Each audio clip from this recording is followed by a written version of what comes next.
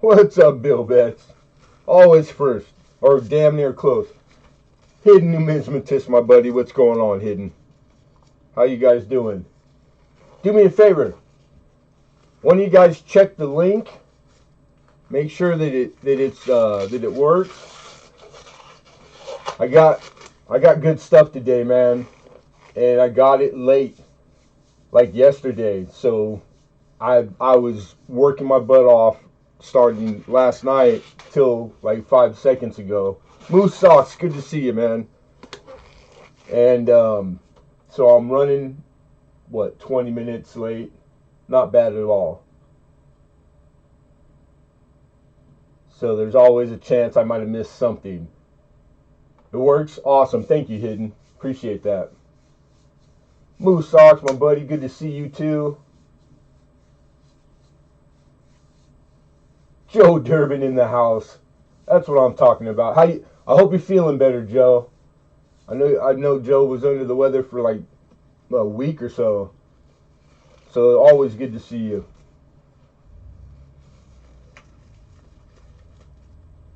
Large Sense.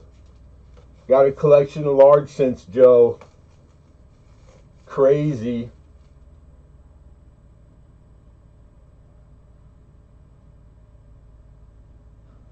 Sweet. Right on. Alexander, my brother, good to see you, Alex. Yeah, but in particular, like today's special, I didn't, like if I had the time, I would have put out like a pre-video, like it would have been better, but this is coin, people. This is how it really is, man. You never know what's coming through the door at a brick and mortar, or, like I don't ever know with a phone call or etc. So a lot of the time it's just dumb luck. So me, I linger. I spend quite a lot of time at my wholesaler's, at his place. And when this came in, I just, I was there. And I'm always like a little kid in a candy shop or a store, like I'm always, like peeking and looking, and I lucked out. So when I luck out, you guys luck out. And I want to have some fun, man. I haven't had, the only time I get a chance to have any fun is thanks to all of you guys, and it's every Tuesday. Steel Wool Queen, good to see you. Thank you for coming. Let's see, make sure I didn't miss anybody. I just opened the dimes and saw the extra you threw in there, seated with arrows. Yeah, right on. A lot, sometimes, because I do that random, and I try to do it for everybody. When I put extra stuff in there, I don't always write down or say to that effect. Sometimes people miss it because they forget what they bought, So yeah, that's cool. And it's always like, not that it's kind of funny, like if they know or they don't. Lincoln, good to see you, buddy. I hope you're feeling better, Lincoln. Colorado in the house. Good to see you, Colorado coin hunting.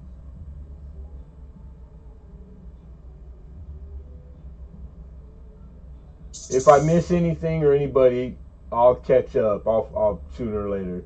I don't mean to. The chat goes quick sometimes. All right, looking good. Our stream health, excellent connection. All right. Okay.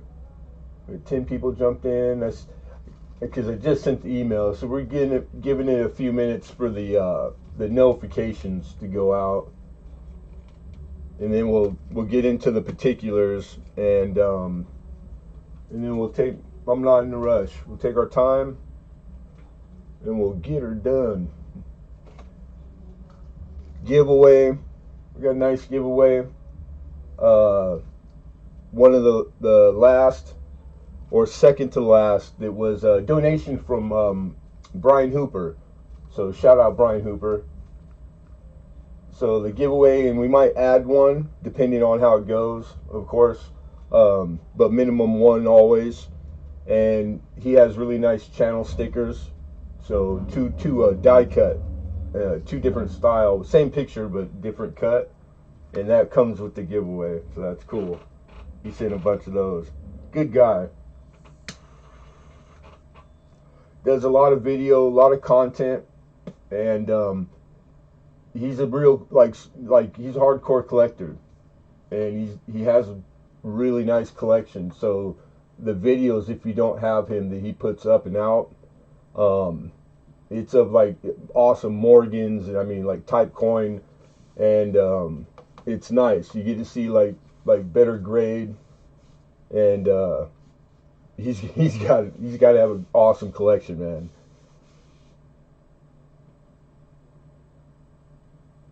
And then don't forget to check each other out and support each other, and especially if they have content, you should click the bell to get the notifications.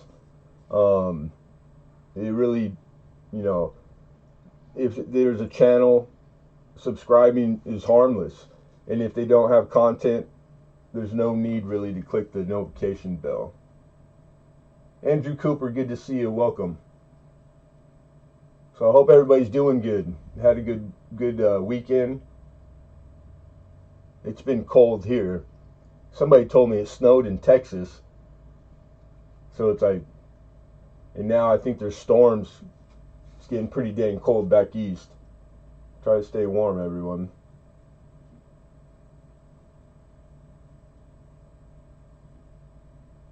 All right, 16. And if you guys could weigh in on the like or the not like, but we appreciate it. It's all appreciated.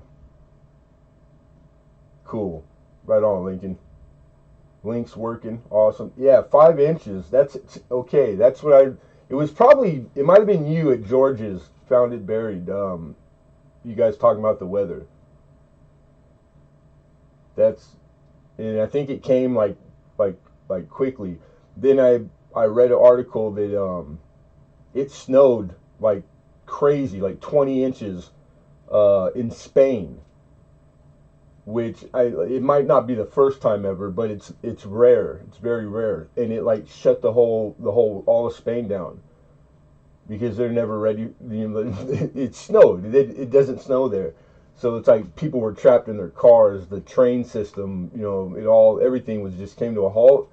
And they showed, I watched a clip of all the people in like this town center in Spain. They just got out and they just all started, it was like a massive, like a whole city, and they were all having a snowball fight. How freaking cool is that? Lurgan! David Lurgan!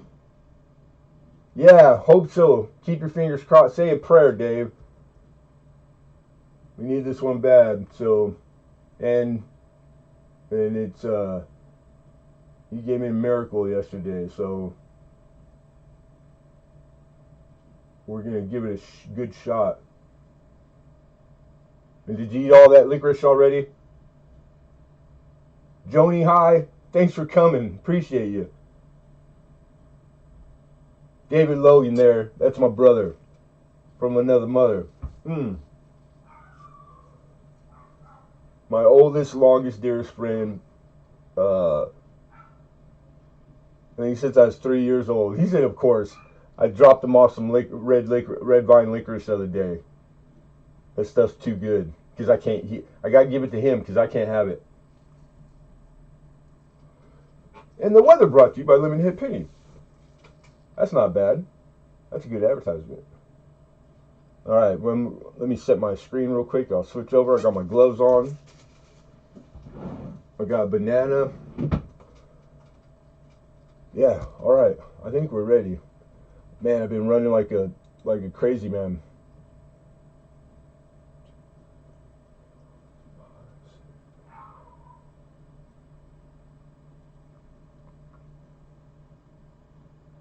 All right, and then the default time, the lead with the connection, it's what it should be, so that's good. And I'm gonna get out of studio mode. There we go. Make my window a little bigger. Hello, everybody.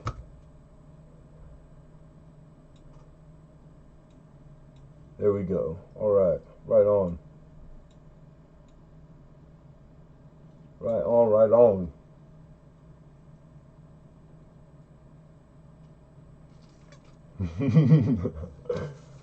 And I got a jacket just because it's 3:37 in the afternoon. It's not warm, but it's not too cold. It gets really cold in here. It's all concrete, but it'll get cold through the course of this. So, like the little things.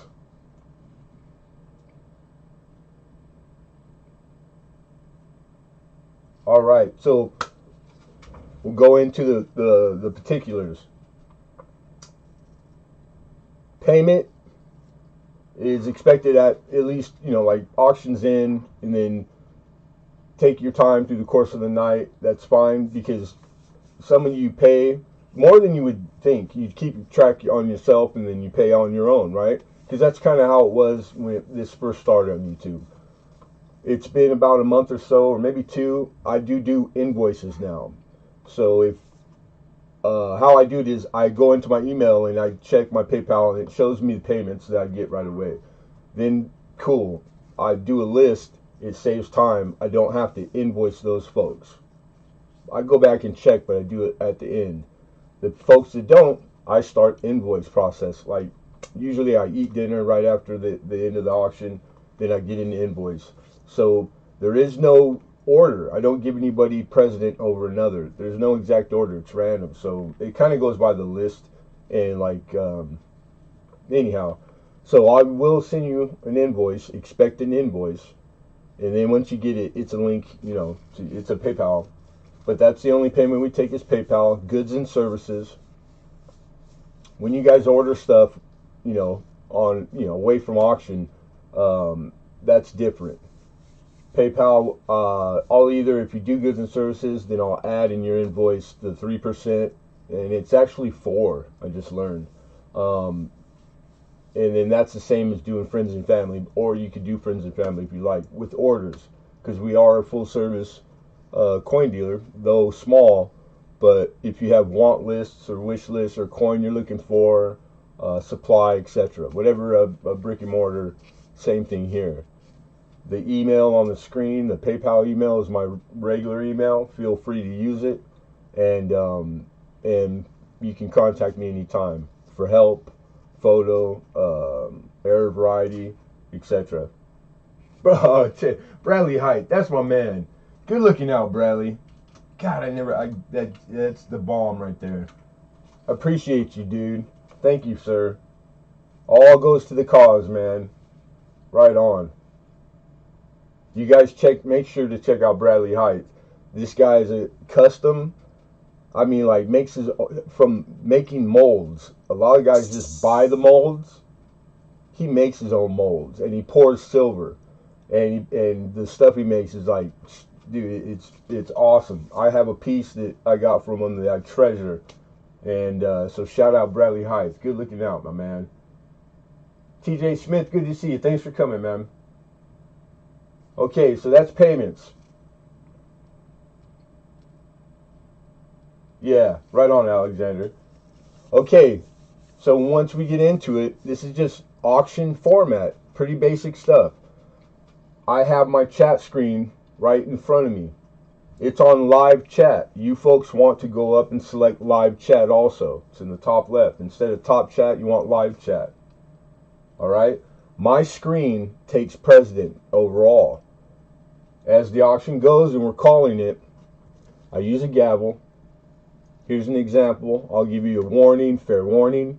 Going once, going twice. Sold, right?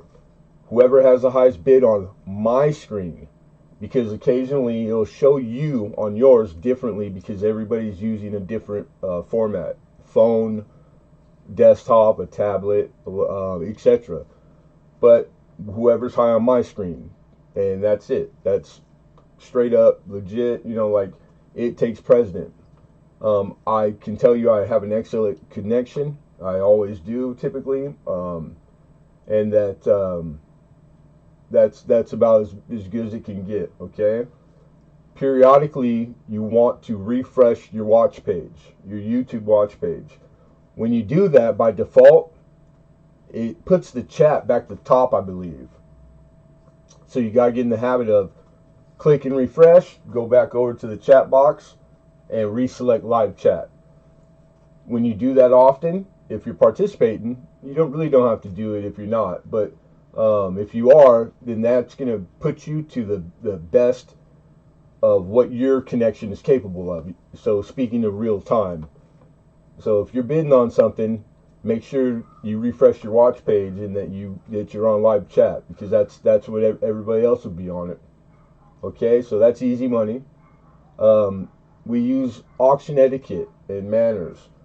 So we congratulate each other. You know, it's just good manners. But if you're bidding and you want, you know, it's higher than you want and you're out, try to type let us know, because what it does is it expedites and it saves quite a bit of time, and it makes the auction not as long as it could be. So when you're out, let us know you're out.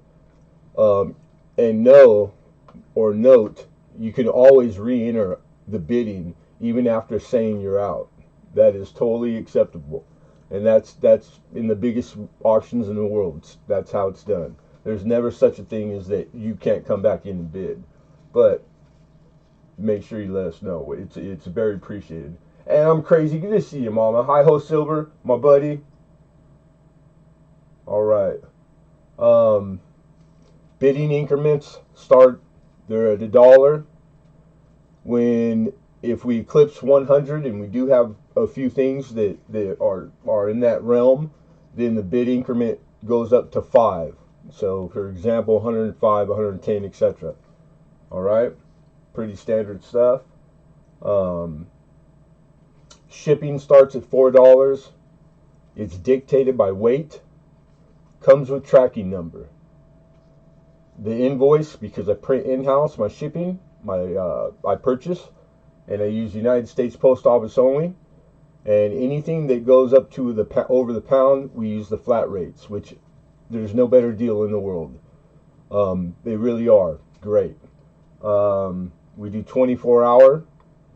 I stay after auction's in, and I package until I'm done. Sometimes it puts me into straight to the next day. This is a long day for me. Sometimes not. It just depends on style of stuff and how much. But yeah, so there is no shipping and handling. I do not tack on extra or round up ever. I typically round down. So there's no extra cost. You pay what I pay. So it's something that I will always try to maintain, that I'm proud of. So it's basically free shipping and handling. You're paying what I pay, which no markup, and I'm pretty good at shipping. I get a lot of compliments on the time frame. I think I've lost in 5 years or 6 years now, like 2 packages ever. And I think it's because of my actual post office is a good one. All right, Metal Detecting NC, good to see you, my man.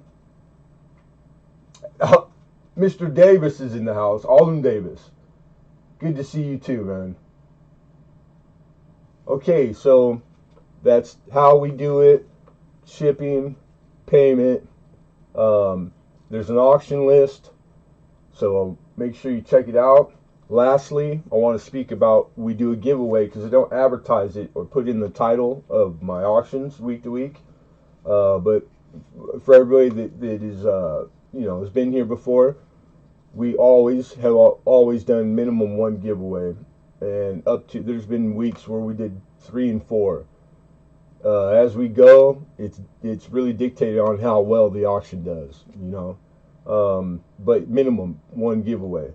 And it's totally free. It is sponsored in-house by Lemonhead Penny, and totally independent of YouTube. We have nothing to do with YouTube. 100% free means all I need from you is your participation. You can participate or not. You just need to be here when the giveaway is done. I can tell you it's going to be, because I already got it ready, it's going to be a trivia question, which is pretty cool. All right? So, trivia question this week for the giveaway. We will show what the giveaway is because part of it's donated. And again, for Brian Hooper, shout out Brian Hooper. Giveaway where, huh? Hidden, the professional giveaway winner, no doubt. Hey, Bigfoot hide and seeker, my buddy. Good to see you, Bigfoot. Looks like a rough crowd. It's a good crowd. This is the best crowd on YouTube coin in the coin community. Which, like, who who doesn't absolutely adore the coin community? If you don't feel the same way, give it some time, because you will almost 100% guaranteed end up at that opinion.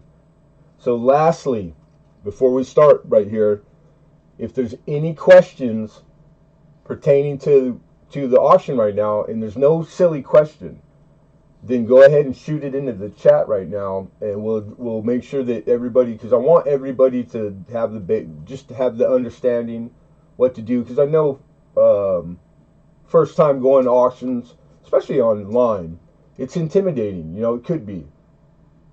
So I want everybody to be comfortable and enjoy themselves. That's the number one. Lastly, that's really the most important. Is it's a hobby.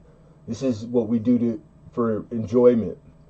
You pick your hobbies because you enjoy them. It's to get no stress, no nothing. You forget your day, good, bad, and different, and you do the things you enjoy. So I want you guys to shoot it up in the chat, check each other out, and I'd rather have you here not bidding than not have you at all. And popping in and out, checking out other streams while they're over, that's all good, man. There's never any, I encourage all of that. So, Kelly, good to see you, Kelly. Lambo Stacker in the house, what's happening? He said not the best crowd now that I'm here. Oh, come on, man. You're all right. Yeah, that was awesome. I just got over there towards the end, really, but I was glad I was able to get there. Rose Dragon is she's good people, man. So, and that was a good cause, and how awesome a showing, right? That was the coin community showing out. Yeah, that was awesome. Thank you, Alvin. That's one thing I did not say. First time bidders, the only prerequisite that I require is that you email me. That's it. No deposits, or no anything like that. I just need your email so that I can invoice or contact, etc. So really, it's contact info. Again, that email for the PayPal up there, that is my personal email. It's the same one that you would use if you never bid before. So just shoot me an email. Let me know, hey, this is so I can bid at auction, and that's it. That's all we ask. I appreciate that. Youper girl, Amy. How are you, Mama?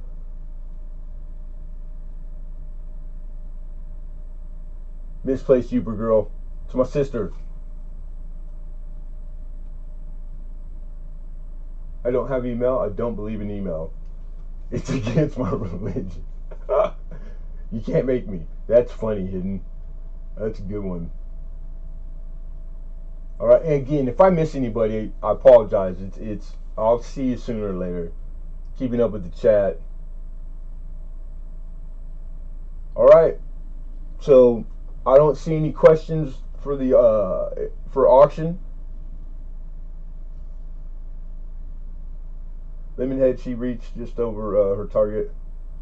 Actually, I believe it was over double, Alex. I think I remember hearing NC metal detecting say like 2,000 some odd dollars, and she needed like 1,000. So that's cool. Rose is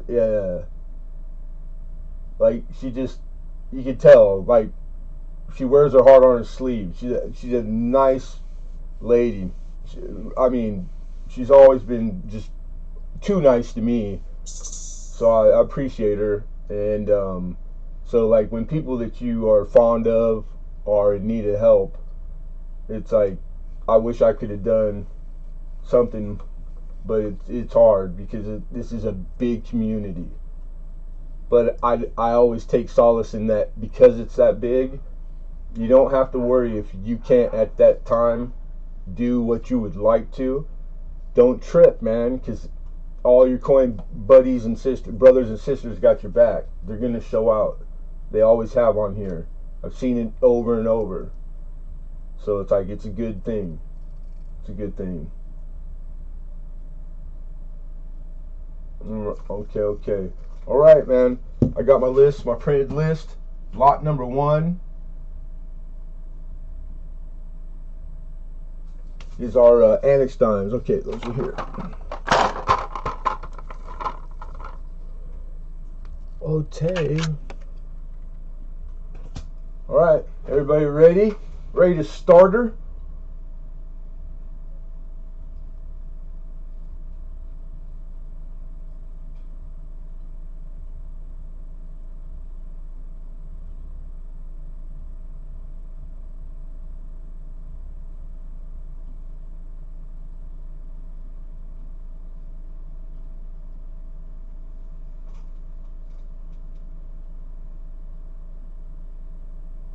Awesome. You can't be out yet, Hidden. Wait, you gotta wait. You gotta wait for it. All right, you guys. Lot number 1 is a 1975 S San Francisco Minute. It's in a annex holder. This is a proof 68 cameo Roosevelt dime. Opening bid that we're looking for is $14. 75S. And here is the specimen. The way I am set up, I'll be freehanding with the camera, so I apologize if it gets a little bouncy or crazy sometimes. It just is what it is. Alright, but for the most part, it's been showing where I wasn't as good before. So until we can get a better professional camera, which is like $1,000, this is how we got to do it. So just giving you FYI. Do you get slab? Yes, sir. You get the holder. So this is Annex, which is a third-party grading company. 1975. Oops. San Francisco. Proof 68 cameo. Roosevelt. I like Roosevelts myself, and I love them even more when they're slab. Let me give you the reverse. The reverse has the number. If you were one of the folks that like to go to the websites and check, 4434123.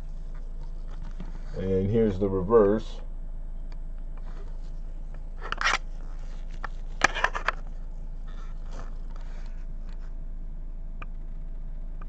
You can see how the fields on the corner mirror the reflection. It's very mirror, just like a mirror. The devices, which is the design and the lettering, that's what you call the devices. They're frosty, so you have that two-tone, and that is what cameo designation on your coin. When that's what that is. When it's really deep frost and really like a black pool of water, like the fields, that's the most common like description. Then you'll get a deep cameo. That's what the DCAM, abbreviated. That's what that designation is. But minimum with proof coins, and when you see just capital FS, proof finish. PS, I'm sorry, PS, and that's the beginning. You got 3. PS is the proof, and it's going to be device and fields are the same. So it'll be starting like mirror, not as hardcore mirror, but or just a shiny finish, but it's the same through the field, through the device, through back to the field. It's all one finish. There's no two-tone to it, and that's the beginning. So you got that is pretty, it's still a beautiful proof coin. Then you get even better when you get cameo. Then you get the best with deep cameo, also known as ultra cameo. If you were to speak about NGC, they use the ultra cameo. So anybody in for 14?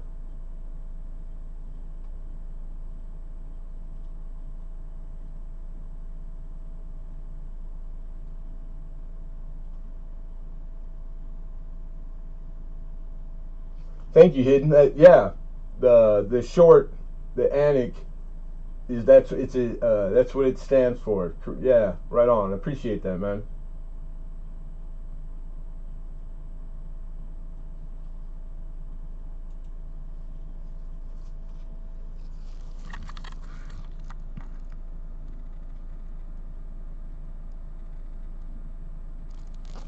And I didn't get a chance to wipe every single thing down. I got quite a bit of stuff this week, so there's a little dust flake here or there. But on a whole, these holders, they're pretty nice.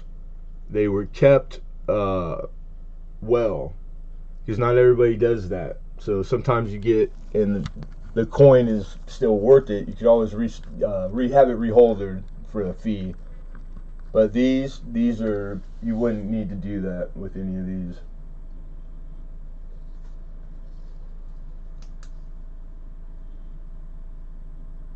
Okay, we're gonna move on to lot number 2, you guys. Put a check mark that we showed it. We're gonna take it down. All right, so good. It happened on the first one. Not perfect, but everything that does not receive a bid, we revisit at the very end of auction. So after lot 31 is done, then whatever is on the side, because I keep it out here, that didn't receive a bid, we just quickly go over it, because of course we just spent X amount of time showing it, and so you have another shot at it. If you are in and out, or you have to leave because of the time didn't permit, and you would like to purchase or make a bid on something that didn't receive a bid, all you have to do is ask, and whatever's on the block at the time will bring it up after that's done. So we could fit in and ad-lib anytime we want. We're grown-ups. I can eat ice cream for dinner if I want. Rose Dragon Coins, good to see you, Mama. Farm Dog, good looking out thanks for coming. Good to see you too. All right, so that's how that's taken or handled. All right, so lot number 2 is what we're on, and this is a 77 Denver in the same holder, Annex, and this is a Mint State 65, and the opening bid on it is $6 only. You guys got to remember the fee just to send your coin to this company to have it third-party graded and then put in these holders is way more than I think any one of these start at right now. It's a pretty penny. So why it's in a holder, why did somebody do that? Not everybody knows that. Some people don't care. They want the coin, even though the coin's value is less than what the third-party grading fee is. It doesn't kill it for them. It's fine. If I want to spend $25 to have a third-party graded coin that's worth $10 put in a holder, it's because maybe I'm doing my Rosies in Annex, so thus that will happen. It'll flip-flop. So it's not really as crazy as it seems or people might think. It's really more common of practice than not. And then also there's some people do bulk submission, which means they're sending 100 coin at a time, and their price is different. Bigger dealers, there's dealers I know that they pay $4 per slab because they submit thousands a month. So everybody's price is different. But a novice, if I was to send one, just one, then you're gonna pay full price for the service. So it's like anything else. All right. So number 277, Denver. MS65. So this is a brilliant uncirculated. Chef Capone Jr., my buddy, good to see you, brother. John Trader, welcome, good to see you, John. Opening bid we're looking for is six smackers. 77 Denver. All the starting bids guaranteed are less than what list is in the raw wholesale. I don't know if everyone really understands that, because that's typically the way I've always done it. Only coins that are like better date, semi-key and key, and then there's exceptions also, that some coins, because of the things that are known about them, that they're known that the premium is over list priced always, because of certain, like we have one tonight as an example. All right, I see a bid of 7, so we got an opener 7 from Alexander Smith, looking for 8. Philip, hello, welcome. We got 7 looking for. Let me give you the reverse of the coin, or real quick, we'll give you the number 4435380. Yeah, so the starting points. The biggest part of my the main bulk of work is doing the current market value on the coins. Every coin that is on this list, and we got what, 31. Each block represents. Sometimes it takes 5 minutes, a minute. Sometimes it takes hours to do the research, the homework, because I also grade. And of course, grading's subjective, but I can tell you I'm a conservative grader by choice. Never had a complaint, never had a return, and but yeah, current market. All these values are evaluating these coins. It's all like from today, or minimum within days, and at a week tops. So it's as current as any price guide. I don't think any of them do day to day. There's by the week. Bill Betts, you're looking out, my brother. Appreciate you, dude. Thank you, sir. I love that. To the cause, man. It always goes to the cause. All right, so Alexander's high was 7.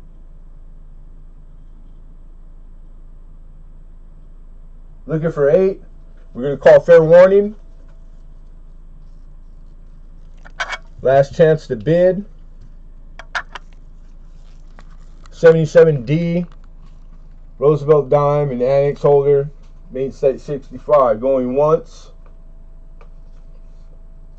Going twice. And sold. Alex, congrats.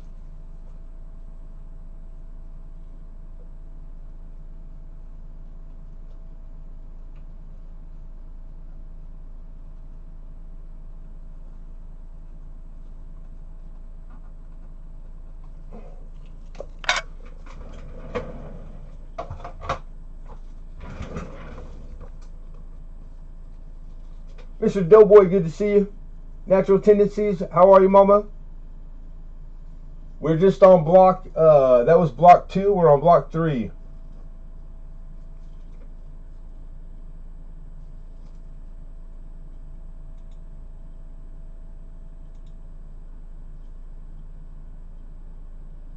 Okay, block 3 is the San Francisco for the 77. Proof. And what I was speaking about on the other, or the designations, deep cameo. You can see how frosty, and then how shiny. So that's decam. He gets decam. Deep cameo. This is a Proof 64, 77 San Francisco, minted. Roosevelt dime. Opening bid is $6, so also $6.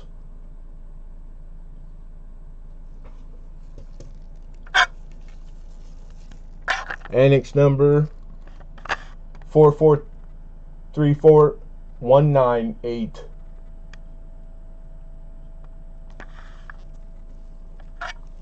Reverse of the dime.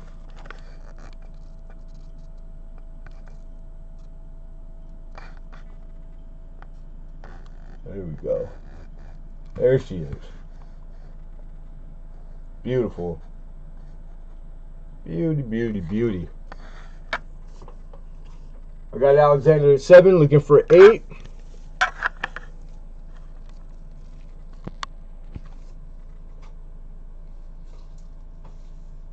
Be careful driving.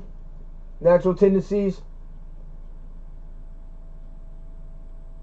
Pineapples. Pineapples. Alright, we got 7 looking for 8. He's an ear popping out of his head. Uh-oh.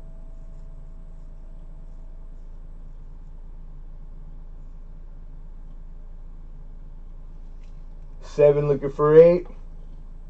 Okay, fair warning. Last chance of bid. Going once. Going twice. And sold. Congratulations, Alexander, for 7.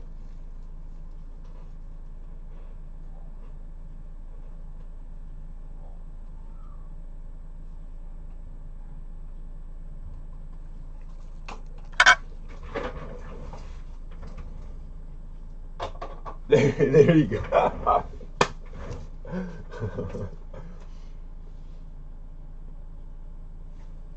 Awesome.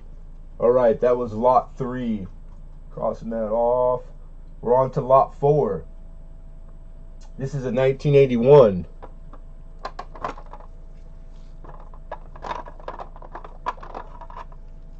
And 1981, it's a Philadelphia, so it's plain. You can describe it as plain. And it's Mint State 63, but this one has an FSB designation. That's full struck band. Full struck bands. That's as good as it gets. That's a designation you get for Mercury dimes and Roosevelt dimes. What that means is that on the center you got the bands at the top that are horizontal, the 2 bands, and then at the very bottom you have the 2 horizontal bands.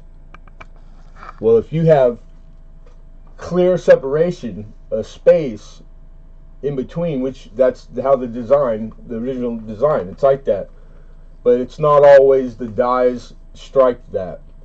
So to have that designation, this coin has the clear separation. It means it came off of a early die. So when they put dies into there and they start to strike coin, the first 100 coin, maybe 1,000 coin, the die is cut and it's very sharp. All the edges of all the design in that metal, it's sharp. Well, they start, all the edges of everything starts to soften from the striking, and it starts to slightly round off, and it starts to wear the head of the die, and it happens really quickly, you know, because they'll use some dies for 100,000 to 300,000 coin it'll make before they switch to a new pair. So out of that 300,000, only the first 100,000, sometimes up to maybe 3,000 to 5,000, you're gonna get the best specimen possible, the best strike, the most crisp, because it still has all that crispness from the cutting of the design into the relief into the die. So that's what die stage is. It's very, very important. It's something that's not spoken about a lot, that it's the factor, one of the biggest and main factors of your grade. the coin's grade is dictated by how good a strike. And earlier the die stage, bigger the premium, the value of the coin. All right, so it's just one of those things that if you don't know, you'll get there eventually. But my suggestion and advice always is that you should want to learn grading if this is your hobby. If your favorite coin or series is Roosevelt dimes, try to really beef up on like the grading for the Rosies. You don't have to know how to grade walkers, but you'll just in a roundabout way be better at getting better walkers for the money. It'll just serve you best. But yeah, strike is really condition is everything of a coin, and that is based on multiple factors, but strike being like one of the biggest ones. Mr. Ozart in the house. What's up, my buddy? So I don't see an opener, or did we get one? You do know I've very frustrated over that. You told me, and you do the same thing to me, Rose. You had me blushing, man. And I'm sorry I couldn't stay longer. And you guys were rocking and doing your thing and rolling, because I was working and I've been running like a chicken with my head cut off. So, but I don't think I didn't say bye properly, so I apologize. Okay, I see Alexander with 7, Ozart with 12. Hidden says he's out. Thank you, Hidden. So we have a high bid at 12, looking for 13.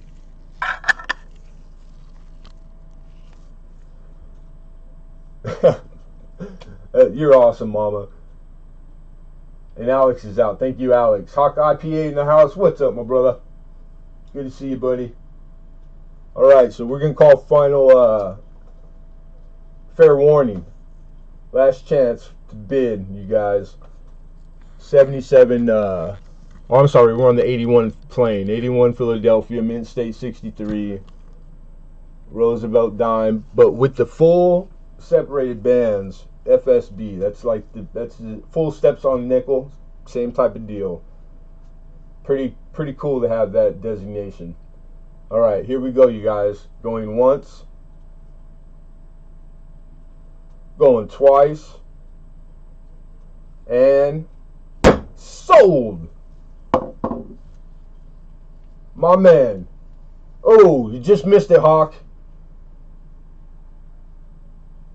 Just about 10 seconds. I see your 13 bid.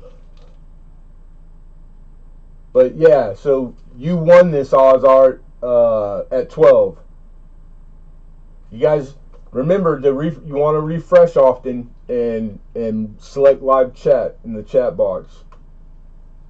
But that was pretty dang close though.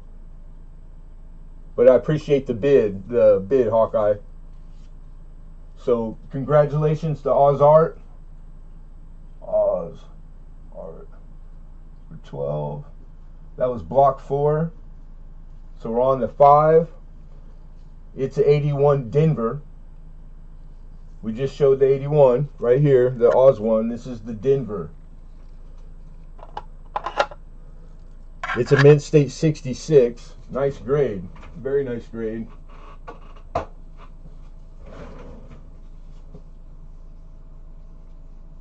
Chat is ahead of you because of a YouTube glitch.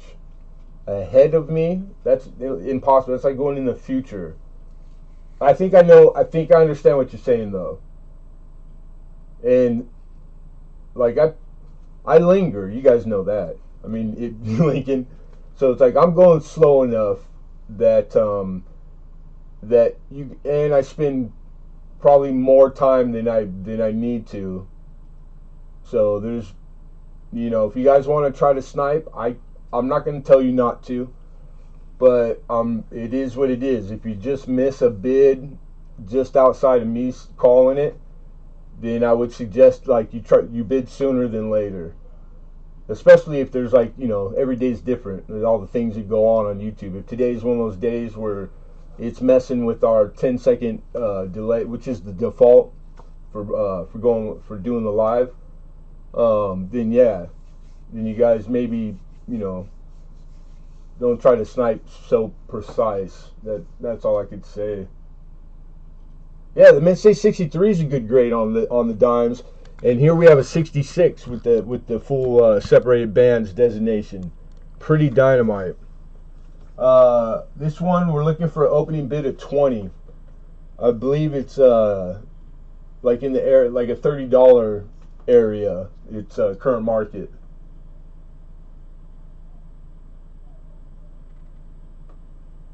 Yeah, that, see, now I was thinking that I didn't speak to it because it would have been a guess. But what you just said, Hawkeye, is exactly what I was thinking. Like, you probably just popped in, just saw something, like, you like dimes, and you went to bid on it. We got 20. We got hidden numismatist opens up with 20, looking for 21.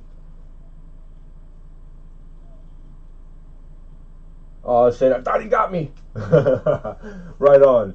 Hawkeye says, make it 22, looking for 23.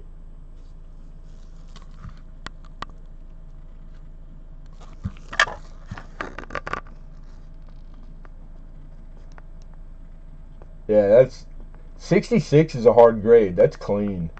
Look at him. Yeah, I mean, really, it's 66. I've heard it said, and it's on different coin, of course. Thank you, Hidden. Hidden's out. That you can't tell a 66 from almost from a 70. So because of the minuteness, it's like the very very small blemish or contact marker, whatever it is, it's holding the grade back. It's very few, and they're not always in the prime focal area. It might be like you got to look for what the problem that kept it from getting that grade, because really coin is on the average you're gonna get just choice, like Mint State, of course, but 63. Getting 4 and 5, then you got the coin that was lucky when it was dropped in the bags, spitting out of the machine, the hopper or whatever they call that conveyor, because it didn't get quite hit so many times by its brothers and sisters. Those are contact marks, which up to 66, they don't take that into consideration. You can have a coin a Morgan full of marks all over, but it's natural. It's part of the process. But past 66, then it comes into play. You can't get technically grades in the 7 and 8 and higher with lots of contact marks, because that's how it's done. 80 grit sandpaper do it on a grinder going 4,000 RPM. Wore out sheep this week. I can't read your guys' comment because you start cracking me up. Okay, so we got Hawkeye with 22, looking for 23.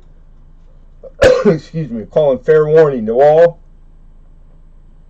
So that's last chance to bid. Going once. Going twice. And sold. Hawkeye 22. Congrats, brother. That's a good pickup.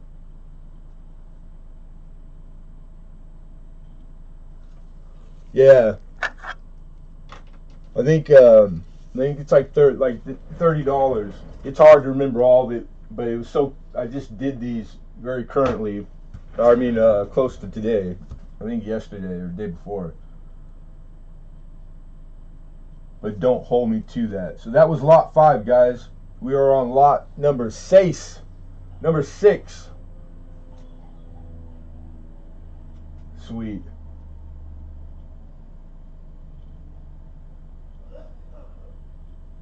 Cool.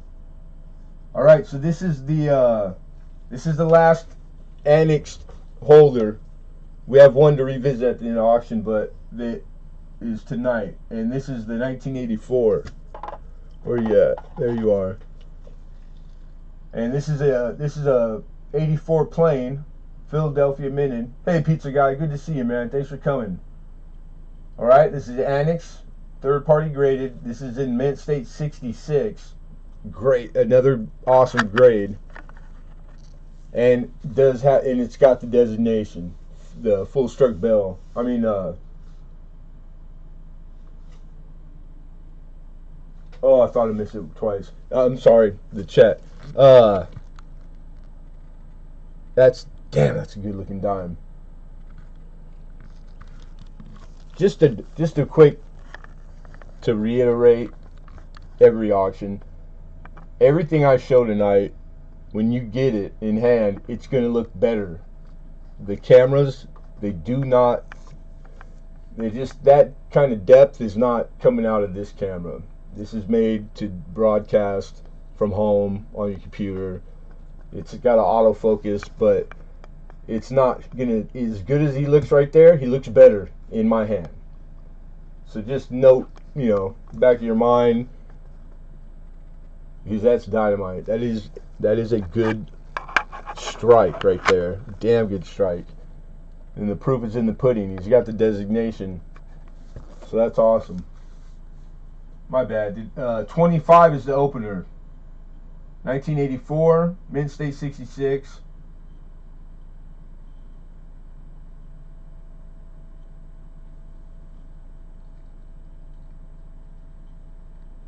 Yeah, full split band designation on it. That's what the FSB is. Let me give you the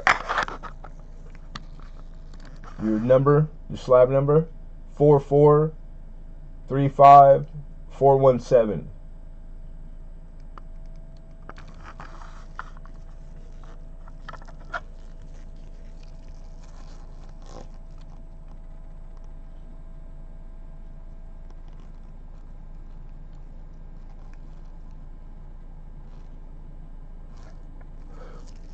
Another side note, I'll give you one more little fact, and then we'll call this one off or down. Annex is known because they use the Wechsler language for error and variety. Like certain coins, if you're taking them to market, you're in the business of buying and slabbing and selling coin, or if you are just slabbing for your personal collection, but you want to do it, like etiquette or like what most people would do, you send your error and varieties to Annex. All right, so they're known for that. It's kind of like, most of the submissions are going to be for some kind of designation that speaks to error and variety. Not all of them though. So when you get a coin in a slab from Annex and it doesn't speak to RPM or DDO, it doesn't mean that it's not possible to find those error and variety on a coin in an Annex slab, and people forget that. It just, I mean, I do too a lot. So I don't always scrutinize the coins that I get when I get stuff in Annex, because I kind of it's a bad habit. I forget. But this is all from one collection, and none of it, there was more that I didn't get, had any kind of error variety, which, you stand to find RPM, or Roosevelt's have just as much as any other series. So I didn't scrutinize these. Anybody that wins one of these Annex slab dime rosies tonight, double check them if you're an error variety guy. Don't forget to give it the one over, because you could catch fire, a DDO, a RPM. So it's always still possible. The third-party grading companies, they don't look for that. Even the ones that's what they mainly do. It's because everything has, but there's a fee associated. If you don't specifically ask for that service on your submission form, then they don't look for it. They just do what the paperwork says. So if it's submitted, you want it graded and encapsulated, that's all they'll do. Oh, you're trying to get RPM, or you would like it, then that's a fee. On average, like 10 to 12 bucks extra. Like, they charge for every little thing. So just so you know. All right, so I hope I didn't miss anything. Dreadpool here. Good to see you. Thanks for coming, Dreadpool. Appreciate you. And I don't see anybody. Nobody wanted to open. Yeah, 25. It's in this grade with that designation. It's on I believe a $35, like 35 to 40 range, sitting there. I'm able to, for the coin and later, and especially in the blocks coming up, these are some really, really good starting points that I dare you to find, even from anybody online auction house. I'm the little guy. I do it for my own reasons, but I don't mind. I'm not always trying to, like, make the max. It's I have minimums to stay in business. So, but when I can bring you a deal, if I get a deal, I don't mind letting you know sometimes, and because it's nice, like it feels good to be able to hook people up with, like, maybe it's not your budget, but because of the starting point, it is now. Those types of things. So anyhow, and don't take my word for it. Ask people in the chat, people that have been here, or you can search, 3 years plus, every auction I've ever done here, hundreds of them, and cross-reference. You can do research, and then, they love me in the morning. Hawkeye for 20. You know what, Hawkeye? I'm gonna entertain that because you've been with me since the beginning. I'm okay with that. So we're gonna knock off 5 on the opener. We're gonna let it open for 20. Looking for 21.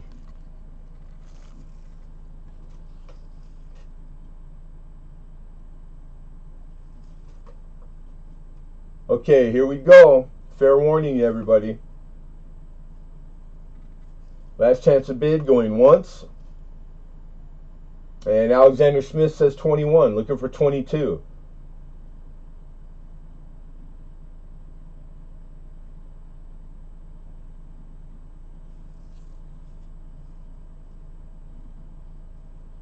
Hawkeye's stinking. He's stinking. He's stinking.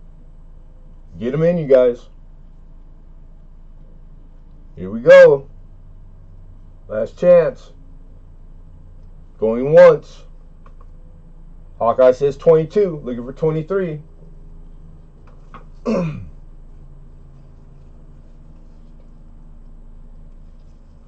And Alexander says 23.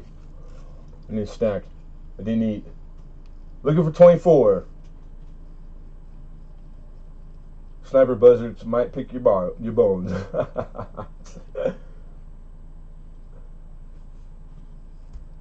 What says you, Hawkeye? Is he pulling trigger on 4?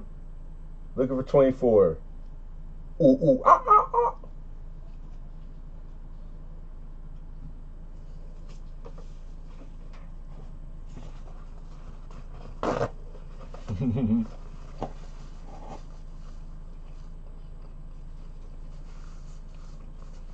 I apologize. I don't mean to ruin the eat in front of you guys, but it's just a little bite, a little snack here and there. Keep my sugar good. All right, fair warning. Last chance. Going once. Going twice. And sold. Alexander Smith, 23. Congrats. That's a good pickup. That's a good pickup.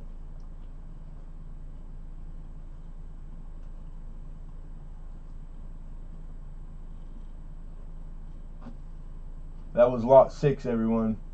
We are on lot 7 now. All right, so lot 7. This is an interesting lot. Thank you, Hawkeye. I see thee out. Appreciate you, man. Because I just recently, I got my learning. I've always liked copper rounds, no doubt. And but I'm not really savvy. Like I wouldn't be the guy to go to for research to ask. Like I don't do copper round very randomly. And so this time they were there. That I believe they'd just gotten like a big batch or something, or bought a big bunch of them. And then I got to find out how popular this specific. These are called like zombie bucks. which is like a very, very out of the copper rounds, a very wanted and sought after. So they get a premium. And so I was thinking, well, what, $2, $3, $4? No, these things are selling for $5 and more sometimes on eBay all day long. But I guess some they're harder to get too. So there's a total of 6, I believe. Yeah, so this is a lot of 6. Highest bid, you get all 6 specimen for the one money. So this is a lot. Hawkeye, sorry, Lemon. I didn't hit the button when I was out. No, you're good, Hawkeye. No problem. Appreciate you, bro. All right. 2 of them are even in direct fits. That's awesome. But here's 2018. These things are gorgeous. I like copper rounds because they take a strike really well. So like the way they show detail is like, man, and just copper. I'm a copper guy. And then if you had never heard of these or didn't know about these, this will be the reverse you'll see on all of them, I believe. But these are 999 fine copper 1 ounce rounds. Zombucks, currency of the apocalypse, with the that biohazard logo there. That's the first one. And opening bid on these I'm looking for is 30.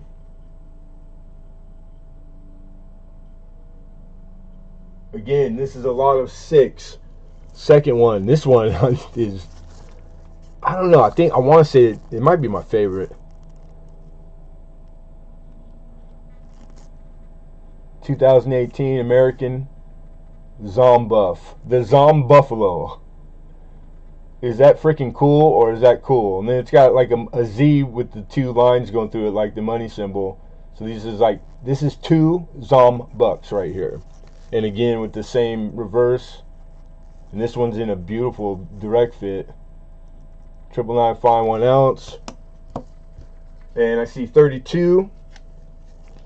The last 4 are in new flips, but harder to find. 2017.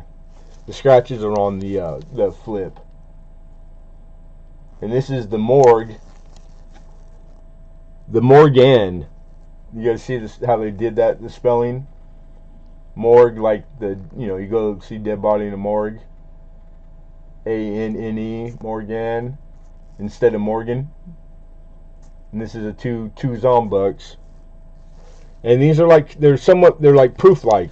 They have mirror fields and frosty devices, so they're struck and they're proof-like. But I don't think that it'll be called out as like proof-like. It's obvious. Here we got 2 more after this, and I like this one also. I'm gonna say it's a coin flip between the Buffalo one.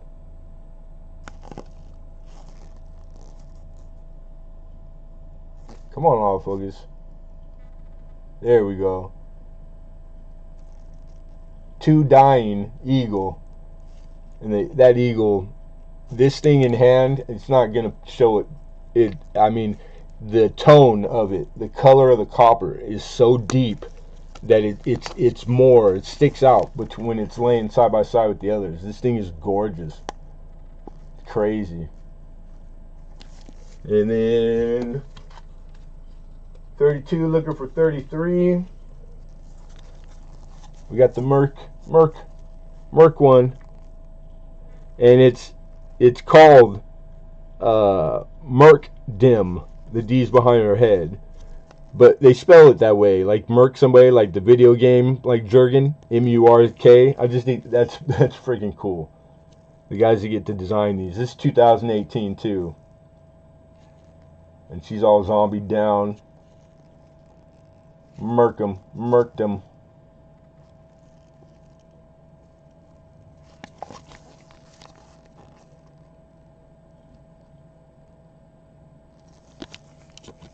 And then the last one more. And it's the Barber.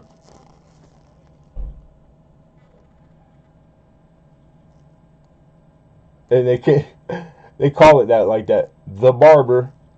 He's got a pair of scissors rammed into his eye socket. That's crazy. This is 2018. His neck's all slashed out. Freaking cool. These things are pretty cool looking. I dig them. Numis Media, right?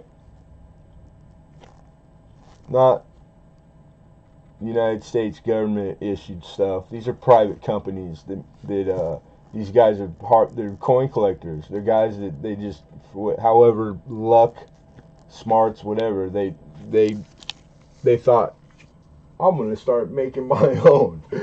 And they did. And copper, awesome. And the sky's the limit, you know, like what design you come up with, or I think it's clever. I'm always impressed by more the effort than the cleverness, but yeah, all of it around. I think they're bitching. All right, so we're gonna last chance to bid. Excuse me. Again, this is a lot of 6, and these are on the Zombucks. That's how you want it if you need to search, etc. Josh P, good to see you, brother.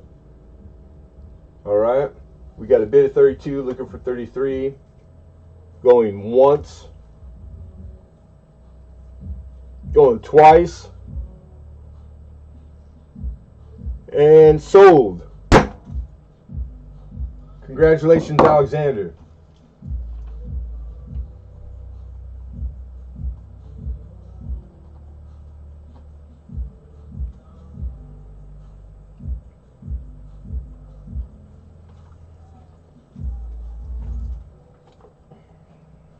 All right, that was lot 7. We're going to lot 8.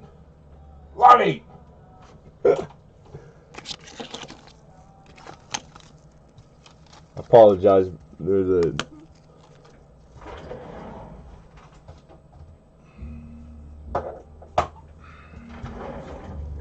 and lot 8 is 2017. Oh, the enhanced. All right.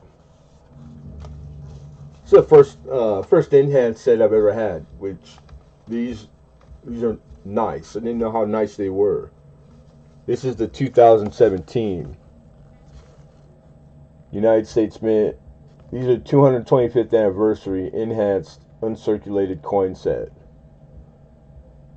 So just like the regular Unk sets they do every year, but this is like jacking it up a step, and these are nicer than the which they make both the same year, you know. But enhanced. I think they started the enhanced 2012, I think. Don't hold me to that, but I if I remember correctly from working in the shop. All original. The only thing to speak of is the back side of the case, because these are, I mean, they're basically cardboard. It had torn, so whoever opened it had pulled too hard. So it's not all the way torn, but it flapped a little. You can see like it's flapping. So I just put a few pieces of tape. All right, so the box isn't 100%, but we're gonna take a gander at the coin. And this is a valuable set. It's a nice set. I'm looking for an opener 25. It's crazy because the auction history on these, it's all over the place. But I can tell you, they only made the legislation was they were allowed only to make up to 225,000. That's it. 225,000. I didn't go that far to research to see how many that year they made out of the allowed number. It could have been they made all 250,000, or they didn't. So, but I know that info's out there to find. That was more than I really needed to do.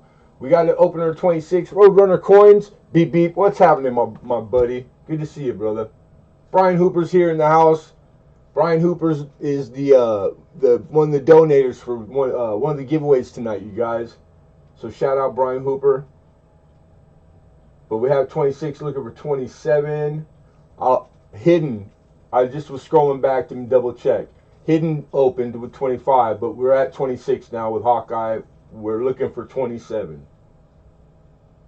What's happening, Ant? Good to see you, brother. Thanks for coming by. Papa Giorgio! What's happening, Papa? Alright, so let's take a look at these. We'll look at them and then put them back, and then that'll be how much time you have to bid, you guys. Okay, so all of it's what it's supposed to have. You got your COA.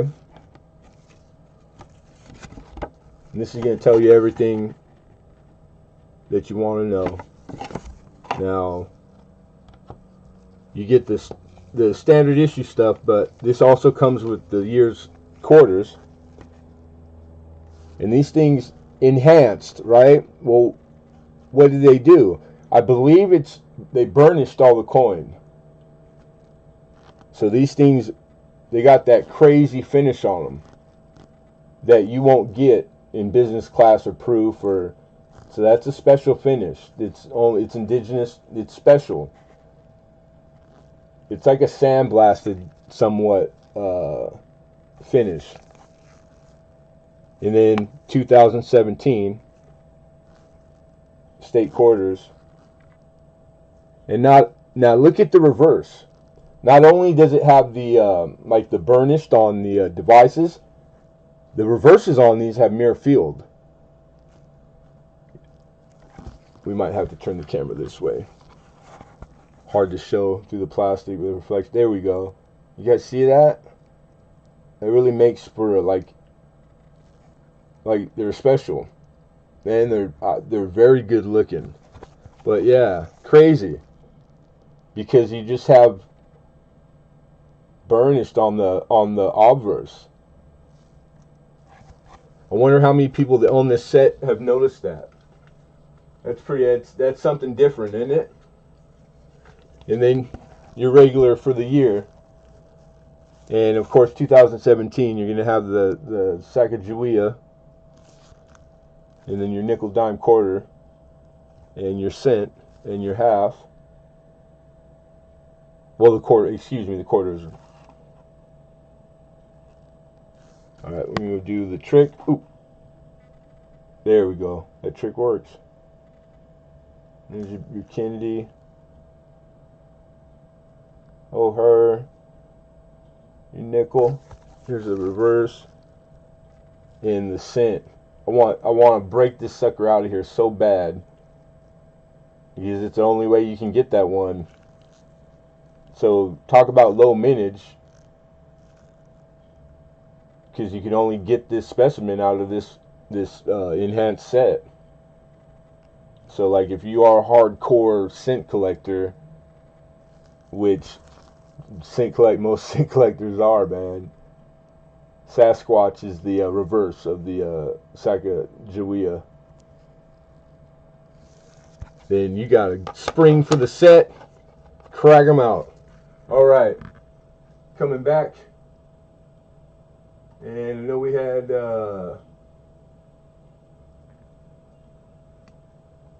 Hawkeye at 26. And I don't see any other bids. That's it. You're gonna steal this one, Hawk. We already have an opener. We're at 26 right now, Silver Tiger. So we need 27. And good to see you, Silver Tiger. Thanks for coming. And Silver Tiger says 27. So now we would need 28. We're looking for 28. All right. Now I'm gonna put repackage. We're looking for 28 bid. This is on the 2017 enhanced uncirculated United States Mint set, which would be it's a 10 coin set because of the inclusion of the state quarters. But and 225th anniversary is why they did this, I believe.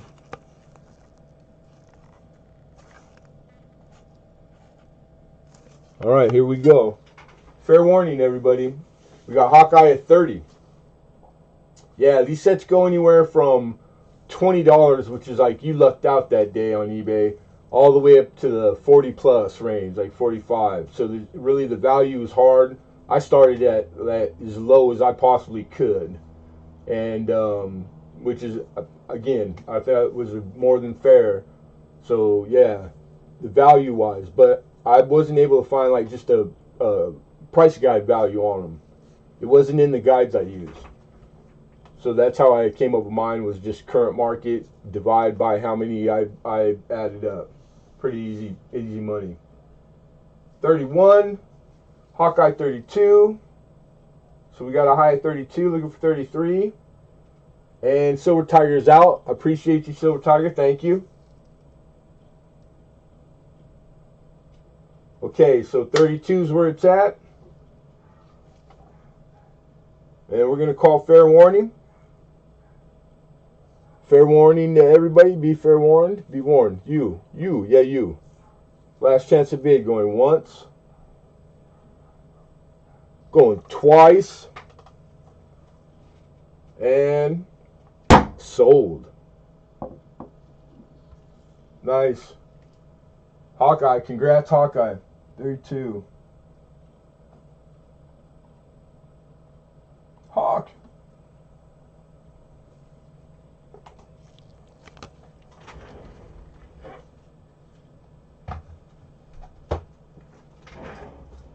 Just got here. Right on. You haven't missed too much. That was lot 8.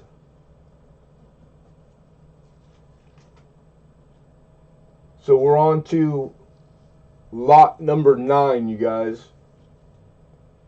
Number 9 on the auction list is 2007 United. Yeah, this is it's another. They do so many different types of series, like coin and currency, etc. This is like something along those lines. I hadn't seen this one before. I really like this one myself, like personally. But 2007. This is a United States Mint Unk set, but it's an Unk dollar. All right, here is the packaging. I love it. I love it. They do a lot of different series. I've seen a lot of birthday stuff, you know, like all the things that the Mint makes specifically for collector. That's what this is. This isn't done for any other reason except that it's done to appease collectors. So it slides out super thin, like less than a CD, you know. And on the reverse of the packaging is your COA. And then this folds out. It actually folds up, excuse me. It gives you all the biographies, etc. And then look at this thing, man. And these are sealed in there. You get an ASC, 2007 ASC, and I looked it over. This thing is it's immaculate. Immaculate. And then presidential dollars, 2007, which is the first year, I believe, right? No, 2000. Or no, 2007 for the presidents, 2000 for Sacagawea. But and you get the Sacagawea also. So there's 5 just in face value on the $5 on the gold dollars. Then you got a 2007 Gem ASC. I mean, that's a nice set, don't you think? Am I alone on that? 45 is opening bid, and of course that's driven by the silver value. What the ASCs are going for. It's basically it's melt all the way around plus the face value is the starting, almost, plus what, like a few $5. ASCs are 30. They're $30, you know, and that's for depending on year, because there's better years, semi-key and key dates, just like coin with the ASCs. Let me give you, and then when you flip it over, you can see the reverses. And look at these. These are not only are they, like, I like the dollars myself, the gold dollars, but these are beautiful. These are really nice grade, and they're like cameo-ish. Just the finish on them. These are better quality coin. Usually when they do these sets, it's like they do them quick, and you're always almost guaranteed that like all the coins in there aren't gonna, because it's business class. It's just uncirculated. They're not proofs. Well, the specimens they pick to throw in here, these things are like, they look like they were proof. Let's put it that way. Now, 45 is the opening bid. Silver Tiger. 25 would be like 25 and change, I think, is what spot today.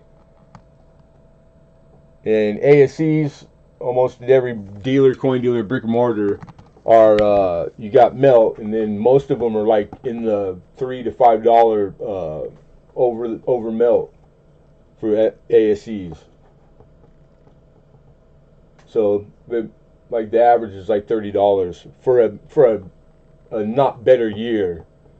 I'm not sure about 2007. I didn't go that far in my research. I just $30, 5, 35, 10 over, because of the current market value. The other parts that you don't see is all what they've sold for, and the premium since 2007. How much has it appreciated? What is the value of this numismatically? This is a popular set. They don't make a lot of. Harder to find.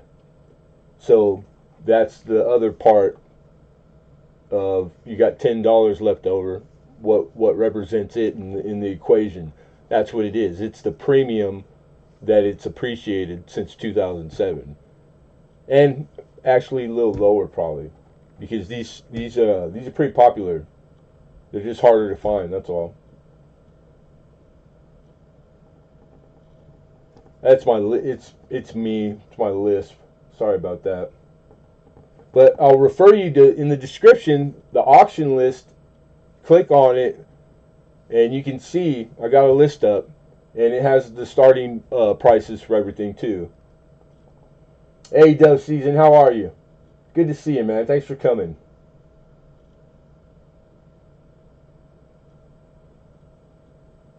I send you a 2000p. You did, or you would like to? Or are you even talking to me, Hawkeye?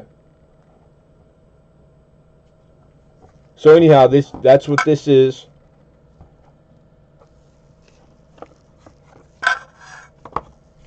And this is 2007 Unk Mint dollar coin sets, what they call it.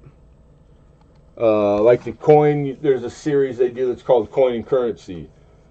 Coin Currency, they still do. I mean, that's an every year annual happening.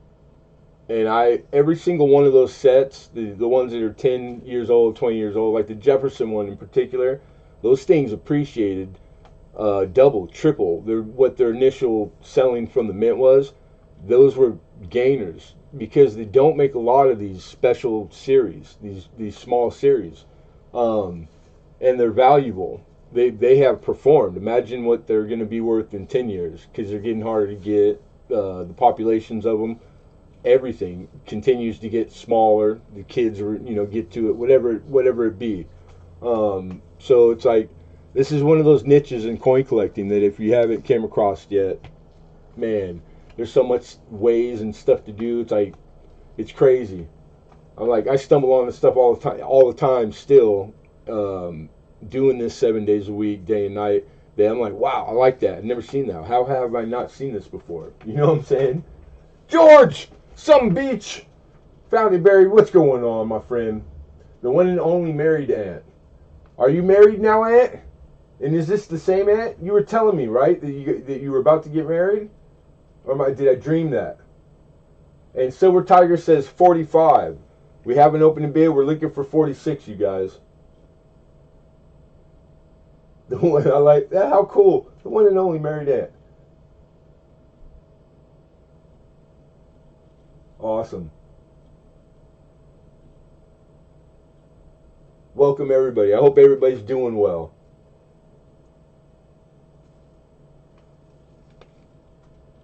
Silver went up 53. Gold went up 10 and a cent since yesterday. Yeah, I took a hit day before, a few days, but still Silver just basically hanging at 25 plus or minus.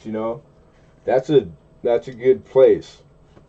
All the speculators are talking about it doing something, but when they stormed the not the Senate, I think it was Congress. That the next day is when the silver took a dollar hit, right? So it's like your current events. They mess with the market, but I see it temporary. That's my opinion. I'm not a speculator by far, especially precious metals. But I think silver's going to hang, and all the speculators say it's going to perform this year. Like, it's supposed to do pretty well. But I even hate reiterating stuff like that, because heavens forbid somebody go out, dump their kid's college fund into silver because they heard Lemonhead say that, and then they didn't tanks, right? That's my luck. So it's like I hate talking about precious metals, man. I'm all for it. Buy it. Long term history is all out there to be had. The research, and it's all to the plus, even if it should be worth more, and it should, but they manipulate the market. That's a fact. All right, so fair warning, everybody. Last chance to bid. We got an opener of 45, looking for 46. That's on the 2007 United States Mint annual uncirculated dollar coin set. And silver ASC comes with. All right, going once. Barbara Carbone, good to see you, Mama. Thanks for coming. Going twice. And sold. Good pickup. Congrats. Ooh. Silver Tiger, right? Congrats, Silver Tiger. Oh, did I miss something? And again, 2007 dough season. My bad. When you guys try to, if there's ever question during any time of this, and you want my attention, like specifically, make sure you use the @ sign, the and sign, Lemonhead, so that it highlights in my chat. Because there's a chance that I'll miss it, because chat goes pretty quick, but I'll always see that because I'm staring at the chat. But of course I'm multitasking. But congrats, nice pickup. And when you get this set, I promise you will be very happy with the quality of the coins. They did a great job on the specimens that they put in this set, which they should all the time with every set, but not the case. Mama Mill, good to see you. Appreciate you. Careful, Barbara Carbone will be asking you to crunch a Zito. A Zito. I don't even know what that is.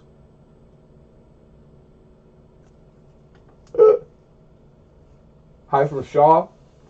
Tell Shaw not able. There he is. What's happening, Shaw? Shaw's prospecting, my buddy. Barbara Carbone, always awesome to see you. Always my pleasure. Did you ask a question, Shaw? Damn it, I'm sorry. I've been here for 20 minutes. I might have missed you coming in. Well, obviously I did. But again, you guys don't do it purposely, and I'll catch you guys as we go. All right, so that was lot number 9, everybody. We're moving on to number 10. 71, Blue Ike.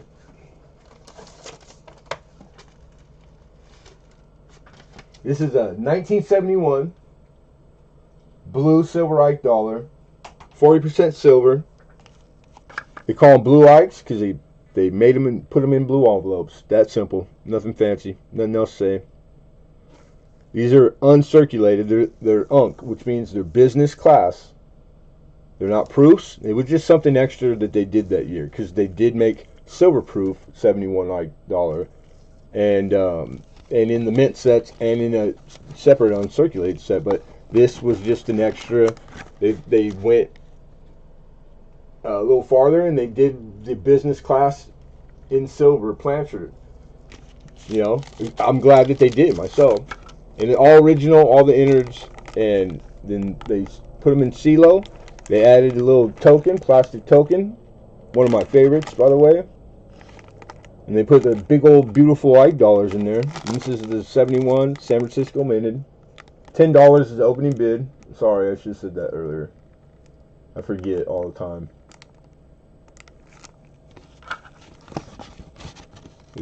They sandwich them in between two thicker cardboards. The COA is right there. Uncirculated 40% silver. Boom, bam. Lots of words and punctuation and stuff on there for you readers. That it's really a joke, but that's funny. I don't care who you are. That's funny. And smackarooskies. Like to get technical, and usually I don't ever. People usually don't with the Ike, brown Ike and the blue Ike. Listing grade, because you all insinuated that they're at least choice, which is like a 63. 13 and I think like 1350 is what that would list for. But a lot of time you're able to catch 4 and 5 on them also. So that's the, speaking to the valuing of them. And I have Alexander at 11. I appreciate you hitting. I see your 10 bid, but Alex beat you in there. I hear those $21 are both Peace and Morgan, and they are 90% silver. I hope they are in high relief. I think Ant's speaking about that they finally locked it in, the decision to write the legislation to, they're going to bring back the Peace and the Morgan. Isn't that cool? I think that's awesome because of how popular they are. It's people are already excited. So you guys know what's going to happen. It's going to be like the in 6 minutes sellout on the website. All the people that couldn't get them, etc. So get ready for it. If you really want, then like make sure you get notifications or check on the website and do the earliest ordering you can do. Whatever they have, partake in all of it because there's still no guarantee you'll get them. I don't know what kind of numbers they're going to make them in, but I'm pretty excited. I think that's cool. I'm all for the recycling, bringing back vintage, revisiting stuff, the things that were the badass, but 100 years ago, because it's still going to be cool. Patrick Johnson, good looking. Thanks for coming, man. Appreciate you. Welcome. So we got 11 high. Okay, Hidden's out. Thank you, Hidden. I just saw that. Appreciate you, bruh. Last chance to bid on a 71 Blue Ike. BR Chef 2, how are you? They will be circulated coins as well. Then that probably, man, I wonder if they're going to be circulated, not just special editions. Really, like truly circulated. They're going to try it like they did with the small dollar. Now they're going big. They're just going the other end of the spectrum. Because the gold dollars was a legitimate try at trying to get the public to like them so that they could stop making the paper dollar. That's the fact. So if they're going to really put big ones out in circulation, they're going to be just like, I don't see that taking hold. I hope not. But they'll make them in big number. So they're not going to be as special. If that makes any sense. But anyhow, last chance to bid. Silver Tiger says 12. We got bid at 12, looking for 13, everybody. I'm doing good. I'm doing pretty good. I woke up today. I got no complaints. I feel pretty good today. I had a couple of days this week where I felt pretty awful. Joe Durbin's doing better, so that made me happy. And then all that stuff just it's trickled down, man. You start off a little bit good, then a little bit good, and then before you know it, it's like nothing's gonna ruin your day, almost. All right, looking for 13, you guys. Hey, thank you for asking too, Chef. All right, here we have it, 13. Remember, somebody had spoke about a little bit of a glitch today from all the whatever they're beta testing today on the tube. So the sniping. You guys want to get him in sooner than later, in case you hadn't heard. It's nothing to do with us. We're excellent connection. Thank you, Silver Tigers out. Hawkeye says 14. We got Hawkeye PA high with 14, looking for 15. Alexander's out. Thank you, Alex. Appreciate you. All right, Hawkeye with 14. Found and buried. Do I want that? Do I not want that? He's scratching his chin. He's thinking. What's up, George? You some bitch. You gotta check out Found and Buried. And everybody really, all the everybody that's in the coin and all the different communities associated with overlap, all great people. But George does content and he does live, and he does it a lot. So I stumbled onto him, and I saw this man working his butt off, which I really, personally, I appreciate that tremendously. I started going, and I'm hooked. The guy, I don't know how he gets the crack through the TV to me, but I'm hooked like a crackhead. But he gives away a lot of stuff. Pretty selfless guy, and it's a good time. So make sure, if you're looking for somewhere to hang in the evenings, you need to check out Found and Buried. All right, with that said, Hawkeye high with 14, going once. Going twice. And sold. Hawkeye, congrats. 14.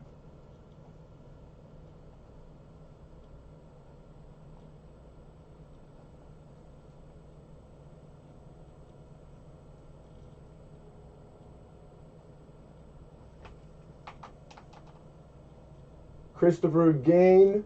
I think it's Gain or Gone. I hate to mangle somebody's name, but welcome and thank you for coming.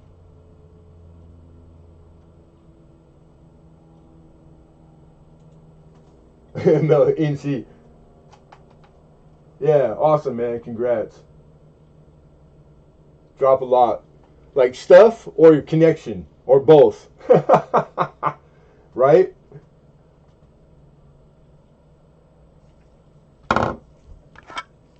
All right, that was lot 10. We're moving on to lot 11.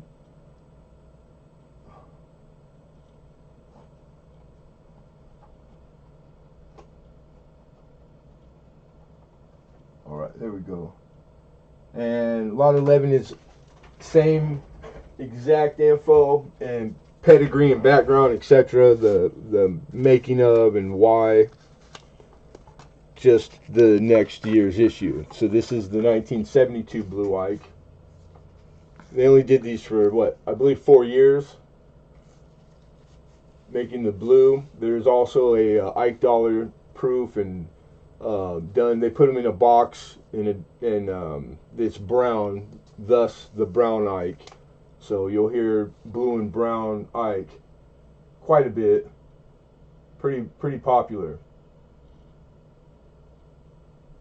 And opener, same thing. We're looking for is $10 on the opener. We'll take a gander and then show her.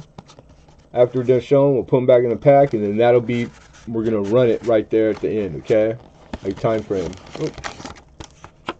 So original envelope, clean, beautiful, not beat up, and gorgeous specimen. This is one of the better quality, higher grade. Look at that. He's nice looking. He's even on the verge of like mirror. Pretty nice. 72S. You guys aren't going to see the reading, but I like looking at the reading. 3 sides to a coin, and it's sharp and beautiful, and it's got that weird yellow look. Okay, I see an opener. I see you hidden at 10. We got Alexander at 12, looking for 13. You gotta get him to focus. Those scratches right there, that's on here. That's on the cellophane. Yeah, problem free. Beautiful. All right. All of the original innards, they're supposed to be there. Again, something in there talks about the coin like I'm doing now. Lots of syllables and vowels and writing and stuff for you readies. You people like to read. I'm sure there's like exclamation points and periods.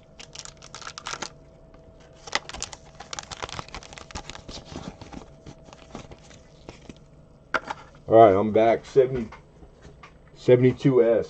These are San Francisco minted. These are 40% silver. Alexander's High with 12. Last chance. Fair warning, everybody. Here we go. Going once.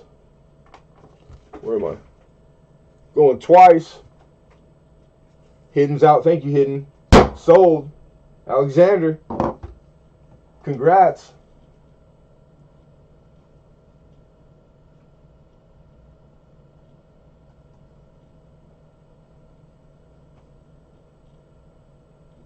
And that was lot 11. We're moving on to lot dozen. 12.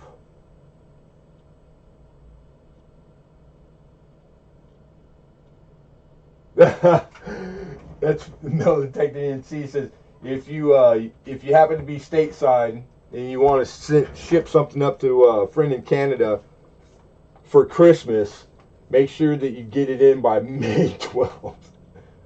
That's funny. It's hit or miss, man. We get, what is there, over 100,000 post offices in the States, through 50 states. All of them got nothing but, they're full of humans. Some of them do it well, always, 24/7. Some of them, they couldn't do it right if you put a shotgun to their head. And that's the gamut. You know, like that and everything in between is possible. I'm pretty lucky. Mine is pretty good. They know what they're doing. But I feel for you guys that have nightmare post offices because I know they're out there. It's like, that really does, it sucks. But that was funny as hell. Alright, so lot 12. This is another one of those, like, man, that is pretty cool. And because I'm not super always up on, I won't always have silver bullion or the collectible, the highly collectible parts of the bullion facet every week, but I do occasionally. What's the 13, Hawkeye? Or are you that behind? Let me check my no, we're still good here. Make sure you're refreshing, brother. AB McGee, welcome. So anyhow, this is one of those ones that I got to recently get the pedigree, and pretty cool, man. So now I know. Now my eye's always out for these because these are like really sought after. These are highly collectible and they got a very good premium. These things are selling on eBay for, of course, a big range. But the high side and low side, that's how we have to take our number when there's such a large range. These in the original, like they send out in a packaging. I even found auction histories that were current, not like this week, but like within a month or two, in the $100 range. That really blew me away because these are reverse proof style. This is the Australian koala. So you got frosty fields, excuse me, and you have mirror on the devices. So the opposite of our proof, like reverse proof. On the obverse, and this is in a direct fit, 2020, 1 ounce, and then a 4.9 spine, so 0.9999 on the koala. The P, that faint little P right there, that's the mint mark. This thing's gorgeous, man. And then you flip her over, and it's a $1 Elizabeth II, Australia. And this thing is friggin', it's shiny, it looks pretty good on there, but even then, what I see when I look at it, instead of looking at the TV here, my monitor, this thing's way better than what it looks like on there. This thing is like bling bling. I'm assuming. I don't know. Does Perth make those, or does the British mint? So opener, I'm looking for 55, and I actually was gonna go higher, but I thought this is one of those ones where I can get it in there, and this is probably like out of the stuff today, pretty big range of what it's worth and what I'm starting it at. And I see Silver Tiger with 55 opener. We're looking for 56. Thank you, Hidden Perth. Okay, yeah, because Perth, that's where I would lean to, not knowing before I knew. Thank you, because Perth they are the most technologically, they have the best equipment for minting coin in the world, the most modern, newest, and they are known and considered, they are the best mint of coin. Our government buys our gold planchards. We buy them from Perth. Silver also. But those guys know what they're doing, man. I really am a big fan of Perth minted coin and bullion when I can.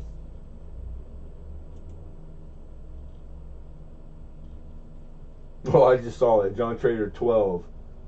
Yeah, huh? I wish. You gotta take this shot. And thank you, Alden, for putting that up periodically. First time here, first time bidders. All I ask is a prerequisite is send me an email. That's all. That way I can contact or send an invoice, etc. That's all we ask, and then you're good to go. All right. We're old school. We do this basically on trust system. It's worked for these amount of years, so I'm not going to change it. Until I'm provoked to, but knock on wood, thank God, haven't had any too crazy things happen, because it's possible. But yeah, so I appreciate all you folks. Mushroom shell, what? Mushroom shell is a shell. Say that 5 times fast. Thanks for coming, brother. Appreciate you, man. Indiana Tones in the house. Big Lou. What's happening, Lou? Cheers, man. I wish I had a beer to crack to cheer you. But you were talking about doing all the states. You ever make it to Southern California, man, look me up, and I'll fall off the wagon with it, and we'll cheers. But good to see you, brother. Thanks for coming in, man. Appreciate you. Made it out. Oh, you did, NC. Okay. Last night, I'm found buried. Okay, I got in there later. I must have missed that. Patrick Johnson for 56. Looking for 57. Well, congratulations, Metal Detecting NC. He hit his 1,000 mark. Awesome, man. Congrats to you, brother. Copper Miner, what's going on? Thanks for coming. Australian Koala. Australian Koala. This is the 1 ounce, 4 9s, fine. 2020, right? I think I put that in the list. I might have missed the date, but yeah, 2020, 4/9 spine.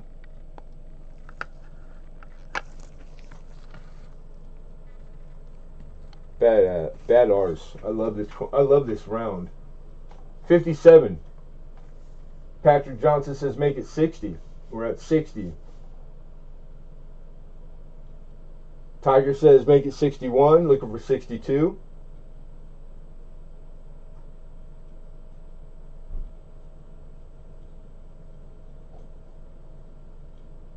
Looking for 62. Johnson's thinking. He's pondering. Let's see. What would be a note? Something to speak of. 65 is what I was entertaining as a start. Try to encourage you guys. It's a true story, though. I all week long, and this is me. This is me, page after page, and these are like this isn't the first draft. This is doing my homework, my research, my current market, the values, the math, etc. And then all this, after a week, turns into that list that is in the link. which is a watered down version of this.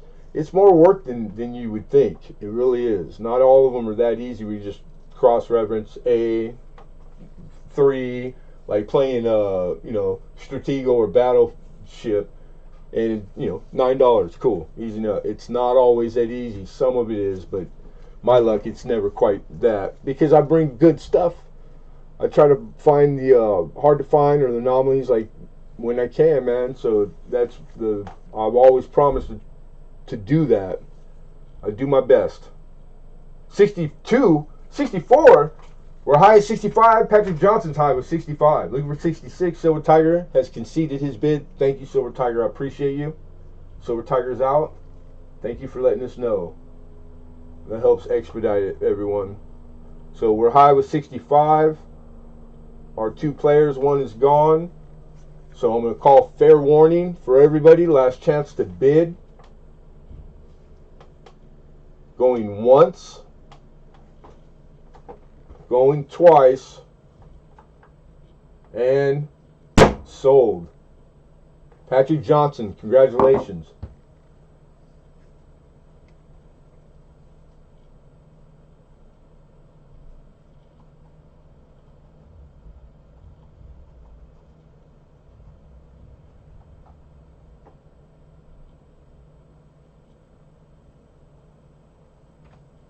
That was lot 12, everyone. We're moving on to 13. Lot number 13. And is there a payment mark in the field under the Qualizier? Yeah. It's not quite under. It's just adjacent, but like level-wise, the top of the mint mark is probably level with the bottom of the ear, but it's slightly off to the side. I don't know if you can see it there. We gotta give him the focus.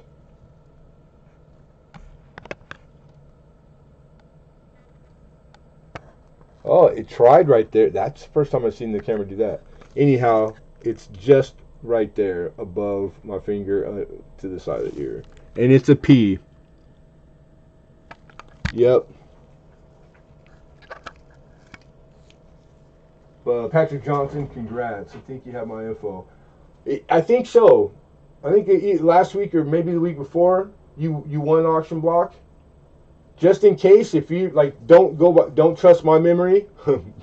Don't. But I'm assuming everybody knows like how it is. It's hard to keep up on all of it. Just send an email. It doesn't have to say anything. I just say I want a block, an auction block, and then I have your email. I'll be able to invoice you. Oh, Kayla fan number 1.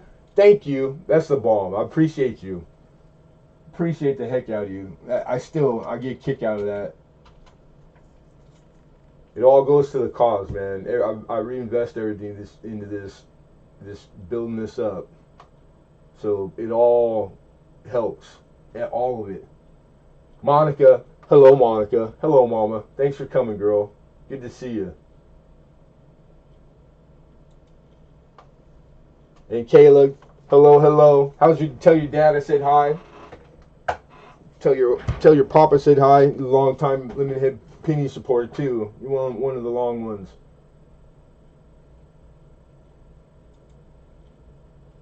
I'm just making sure I didn't miss anybody real quick.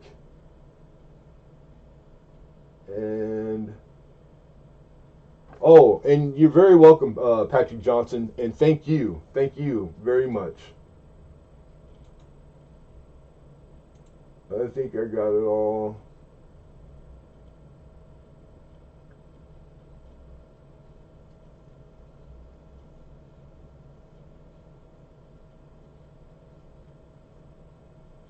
It's not quite. It wasn't that horrible of a comment. I had to look. I shouldn't stop. But yeah, on the fence. Really on the fence. But I support the takedown, definitely. But for that person, that user, just tone it down a little bit, and I think you'd be all right. And you got my curiosity.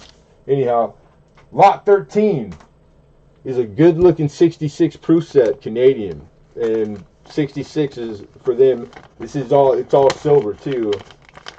The only thing it doesn't have is its original little yellow envelope, paper envelope, just like our Proof sets from like the 60s, the same years. They're like identical, similar looking.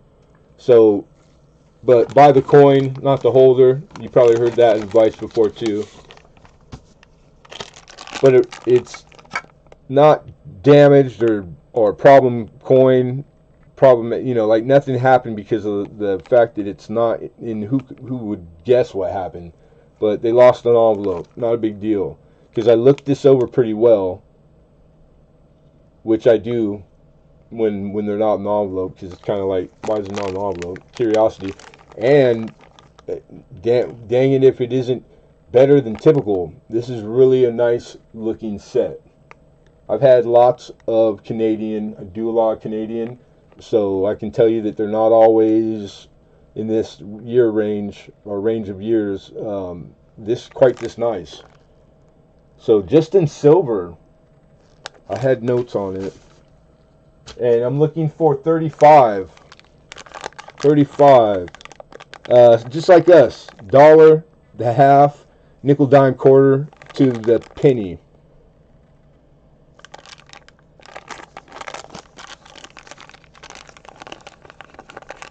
And I gave you an opener. I wanted to tell you just in melt, which means if you hadn't heard that before, this is like $30 worth in scrap silver, and these are proof, which is on the total other end of the rainbow, other end of the spectrum, numismatically. So like value wise, if there's a starting point that's the very lowest possible, it's face value. You add up all the coin, $1, $1.50, $1.75, etc. You add that to the scrap. If you were going to go take the silver, because the dollar, the half, the quarter, dime, yeah, the dime too, they're silver. If you're going to go melt them down, don't you dare. Look at how beautiful these are. But you'd be surprised, man. Cameo. Look at that mirror.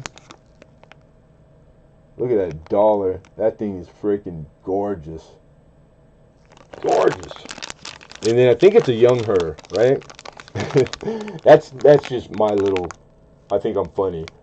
Look at the mirror. You can see me in the mirror. But yeah, it's a young her, young queen. She was a pretty lady. She's still alive, right? That's rude. My bad. All right, so we got 35 from Mr. Hidden. 35. Looking for 36. Yeah, the nickel. I don't think they even did a silver nickel. Even going back to like the 20s and stuff. But like nickel content, this one might be not 100% nickel, like 98% nickel. Like they were pure nickel most of the years too. And I don't know. I think it's like one of the coolest designs. The beaver, like when I see that, I think of Canada more so than the moose on the quarter. I lean more towards the. I like the little beaver even more than the sailboat on the dime. I do like the half design. I think that is dynamite. I like the shield. I like busy. I like ornate. Most of the countries in Europe, Canada included, South America too, they're more design wise. They just seem to be more busy. But I thought about that before. We're talking about countries that are way, way older, with the exception of Canada, but where their roots is England. They're way older than us. We're like one of the youngest countries in the world, and so the history. That's why they got more things in symbolism. More happenings in history that they don't want to forget. That's what these things are for. They're the keepers of history. art is everything. Before we had all the stuff we have now, that's the only way countries kept their history, was with paintings. Literally. And there's countries that Hitler took all their artwork from their museums when he mashed in and blitzkrieged into their countries, and he destroyed it purposely. He kept all the valuable stuff, but even some of the valuable stuff, countries he, like, whatever reasons had it in for, he destroyed all their artwork purposely to erase them from history.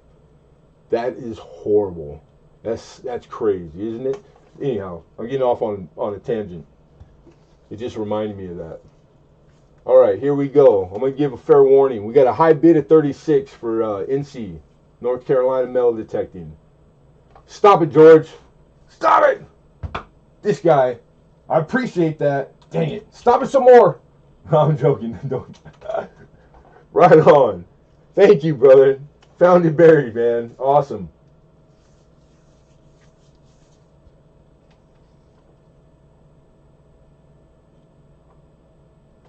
I'll make a note about the 67 set after this, and I'll keep my eyes out. All right, here we go. Fair warning, everybody. And again, this is the 1966, and this is a Canadian proof set. Going once. Thank you, Hidden. Hidden's out. Going twice. And sold. Congratulations, North Carolina, metal detecting.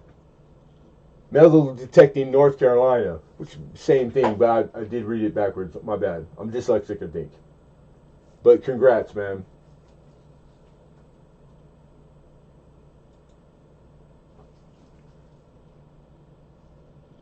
Rose says, I've been listening this whole time. I appreciate you, Mama. Thank you. Just know, every time you're on, I'm lurking. I'm always working, and I know if I say hi, I'll stop what I'm doing and I'll participate because I can't help myself. So almost all of you guys in here, I lurk on. I do. I try to spread it around as much as I can too.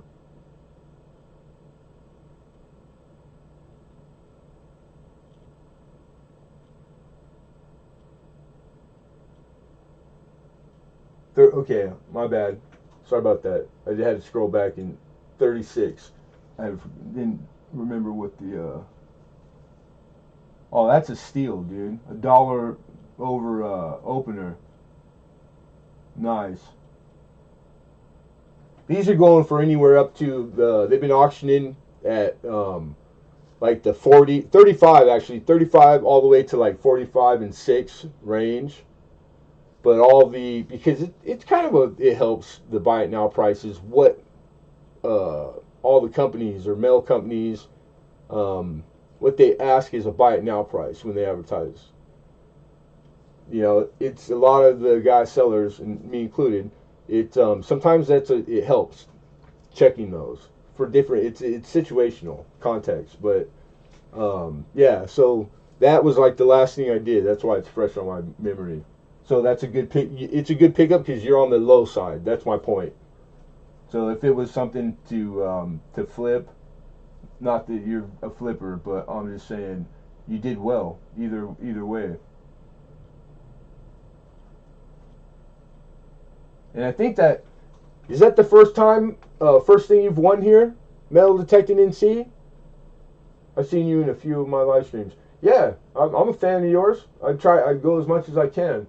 But I know we have a lot of friends in common, so the overlap, like I bump into you all the time. And Henry Vaughn, how are you, man? Good. Thank you for coming. All right, folks, that was Lot. Oh, what I was asking, I'm sorry. Make sure that you send me, shoot me an email, metal detecting. But I think I have it. Oh yeah, I do, because I'm still looking for a coin for you, a dime, a half dime. New Orleans Mint. I remember, and I've been looking too. So you're good. I got your email. If I type in my search, I'll get it.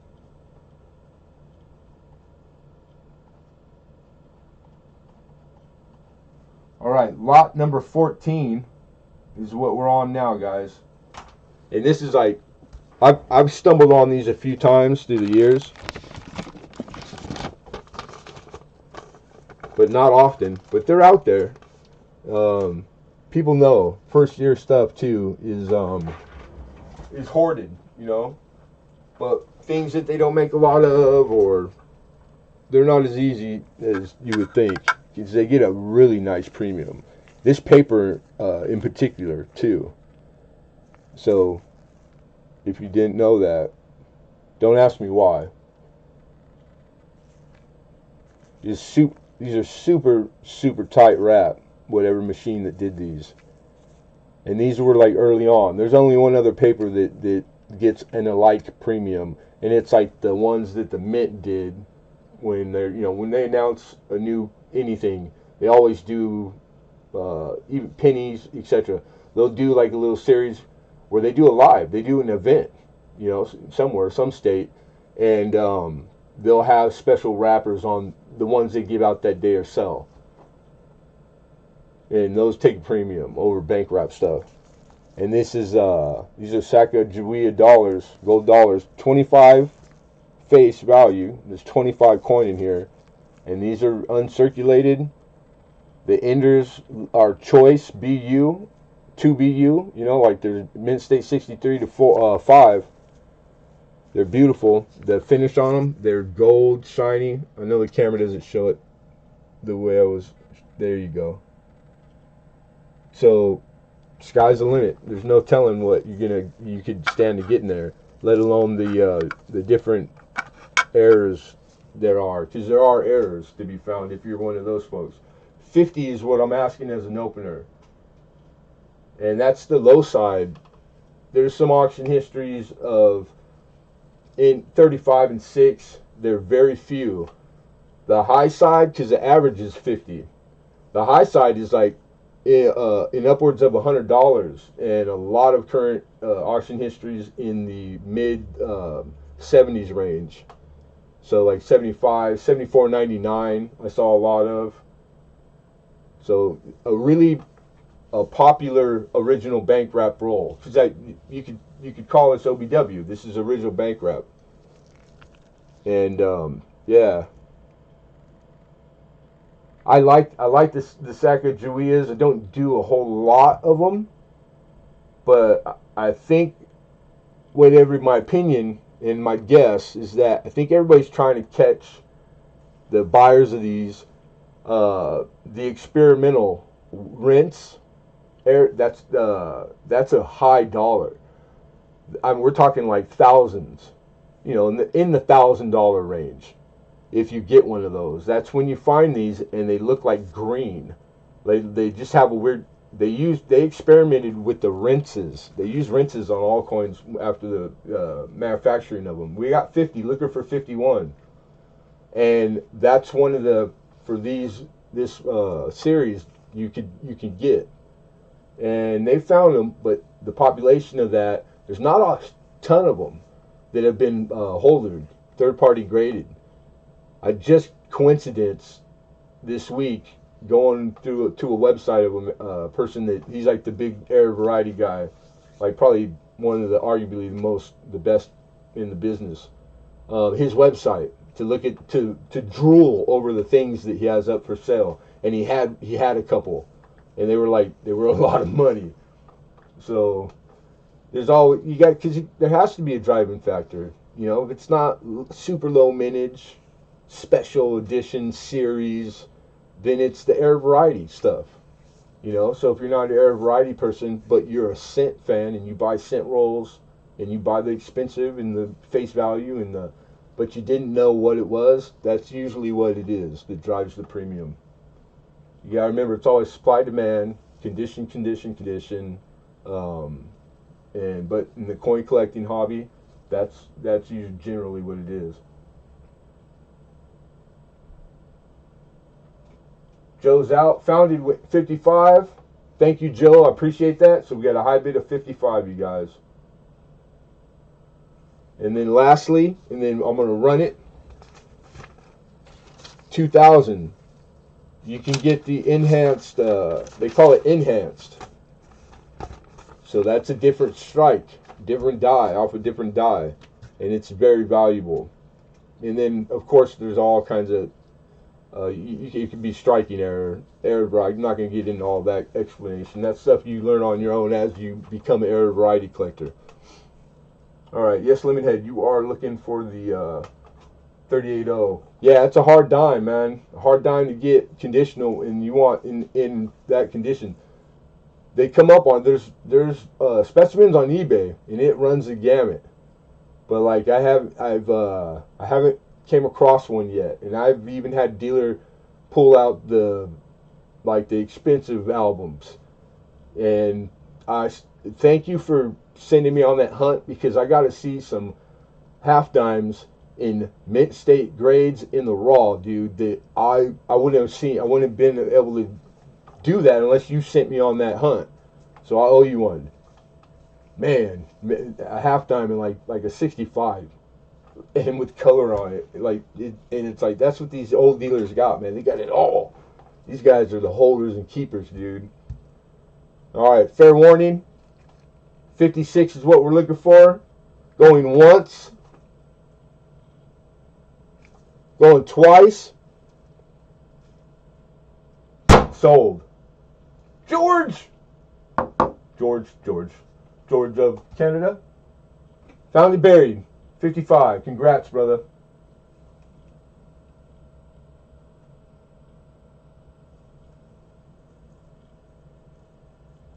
Any condition is a sleeper coin for the price is only 70,000. 98 and good for. Wow. Right on. Yeah. The low mintage, I knew. My source, my best source, when I had, he's always impressing me, but when I said, hey, what, you think you got one of these, etc. And right off the get-go, he knew by heart, which is always impressive to me. He's like, that's a hard one. Because of all the different series, no dealer, I don't care how long, can memorize everything because it's that big. I mean, So I was like, yeah, that means he's been asked before or enough times that he just knows, So yeah, but it's I've struck out. I have, but not a whole lot of times, man. So just hang in there, but don't not keep looking for it yourself, Just let me know if you do. That way I can take you off my book. Because I go through these things, and then I made stickers for stuff. There's stuff I've been looking for a year, and you never know, man. It might pop up. You're welcome, George, and thank you, my brother. Nice pickup.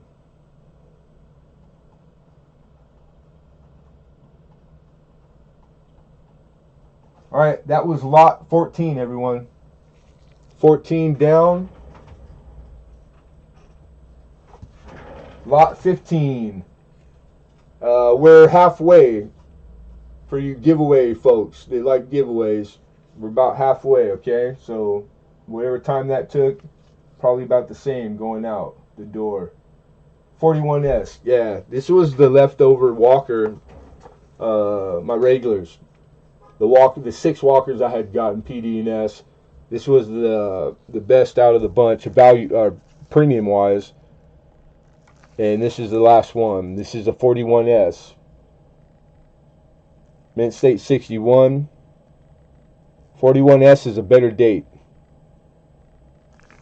In 61, 2 days current market. The list price on this is at 85. That price, that is raw wholesale. When I quoted that price and the rest of them, I'm going by wholesale and raw coin, not all price guides are different. You'd be surprised how many people don't understand it properly. So that's really for speaking in retail. If you walked into brick and mortar, the price I just quoted, it up to about 30, anywhere all the way to 30% will be added on top of the number I just quoted you. That'll be the sticker price on every coin that you look at in the glass, on average. All right. Awesome. Just more ways the Lemonhead penny does you guys too good, too sweet. All right, man. I think my starting point is really respectable. 65 is what I'm looking for on this wonderful walking hat, silver walking half. And she's in a snap tight. She ships out this way in the snap tight. Coins that get in like the $30 range plus, and I just personally, I think that demands the dollar, whatever holder, aftermarket holder you can get for it. I like these, they're cushioned. They're super rigid. Like this is going to keep this coin like this forever.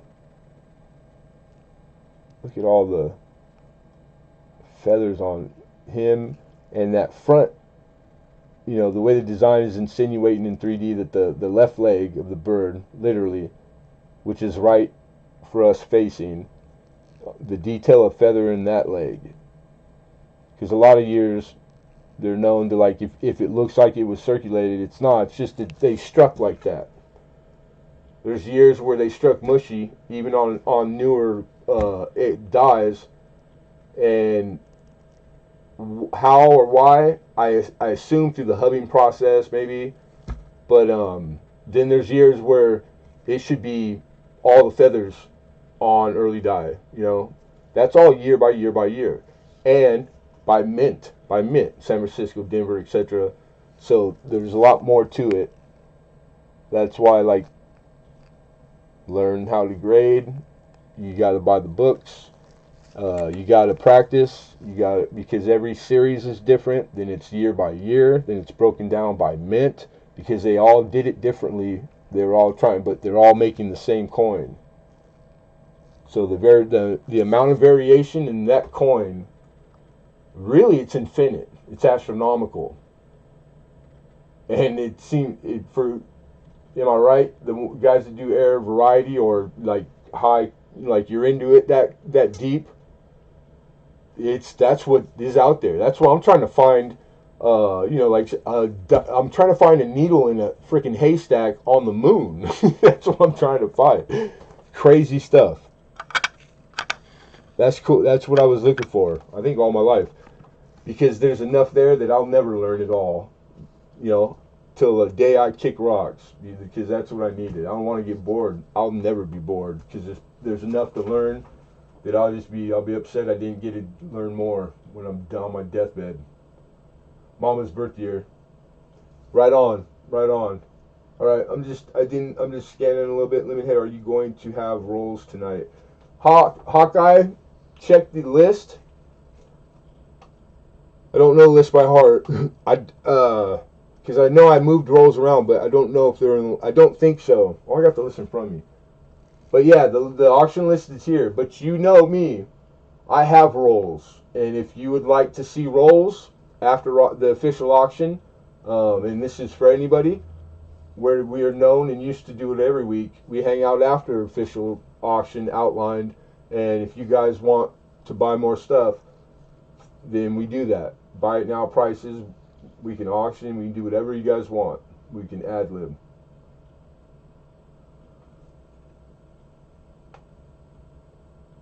All right. Okay, so I don't think I missed anything. Okay, I believe I'm caught up. All right, I'm going to take this down. We're moving on. And remember, anything that doesn't get a bid, we revisit. We give a quick revisit at the end of auction. That was lot 15. We are moving on to, I think I marked this, that showed it. On to 16, you guys. We're on lot 16 now. And that is, our 2000S silver quarters. Yeah, buddy. All right. PCGS. Encapsulated. Graded. I have 4 years. 2000, 2001, 2002, and 2003. These are the S. They're all the state quarters, and they're all proof, and they're all silver. These are the silver ones, and every single one is a proof 69 deep cameo. And coin numbers, they're all corresponding. They're the proper number. So brothers, and they are the original brothers and sisters to each other. So this is 73, for example. This should be 74, or in that, 5 or 6 is 74. So the 5 specimen for that year, they are the original. Whoever got these, they were the first receiver of them. I am the second. Well, actually the third. I take that back. I'm the third. That's nice. It's just another one little stupid little tidbit that, all these things added up together. That's, your asking prices. You can command different amounts for different reasons. All right. So what's up is 2000. I believe I started with 2000, right? Yeah, 2000. What are these?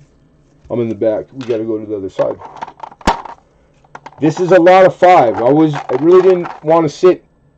This is a whole auction, doing one at a time. So you guys, you get the benefit of it. I'm going to put them together. So the bid is for all 5. For 1 money, the winner gets the lot. So you're bidding on all 5. And these are cool, man. Let me scoot up. Make sure I light. Okay, so 2000. Come on, folks. I want to give you the nut PCGS number real quick.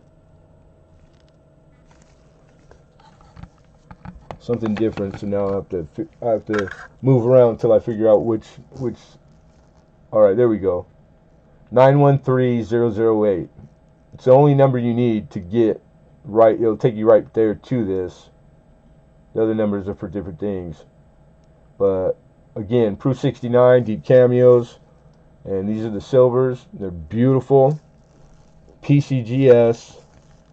They all have a flag on, or some type of artwork, which is, like a state seal. But it's all associated with per state. South Carolina. $75. 75 is the opener I'm asking. That's for all 5 of these silver. Each one of them lists for $20 minimum on these silver quarters, and they get that all day long in auction. I mean, of course, the high and the low, but $20 is respectable. You get a silver quarter from these series in a PCGS holder, and a nice clean, beautiful PCGS holder. $20 bill is you won. You did fine. And it's a quarter that just came out not too many years ago, and it's already worth $20, even minus the silver content. Its numismatic value supersedes its silver value. So if that's the math, all I'm pointing out is that I would speculate down the road these will continue to appreciate. And of course, some years are better than others. But yeah, these are, I love them. I was really excited to get these. I was excited to bring them to auction for you guys. Because I see them singularly a lot, but I don't often see somebody that they're willing to sell all of them from the year and together, and that they're this nice. All right. What years are in the 2000? You also have Virginia. And you also have New Hampshire. Like I was talking about the artwork. I like the holders. I think they're cool. Massachusetts. And then lastly, Maryland. I'm looking at what I'm doing, and I wasn't checking if I'm showing proper over there. My right hand messing up the light. Sorry about that, guys. In Maryland, that's the 5 states that is on the block. All right, I need to come look really quick, and I see metal detecting NC opens this up, 75. What about the box? Do you get the box? You do get the plastic holders that these are currently in. Those come with. You get the paper label. I'm going to include those hidden. I'm crazy. I'm slashing prices. I'm giving stuff away. If you're talking about that box, I got boxes. I even got old retro green, which are hard, like you see those. Buy them. They're collectible. I got a few. The box. If somebody wants a box and you take down a lot, then ask me in the chat. But right now, I'll wait to be prompted, be asked by you guys, because not everybody wants another. Some of you guys, I would assume, some of you guys you got 50 of them. You can't give them away. You know, everybody that comes to the house and visits, they always leave with one. Me myself, I like them. I just like everything coin. Anyhow, found it. Says 80. So we have a high bid of 80. Again, this is a lot of 5.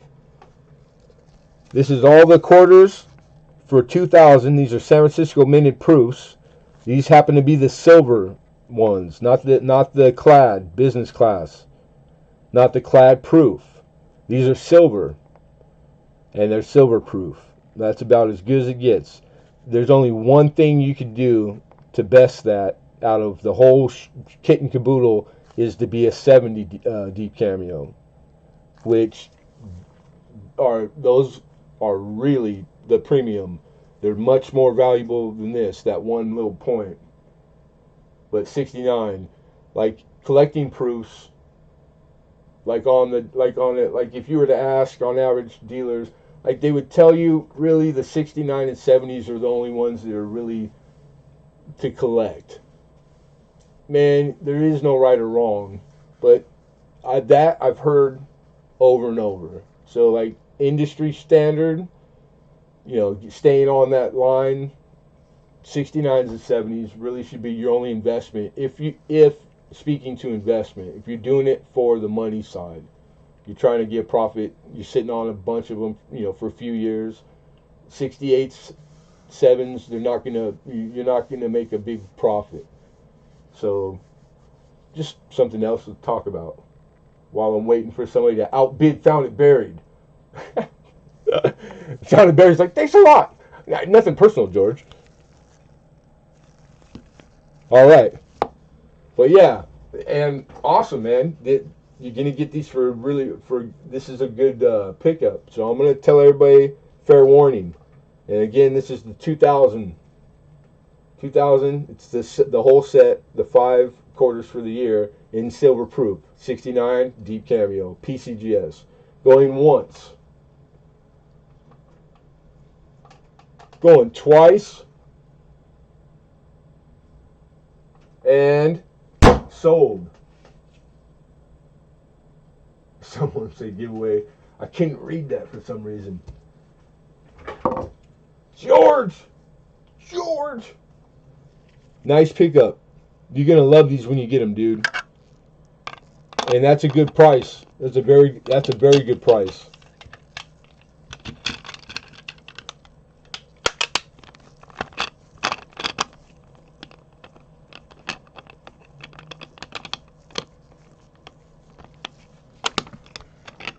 They're made to stack. In case, like, some people have never had a slab before and they never had PCGS, or they're tight, so they stack. Or if you have a box, these space them out. You don't need the little stacker, the little plastics that protrude off there in the corners. And nice. All right.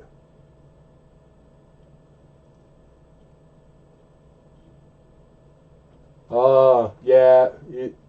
Metal detecting NC, the 85 came well after I hit her down, but I appreciate the bid tremendously. But Found It Buried for 80. Congratulations, brother. So if the year was what you were after, then that sucks. But lot 17 is what's coming up next. This is lot 16, sold. Lot 17, same shebang. Again, I got 3 years. So this should be, I put them in order, I believe. Yeah, I did. 2001. These are all Proof 69D Cameo, and it's all 5 years. So the bid is a lot of 5. You're bidding one money for 5 item, and it's 5 PCGS graded silver proof quarters. These particular ones are from 2001. They are all the proper brother and sister to each other. That's this number here where it says coin 65. This one's 64A, etc. They are the original because there was others done. They're the original brother or sister. They're in the correct order the day they're made. Because that's, I get lots of stuff that's in order, but that number's not. They didn't come out. They weren't made together. They didn't ship out together all the time. Not a big deal, but some people are really anal about that. Like they prefer that than not.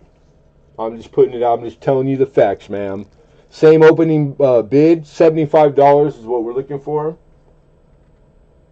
And we'll go over them right now with the year. I just got to write found it, buried. Found it, buried. Retail. Current market. Raw actually price is like 20, but I believe that's plus or minus a few dollars. That's what you'll find on other price guides. Rhode Island. Look at that thing, man. These things are freaking... I didn't clean and wipe them off because they're so clean. These things are immaculate. But in my office, it's dusty. Yeah, I gave the cleaning girl a day off. Yeah, right. I wish. North Carolina.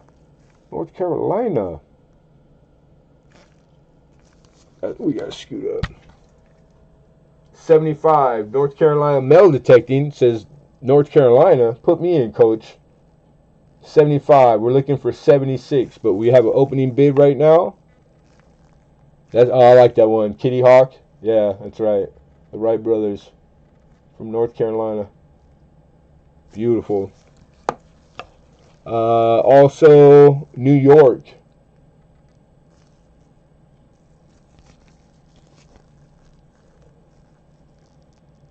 Statue of Liberty. That's the third one. This is the fourth. Kentucky.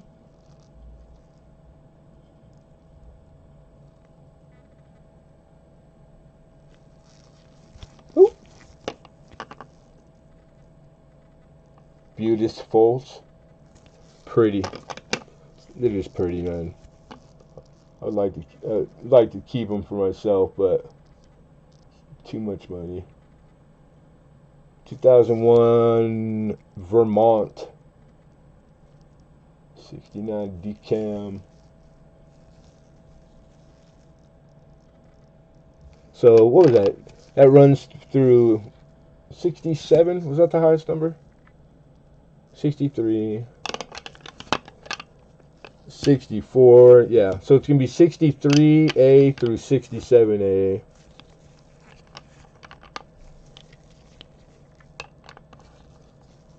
And there, the 5. Right there. Alright, here we go. Fair warning. With PCGS slab to slab, if you want to pay for it, they'll slab anything, dude. I've seen the craziest stuff in these slabs. I mean, I've seen a kilo round, just like a 5-ounce round rendition of a steak quarter in kilo in a holder. Crazy, huh? They'll do anything. Make them custom size. Pretty cool. A lot of stuff and stuff I know I haven't seen. So, yep.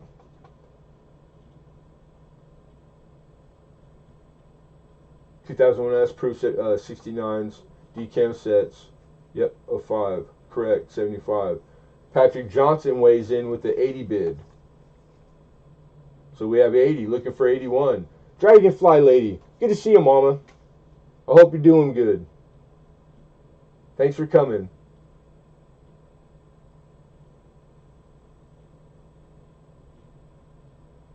I just saw talk food, push a bitters. I just saw that. That's funny. Yeah, it will not be every week, let alone I couldn't even tell you when again to come across this good a run of I mean they're out there, but really of copper, old copper, man. I mean, and then the last 20, 30 hours straight. I mean, like I slept 4 hours in 2 days. Processing them, like because of me, I'm a copper fan, so the fun. 85, found and buried said make it 85. We're looking for 86. Looking for 86.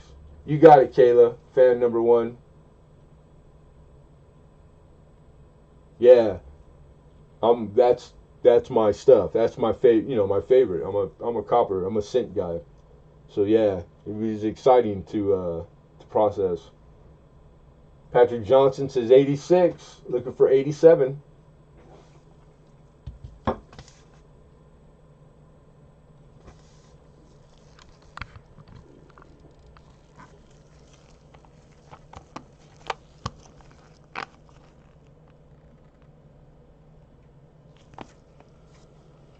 Oh, I'm diabetic, so it's hard because I can't drink coffee black. I just don't. I could, but I don't like it. So I don't use real sugar. I use the sweeteners, but I have to have creamers, and there's a lot of sugar in creamers, man. So I do coffee. I didn't all most of my life. I was weird. I wasn't a coffee guy, but I do now. I like having. I have a little small coffee maker with a small miniature coffee pot. It's like 4 cups only, and that's it. I can't do more because I cheat a lot and I eat other stuff I'm not supposed to. So I can't do more coffee. I guess I could trade. 87 found it buried. Patrick Johnson stinking. He's stinking. Metal detecting North Carolina's going. I'm gonna snipe him. But we're looking for 88. We're gonna run these down. Use Bailey's, right? Sweet side though. Don't get me wrong. I was an alcoholic for 25 years, but I did quit 5 years ago.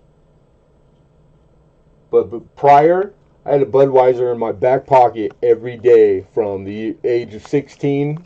By the 16 and a half, I was a regular in a bar. Just was like that where I grew up. But I never missed a day of work. And I worked 7 days a week, 15-hour days. But I didn't realize, man. Snuck up and caught me. But I don't have a problem. I don't crave. We're damnedest thing. I was able to just walk away. And damnedest thing. Rivendell, coins and antiquities. Good to see you, my friend. Alright, but we're going to call fair warning on this lot, which means it's last chance to bid. And we have a high bid of 86. I'm sorry, 87. I stand corrected. Found it buried, 87. We're looking for 88. Going once. Going twice. And sold. Found it buried. Congrats, George. What did I just say? I just said it too. 87. There we go. Man, but I'll tell you this. I miss tequila. I miss tequila. And 7-7s. Seagram's whiskey and 7-Up. Oh, I miss it. Just the smell. I love the smell when you first pour them and stir it up. And then, of course, you gotta watch. What's the 78, George? You outbidding yourself after you already won? I'll take that bid. No, I'm joking. I'm joking, dude. Congrats, man.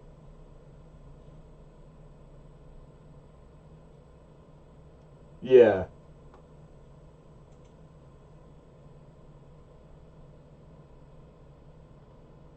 Dyslexic.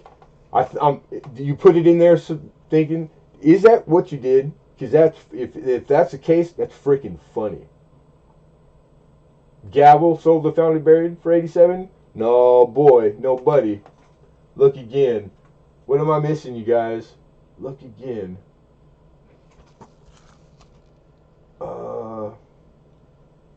You can always use Bailey's, and then I start talking. I can't adult without coffee. I hear you, Mama. And then I said hi, Rivendell, Patrick, Rivendell, always rare. I don't see it. Tequila no bueno for me. I become a feisty chihuahua. It makes me naked. Tequila just makes me naked. I know it's the damnedest reaction, but I'm obviously allergic to it because I just clothes are I just hate them when I drink tequila. I used to wash my 30-pack of Budweiser down with a bottle of Hornitos. That was at the end of the 25 years. It didn't start like that. Almost. It took like a month. Then 24 years. Nah. I was 100 pounds heavier too. Like, I never met anybody to this day or a bar full that could outdrink me. I closed every bar down, getting there at 6 p.m. I was never late for work because I'd have to drive straight there from the bar at 2 in the morning. But congrats, George. I was just double checking because the look again made me think that I was missing something like relative and important. All right, you guys. So congrats, George. And I got you down. That was lot number 17, folks.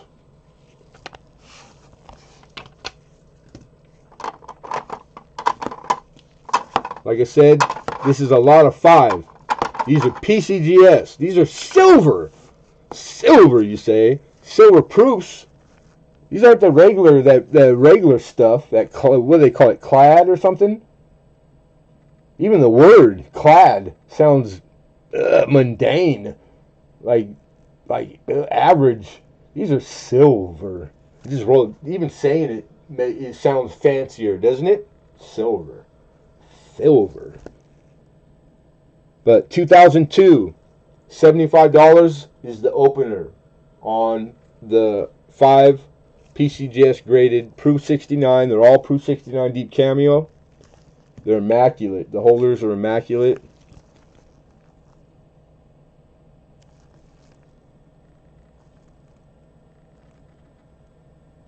Louisiana.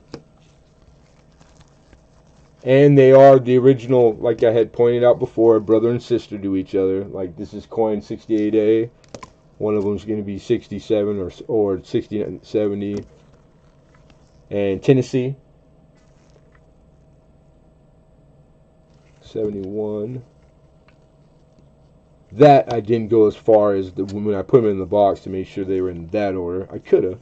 I didn't think to. You have Indiana.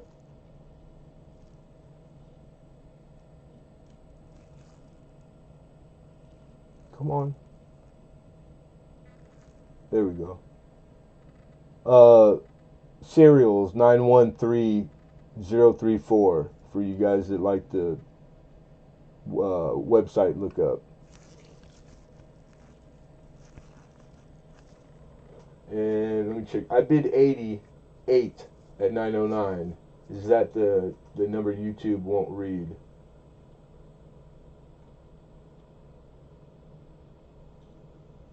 All right. Now I understand. So we're going to take a time real quick. All right, folks? Hold on 1 second because this is something that we need to stop and address really quick. Okay, so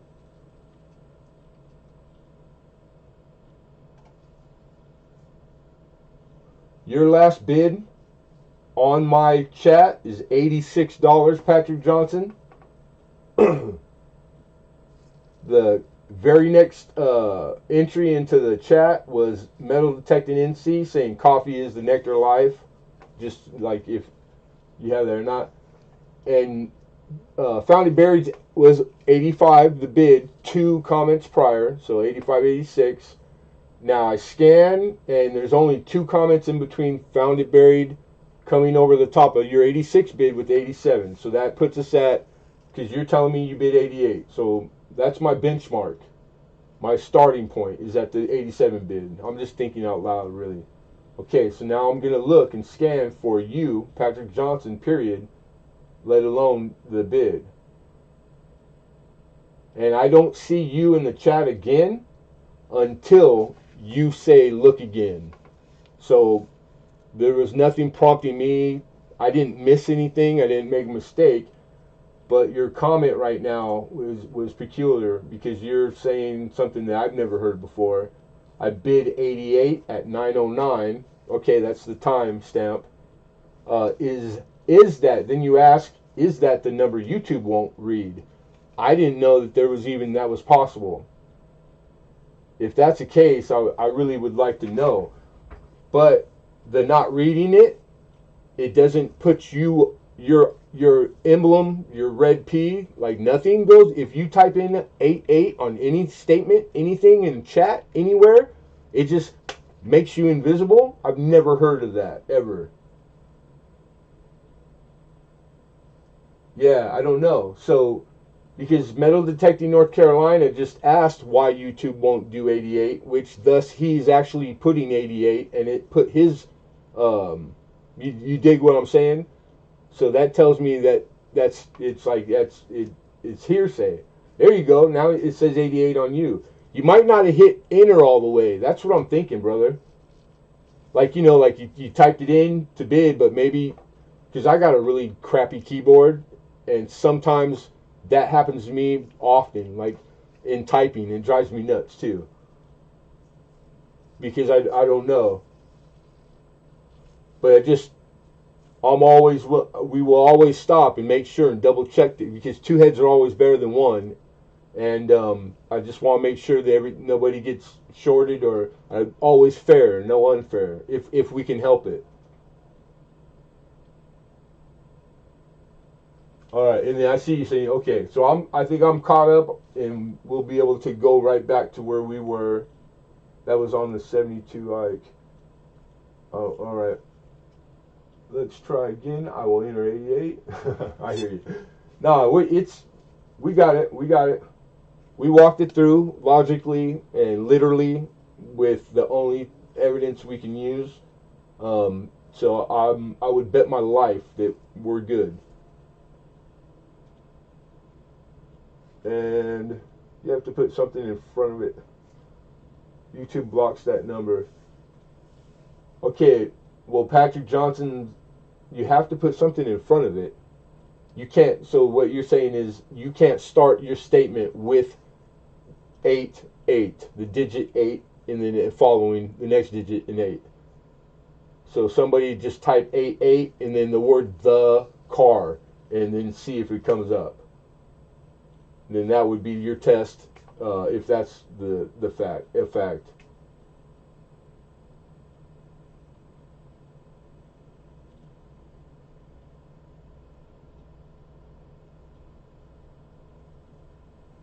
Or by itself. They won't. You just typed 88 and then hit enter and it didn't come up, because that's something I need to know. I would like to know, and I trust all you guys. So if you tell me, like I'm, because I just put 88 by itself, but maybe because it's on my channel. Snowflake stuck. Moving on. And Hoove, what's happening, Hoove? Hoove was able to. Okay, so no, because rumors spread like wildfire, man.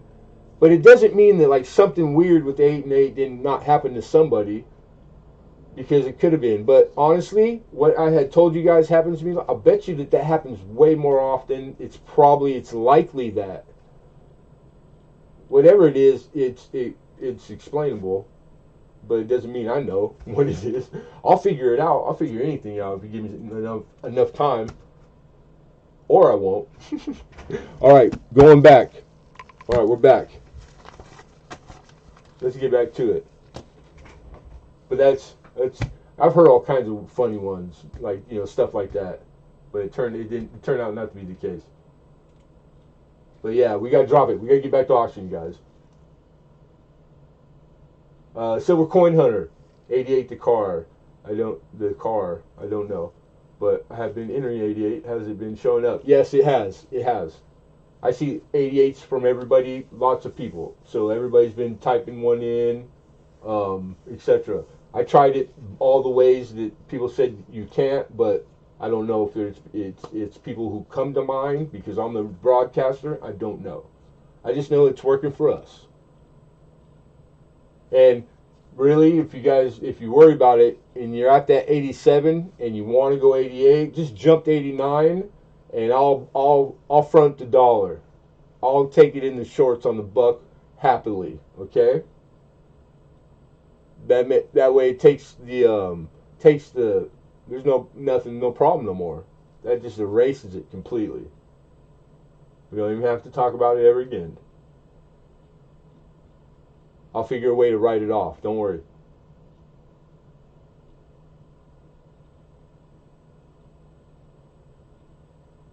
It is interesting whether you say right now it is or not, because all of you are talking. It's on your mind. You can't help. You're still talking about it. Everybody's weighing in. I love this. But I got to get back to auction because I know people were waiting on the copper. But feel free to keep on talking about it. If you guys come up with anything good, let me know. All right, we're gonna start from scratch because I don't remember where we were, if we were. I don't even know if somebody opened, and it's gonna be too far back in my chat. All right. So right now, we're on block 18, everyone, and these are 2002. San Francisco minted silver. These are 90% silver, and these are proof quarters. All the 5 from 2002, they are all Proof 69 deep cameos. They are all PCGS slabbed, third-party graded, and they're all immaculate holders. These things are pristine. They are literally brother and sisters. That means these are the first ones that they came together. That's what the coin numbers are, and they are 70A, 71, 72, etc. So as good as you can get, minus 1 point on a grade, really. And I'm going to go through the 5, what states they are for 2002, and then we'll go to the next block. I'll run it at the end of that, okay? So opening bid on these, I'm looking for $75 as an opening bid, which is wonderful. These list $20, like minimum, just $20 bill. But everyone, plus or minus, some a little more, some a little less, but $20 all day. We got metal detecting NC. I got you first with 75 opener. I see found it buried. Right, you were just underneath him, but he beat you.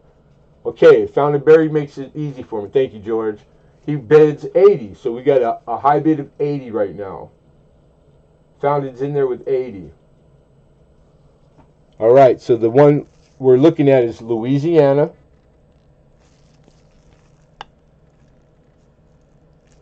And all the holders have on the reverse a different label because it's indigenous to the whatever state it is. All right, pretty cool. I dig that. Indiana.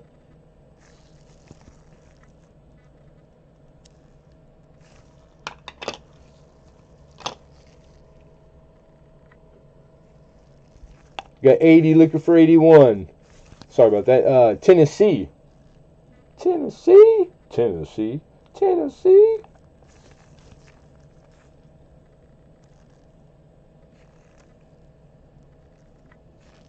The dust comes free. Compliments of the garage office. Mississippi, Mississippi.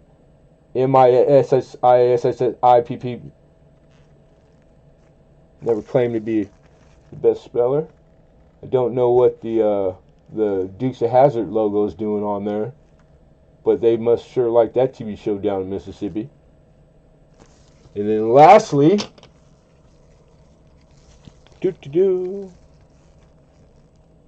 we got Ohio.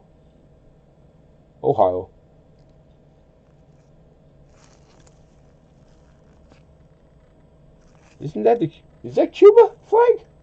I'm joking.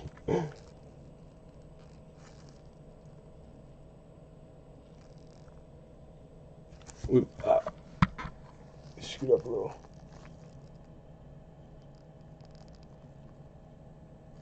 Something difficult going through the holder. It being a proof that mirrored. The focus is just the camera's being temperamental. Plus, it's a little warm. They start to get, there you go. It starts to get temperamental when they get warm. Alright, that's the 5. 1 money, 5 PCGS, silver proof, deep cameos.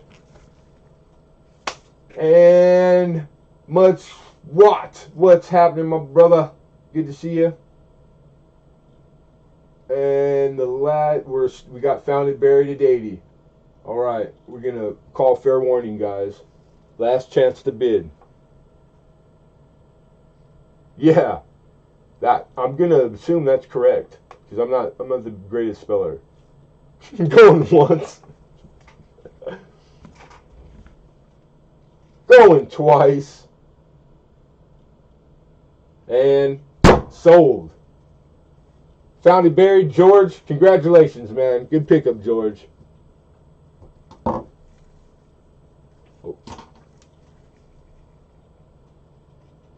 Alright, there we go. All 3 of them. Heck yeah. Good prize. That was lot 18. We are moving on to lot 19. This is the last of these silver quarters. This lot.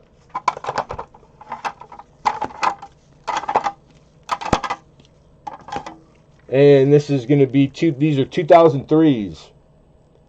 2003S, PCGS, proof, 69 deep cameos. These are silver. So they're the 90% silver proof quarters. And I'm staring at Alabama. We got Alabama. Need to go up just a hair. There we go. Same starting we're looking for. We're looking for 75.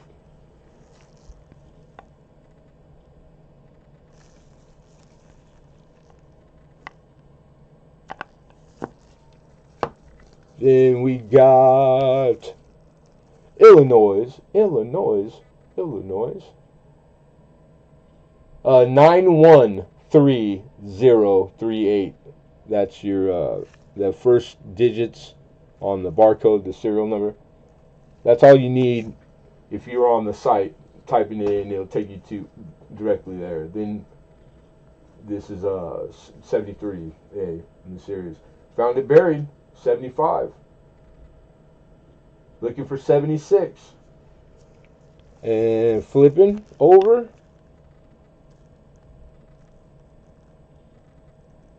The mirror on the baby. Beauty. That was the Illinois. Number 3, Maine. You got Maine. Focus Sesame. Or focus, please. We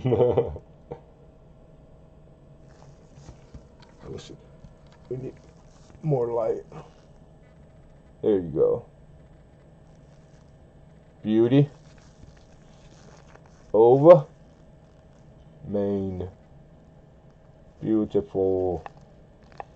State seal there. Maine being one of the older states. This is the 4th one. Again, there's 5. Missouri.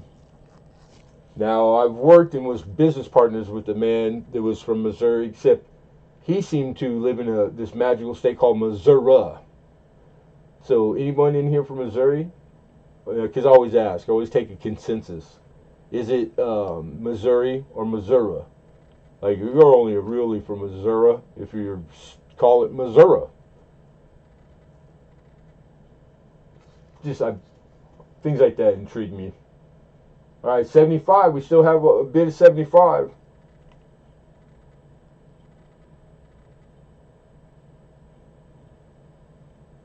Flipping it over. Looking for 76. Missouri. Thank you, Mud Swat. Like Arkansas or Arkansas. It's Arkansas. It reads like that, but that doesn't mean. Do they really? That I've only heard. No, I don't think I've ever met anybody that literally calls it Arkansas. But I've read and heard TV or movies. But yeah, that's Is there another state? Another state? Probably. The way they pronounce them. And then, lastly, this is the fifth one. Arkansas. I mean Arkansas. I mean Arkansas. There could be two people in here from there, and both, Hatfield McCoys. One side of the coin, no pun intended, but boom. Different sides of the coin, I should have said.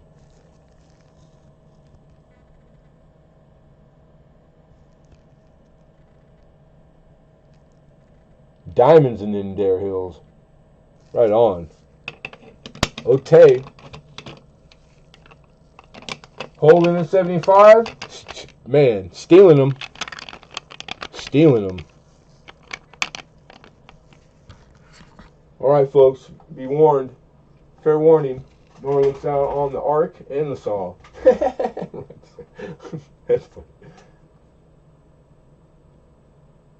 Alright, we got found and buried with 75. Last chance to bid, everybody. Fair warning. Going once. Going twice. Sold. Sold!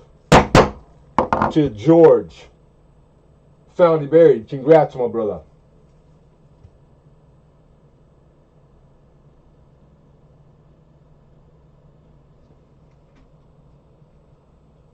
Man, and the opener, nice. That's a come up, George. You did well. You took them all, I believe. Yes. Nice. Well, I'm not even gonna wait for you to ask. You're gonna get the PCGS box. I mean, that's the easy call. That way they ship the way they were meant to, dude.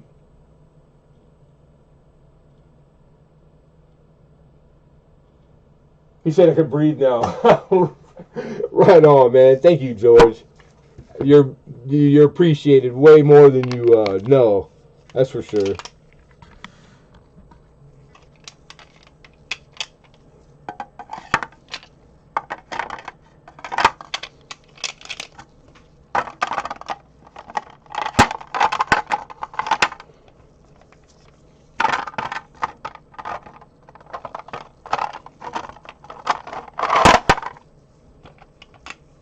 Oh yeah, slab tricks.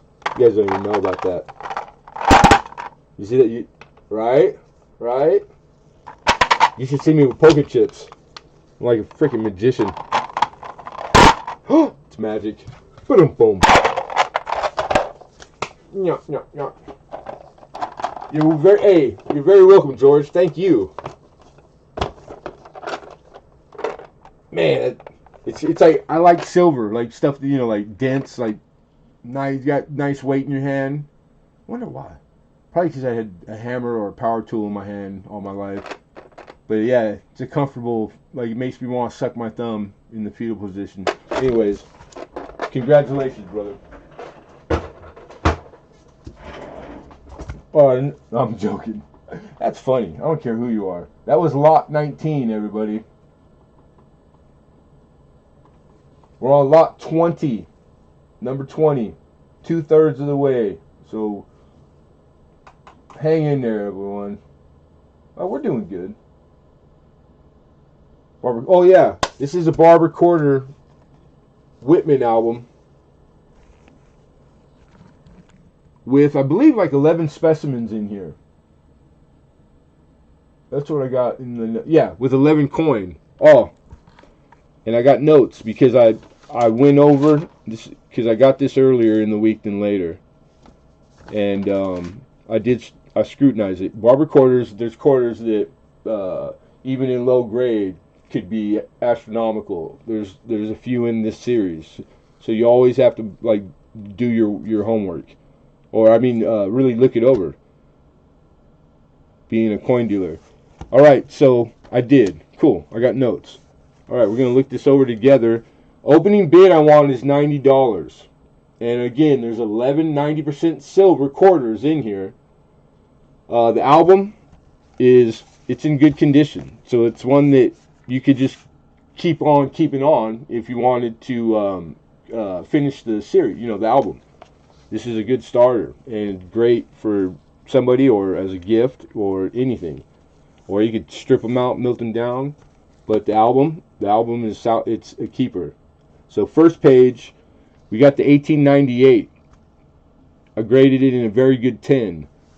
List price for that quarter and in the condition it's in right now, that quarter by itself is an $18 quarter. It's not coal. It is by far. It was put in there, not straight. But if the book was manhandled a lot, sometimes they'll rattle around, they'll work themselves around. But all the pickup points, I know how to grade barber quarters and halves. When I worked in the coin shop, I was put through the ringer on like $1,000 face value bags. I was taught to grade them, and especially the lower grades, because they're very popular, very very very popular. The barber halves and quarters, like in they call them commercial grade. Anything from a good, very fine, like put in the rolls, but it being 90%, a lot of people they love it. So it's one of the things I spent more than not time doing and learning. Okay, second page, we got 3 specimens: the 1899, the 1901, and the 1904. I'm just double seeing if anybody opened. Okay, and the 99's in good. The 01 is about good 3, which still values at $5. And then the 04 is a good, and it's trending. It's at 6 right now, which means end of the week it's already, because I did this last week. It's worth more as a fact. What percentage? I did not go back to read the double check. I don't do barber quarter that often. Third page, 070, the New Orleans minted 07. The 080, the 1909 plain, 1909 Denver, 1912. So there's 5 specimen on page 3. Starting 07 New Orleans. It's in pretty bad shape. It's what we call a slick or a filler. But he's got all devices and the year's pretty strong. So collectible. That's like minimum what collectible is. But an FR, and I didn't put like detailed notes. It could be because there's damage of some sort. No, it's just a slick. There's no damage. It looks nice. And you can even make out his eyes. It's already it was worn enough. The stars on the right side are like melting into the rim. So it's like they start out collectible at that condition. The 080 is a good. The 080 is $12 coin. So a little bit better than the years its brother and sisters, like the 1909, etc. More wanted. A better date, but low end, better date. The 1909 is toned, dark, and heavy. It is a good. It's got all the detail for good. It's trending, $6. The 1909D, the Denver. All the Denver stuff is like, it's the more valuable for almost every year. And the '09 Denver in good, that's a 12. That's a 12. That's a $12. And when I say dozen, what's a good example? Minimum, you won't find one less than $6. I mean five. I think it's 5 or 6. So that's double what all of them are worth in the same condition. If they're all in good, minimum, that's the starting value of the 90% bar recorders. So that tells you, well, if it's the same condition, why is it twice as much? That goes, then you go to mintage, then you go to mint. You know, like there's other fact. That's what that is. So it lets me know things without having to know, without going to look it up. I can just see a double value in the same condition of a year that's or same mint. It I could probably accurately guess why, and then go look it up and plus or minus a small percentage be correct. Like that's you'll start getting there if you do this enough. I do it all every day, so it's like cool. And then the 12, it's a plane. It's in good 4, and he's trending. So there's enough trending coin hit and miss that I researched this week that tells me if I was a speculator in the coin market, the collectability in the coins, I'd say there's enough information there that if I was paying attention and reading between the lines, it's telling me that the barbers quarters coming are they're you should be buying them now because they're gonna be popular. Something's telling me they're popular. They're hitting and winking. They're not gonna be all red arrowed. Like I don't know. Use whatever you use. Use the 2 Utes, Your Honor. Last page, the 14D, and then the last year 16 Denver. So total 11. The 14 Denver in good. It's a $12 coin. $12 is what its raw current market value. And then lastly, the Denver 16. It's trending too. So all the Denver minute stuff is trending. It means that they're all moving up. They're green arrowed in the price guides. I kind of explain this every week, at least once. I don't think I did tonight. For the folks that don't know, that's what that means when you see those. If you use the price guides and stuff. All right. So totaling all up, you have $110 worth. So that is more than adequate. The going over, and we ended up at the end like nice, like a well-written book. At the peak, and then you're weighing out summary on the intro. 110, 90, it's $15 less than just the market in the raw wholesale. It's a good price. 30% more would be retail. That's what you would see. The gamut is then you got minimum silver because they're 90% silver and not too far away from what the silver content is. So the value wise, it's a good value. It's when you see these collections, they're like sparse. Somebody started it and obviously didn't finish it, or maybe a dealer got it and he wanted a few years. He took them out the premium or the symmetry key and key dates. That would only be a few. This one, somebody started it and they didn't finish it for whatever reason. So it's a good one to get to like gift to your kids or someone if you're a collector and you're trying to get somebody into it, or you buy it because you're going to finish it. Lots of reasons. That was a metal detecting find of a lifetime. 13S, I've had one, dude. You found one metal detecting? Wow. I didn't even know it was early. It was like my first year. Like not far displaced from, never even knew about coin collecting, and I had one and I didn't know what I had. And I sold it. And I'm embarrassed. I'm not even going to tell you what I sold it for. But I did that with the first coin ever that got me into this. I did the same thing on 31S cent.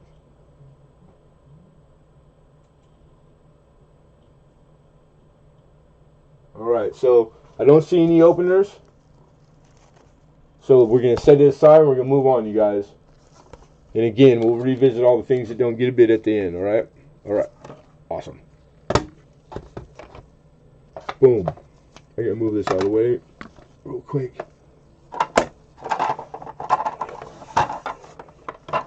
All right, that was lot 20.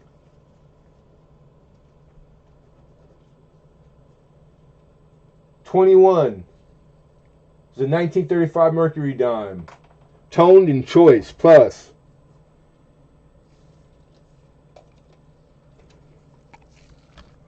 Might have to move up there. $20 is the opening bid. I grade her choice plus. Choice being Mint State 63. Plus because she's plus. Circular toning from like dark brown. And when you cartwheel her, then you get into reds and purples and yellow and gold. But straight on perpendicular, it looks more brownish based. It's beautiful. She's toned. Album, that's like textbook Dansko album toning. And she's pretty. Very pretty. 1935. Flip her over. Just starting to tone. You can see on like United the strongest.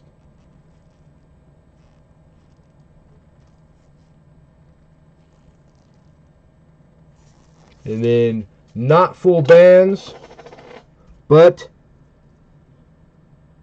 very close. Those things are taken into consideration. Not at the $20 mark, but the higher end, the higher grade. The fact that it has almost bands, it's a factor. It'll go into the price. They'll speak about it. It'll be something that's labeled in their summary, in their periodic, the flyer, the books they make for auction. It is a factor. So you don't just write off like, oh, those are really good bands, but they're not quite full. It still matters. Beautiful 35. So hopefully, maybe that's an upgrade for somebody's Merc collection, or maybe you want toned, or you buy every one that you ever come across, like me, if you can afford them. I love Mercury Dime too. I got a lot of favorites, and of course, I'm gonna say, because she in hand, she's gonna look. I always try to cartwheel them and get you to see it the way I see it in hand, but she's gonna be way better looking in hand. And in my camera, it will not do her justice. Anybody for 20?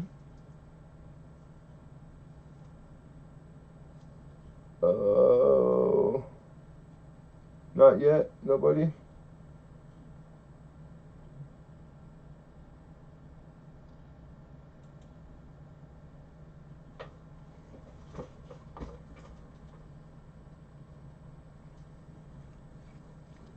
That's lot 21. 21. No one? Alright. We're going to take her down. We got an opener. You had to wait, Hawkeye, until I took a bite of banana? I didn't think you... Like exactly the second I took a bite, I saw it in text. Excuse me. We have 20 looking for 21. Hawkeye, PA.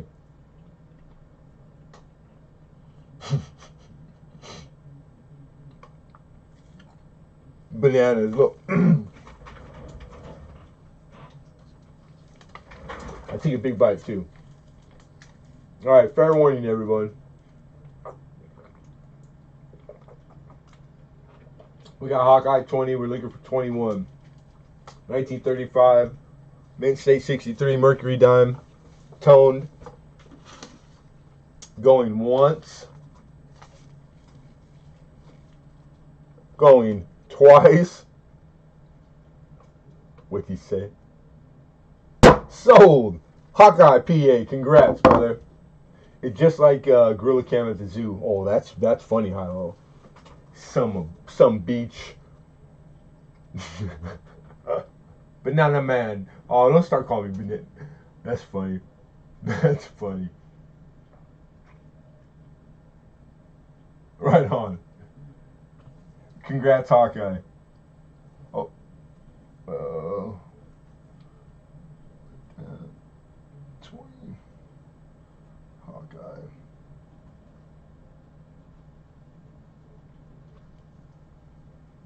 All right, that was lot 21. And lot 22.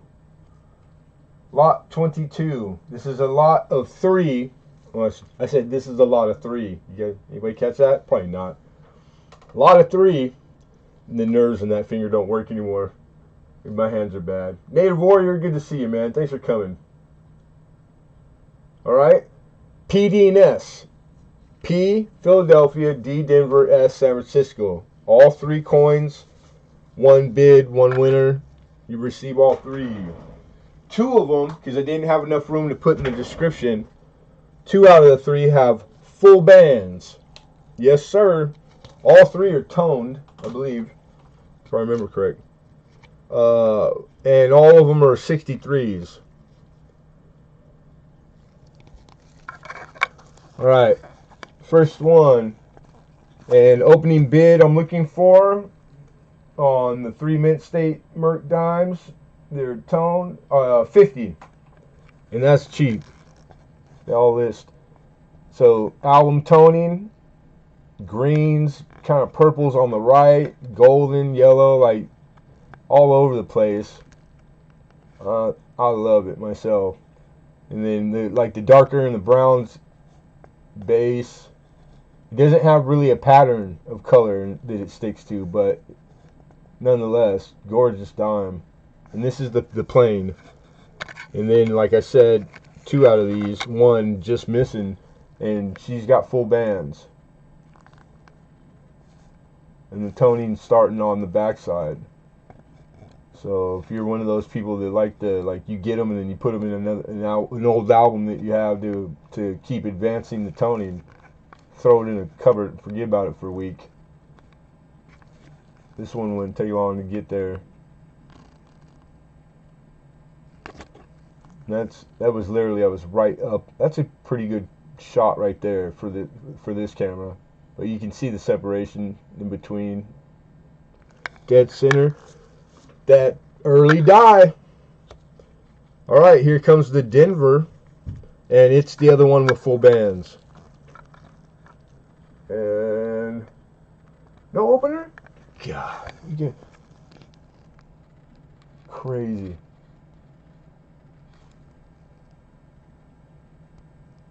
Aesthetically, not as wonderful, but just its tone, I have to tell you.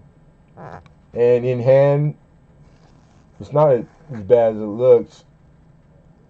God, because I'm looking at it naked eye, she's badass.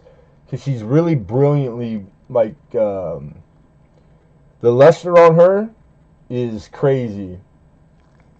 So the coin color finish, it's like it's not like the first one I showed. It's different than the other 2. It's a cool look. It's more like a shiny burnish. It's hard. I don't know how to even describe it, but you know the range of like finish, what these things do, what silver will do, is infinite, really.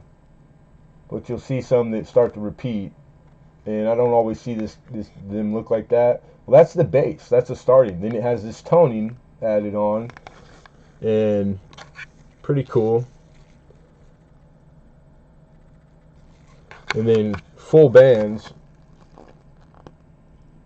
It's not a huge premium for 44, the year 44, but it is a premium. Full bands are not full bands, and I don't know like in top pop grade, but Mint State, Choice and Choice Plus, you know, like 63 and 4. It's like I want to say like in the $5-$6 range. These are going to be that much more expensive than not full band, but Mint the same grade. Okay, that's how that works. Some years they could not, no dies. It's like what the heck happened? They just don't come in full band, and it's astronomical. Same thing with the full steps designation on nickel. It's not for every year. It's literally year by year. Some years they could. It's easy to get a specimen with it. It's almost likely. Some years you couldn't get one if your life depended on it. And then lastly, the San Francisco, the S.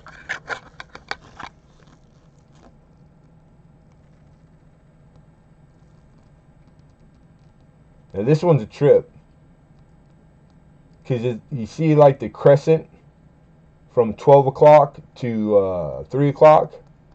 That's where the center of the toning starts, the strongest. It's circular, and then when you get, because this one you look at her straight and you go, okay, and then you start to turn it. Damn it, this light, let's try like that, like this.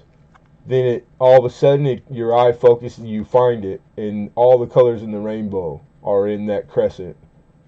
Purple, blue, yellow, green. I mean, like, it just all of a sudden goes boom, and it does rainbow, like, literally. Pretty cool.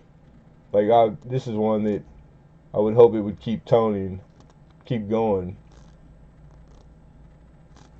And damned if I could explain. I wish I could give you an explanation for why they do that, like, and not like the other that was only 2 spots away from it its whole life, like, or as long as it was in that album. I couldn't tell you. But the weather, the conditions, the humidity, was it kept somewhere where the sun hit the album every morning when they open the blinds? It's all those things are the why it did it and why it didn't do it. And you could only guess. Nick Molnar, what's going on, man? How are you? Thanks for coming, brother. Kayla's back. Native Warrior joined us. Looking for opening bid of 50. That's on 3 Mercury dimes in mint state. 2 with full bands. All 3 of them with toning. I think the plain would probably be the most appealing if you had to pick one.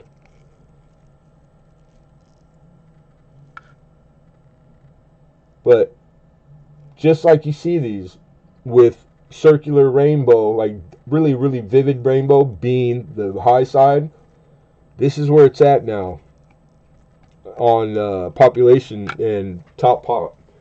I don't think because I research a lot, and I don't think I've seen a top population coin that wasn't rainbow tone now. Like, literally, it's taken over. 30 years ago, it was looked at like damage, what it is, the toning.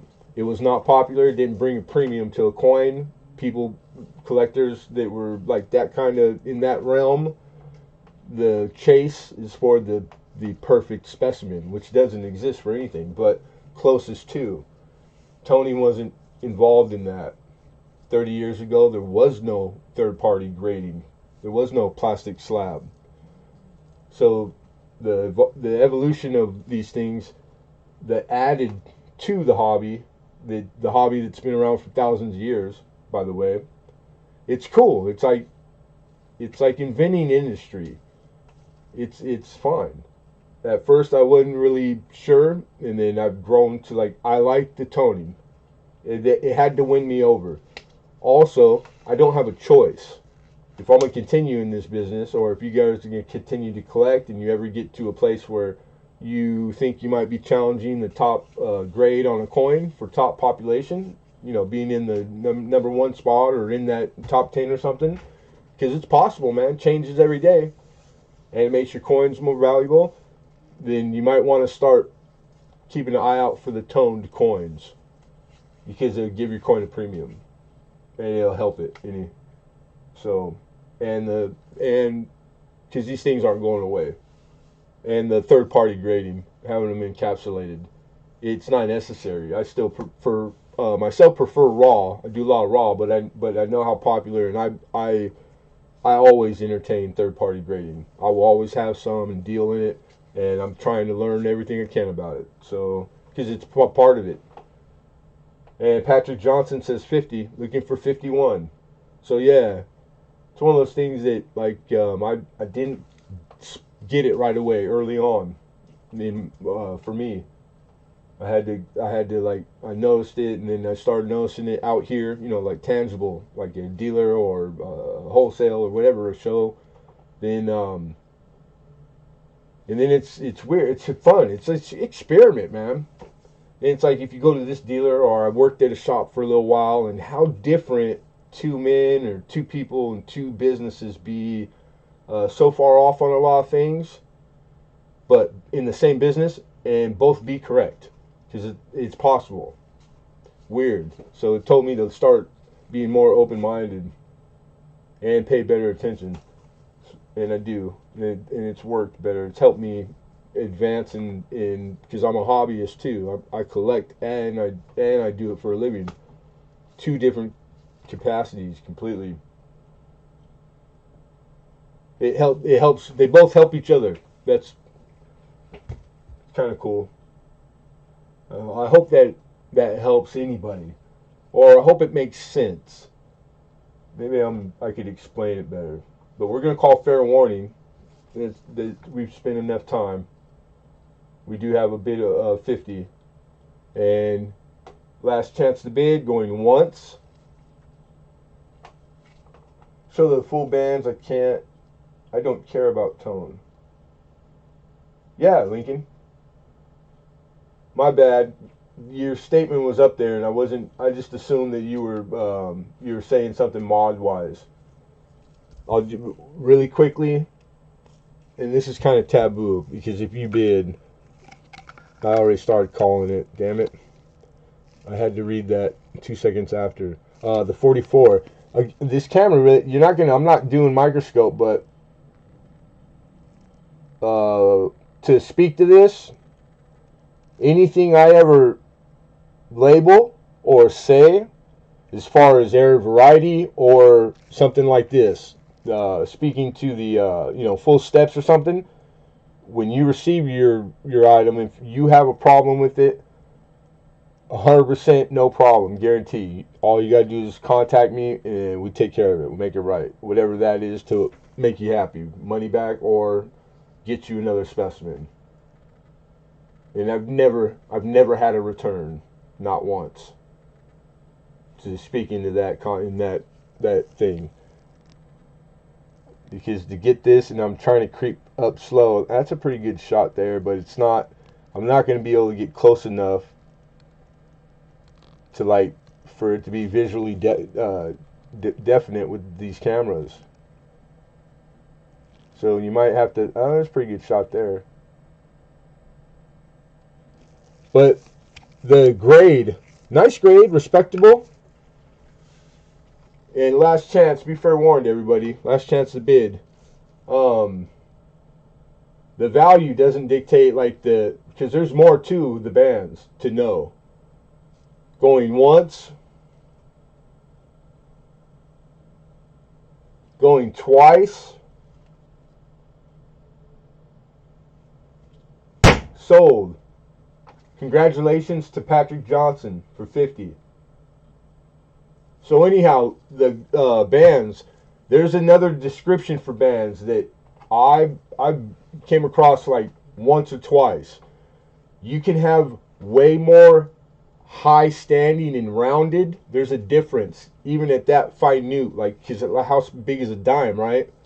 To go to the bands in the center on that dime, we're talking like it's you have to really be into the mercury dime market, or you just like to know all the stuff that you'll never use, because there's a big premium for a certain style of bands, that full bands. There's such a thing as full bands low end and full bands high end.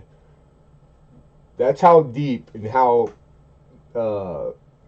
detailed coin collecting gets when you get into every facet it has. It's got more. When you think you know it all about that year and that Denver minted, whatever it is, you're probably wrong, because there's somebody that spent their lifetime figuring out, after that million specimens looked at, that, oh my God, look at the difference, that minute difference there.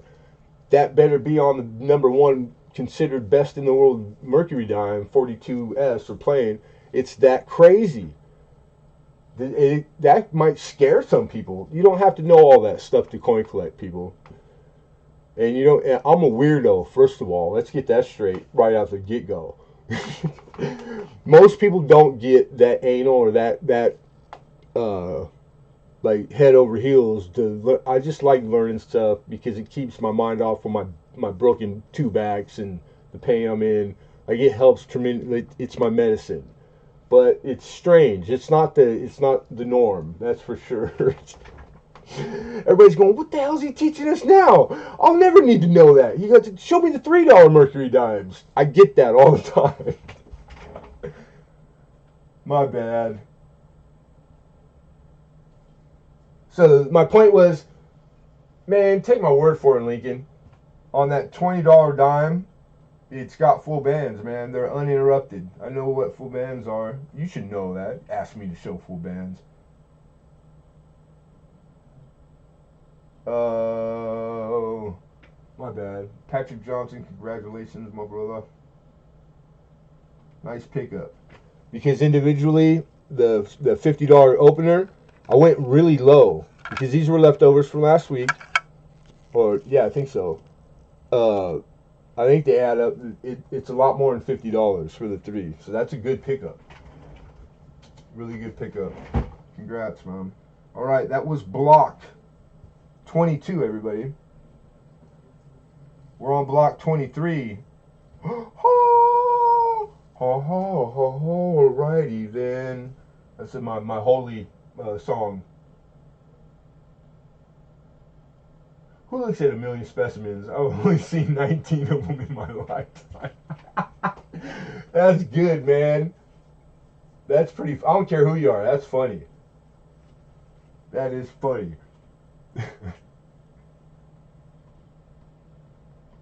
A million. I mean, really, I might have exaggerated a little, but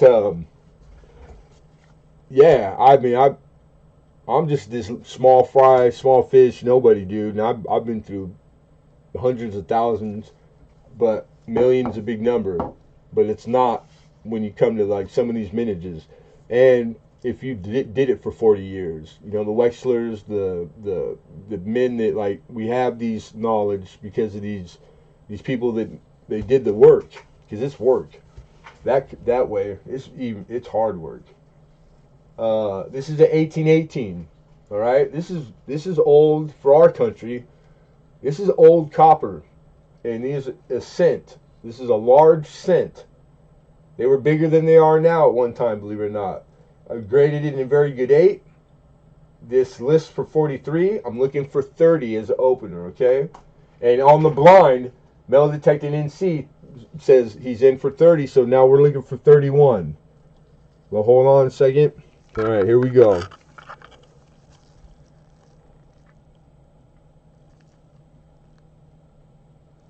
Now, everything's been clad or silver. Now we're to dark, so I might have to find its sweet spot. Like, where do I set in what light? There we go. So she's got all the pickups, and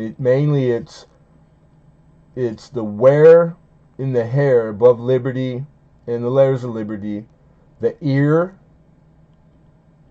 and then when you go to the right, which is east of the ear, you can see the separation showing you hair, right? It's dark behind her ear, and it's got that line that goes up. That line only appears at a certain grade. On a good 4, there's nothing. It's as flat as a piece of paper. So the little bit of detail, because it's a little, when you see this in mint state, you go, okay, that's what it looks like. But she's got a little more than what's needed for the grade. I spent a lot of time on these, and I'm a big copper fan. And there's a lot of different ways to make the same grades. Some things are allowable and not, but she's legit. And then on the reverse,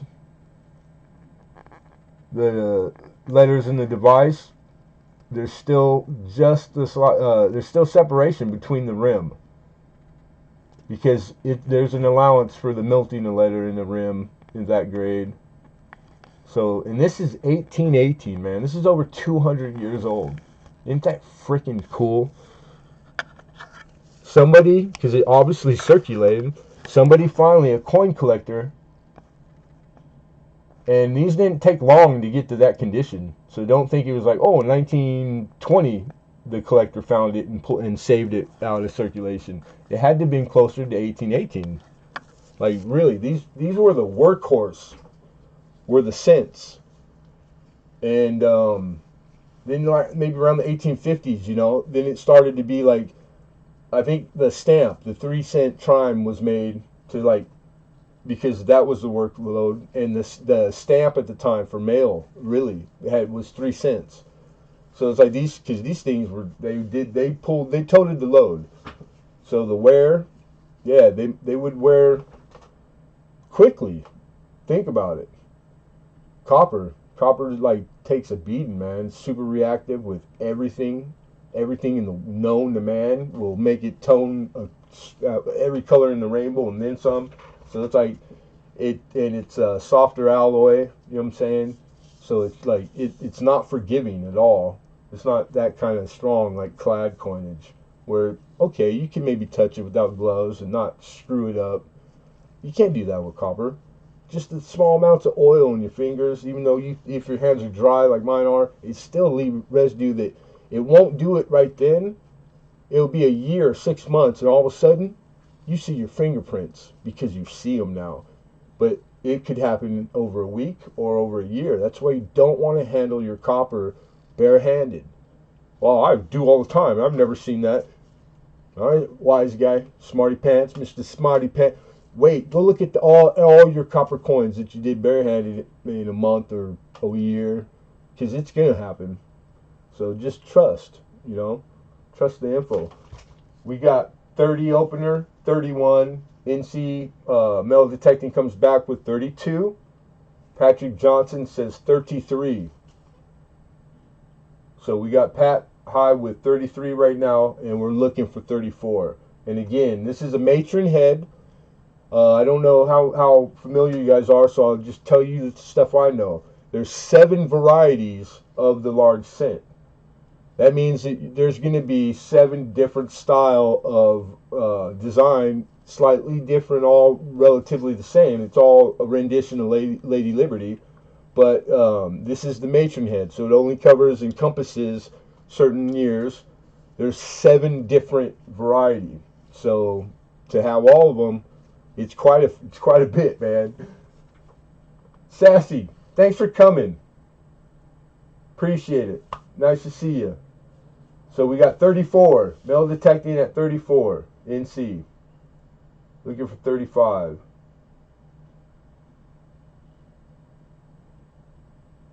And Patrick Johnson says 35.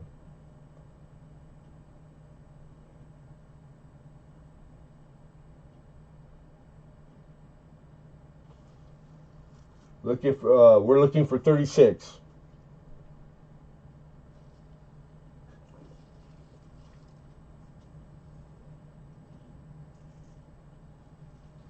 What says you, NC?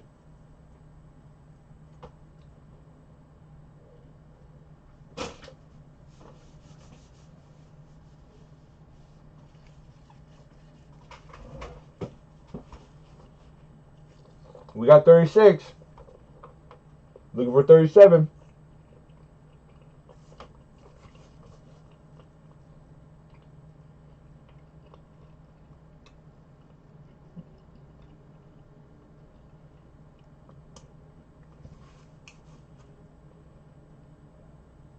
Bait the Hook, what's going on? Bait the Hook, good to see you, man. Thanks for coming.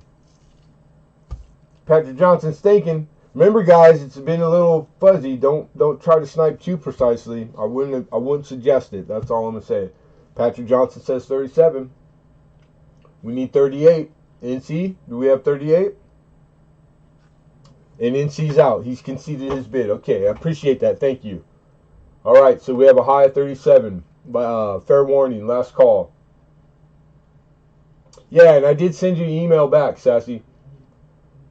Here we go. Fair warning. Going once.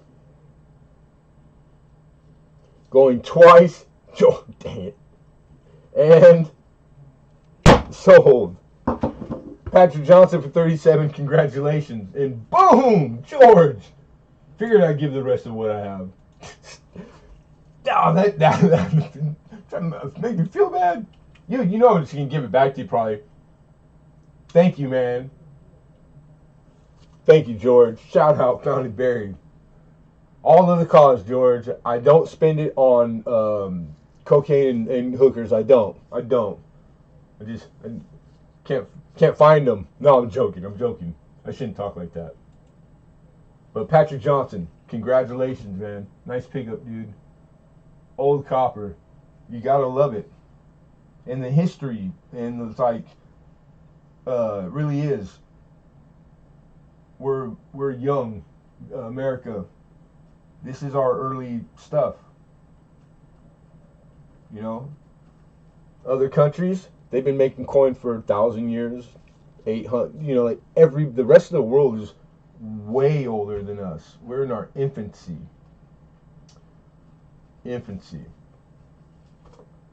That was lot 23, and it's like coin. Coin was used and still is. It's been in a lot of capacities. It was poor people had coin. It was the art. You walk in a home, there's photo on the wall, a painting. They used coin like that, in that exact capacity. People put hole in them, hung them on the wall, because it's all they had. It was the only thing they had ever seen. You gotta remember education. Most people couldn't read not very long ago. Like those types of factors were the factors. But yeah, it's a trip. It's a trip. It's all really interesting stuff. So if you were a fan of history, which I was always a history buff, it's the history and coin.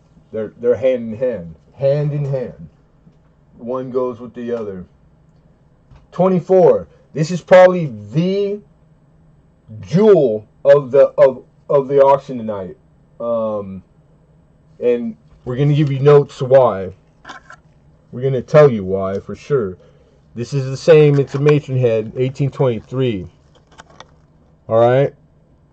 Normal date, because there's different varieties of the 23 of most of the large cent. Very good 8, but like a net grade, which is like the same as details, because there's a few things that are on there that I think that's what she would get details if you sent her off, but might not, because this is very scarce. That's a word you like to hear when it comes to your coins that you have. You want the scarce ones. Trust me. And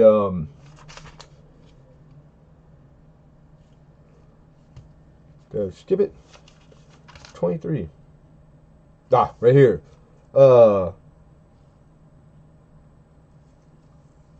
This coin lists for $312 in very good 8 in that grade. That's wholesale. That's wholesale raw list price. Current market today, $312. Because of I think it would go net or details. Then I took off the appropriate, like, what's the conversion? 35%.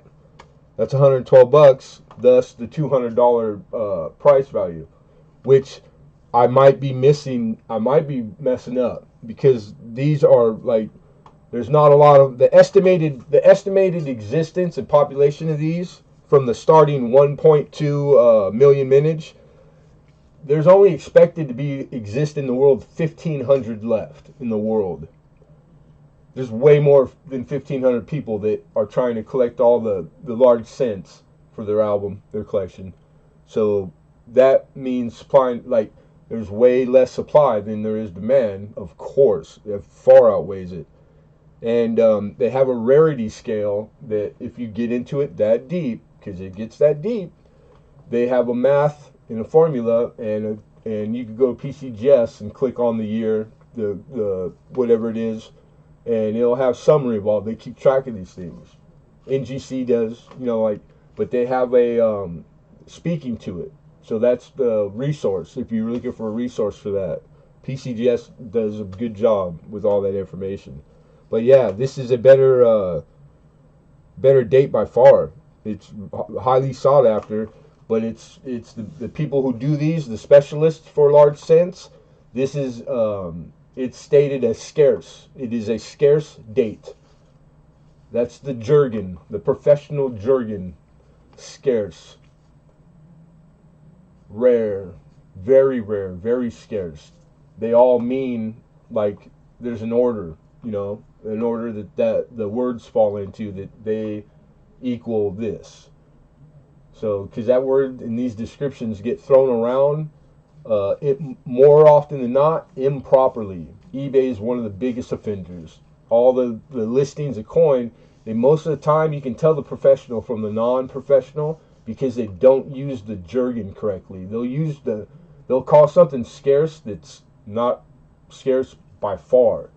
And there's numbers and math to it. Like it's real stuff.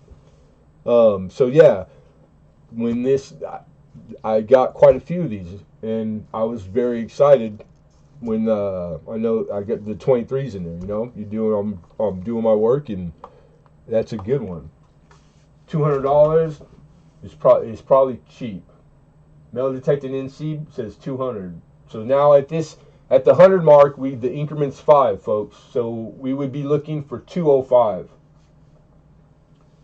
And then, side note, coming up, there's a coin that bests that mark. I tried to get as much info on these as I could in the short time, but there's going to be another large cents after this one, that there's only 400 estimated population.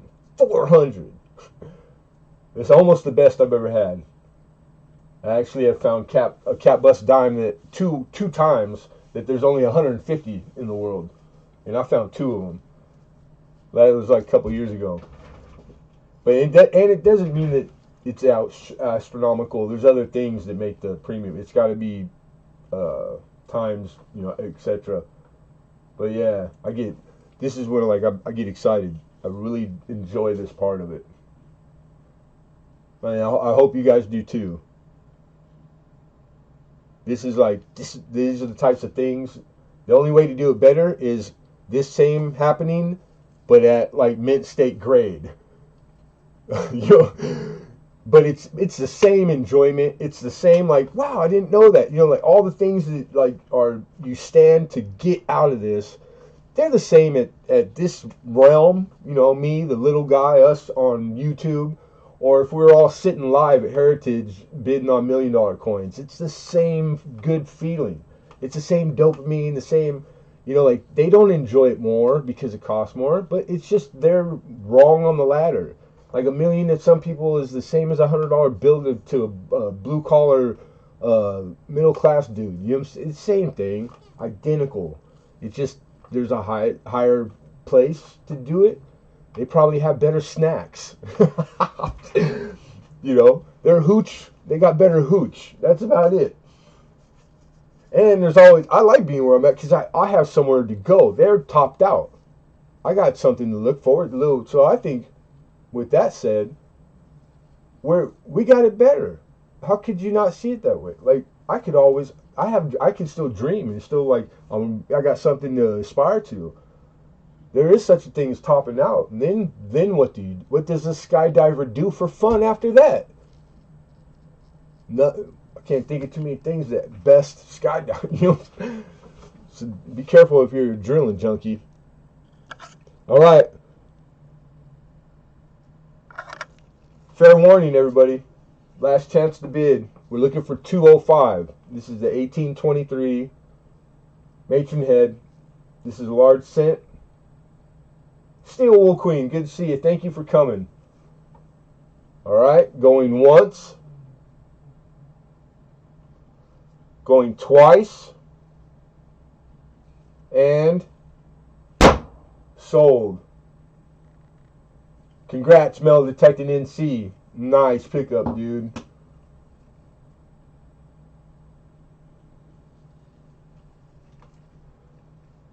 EJ's Numismatics, what's happening, my brother? Another big Copper fan. Your ears are ringing. landing in the net with that parachute is better than.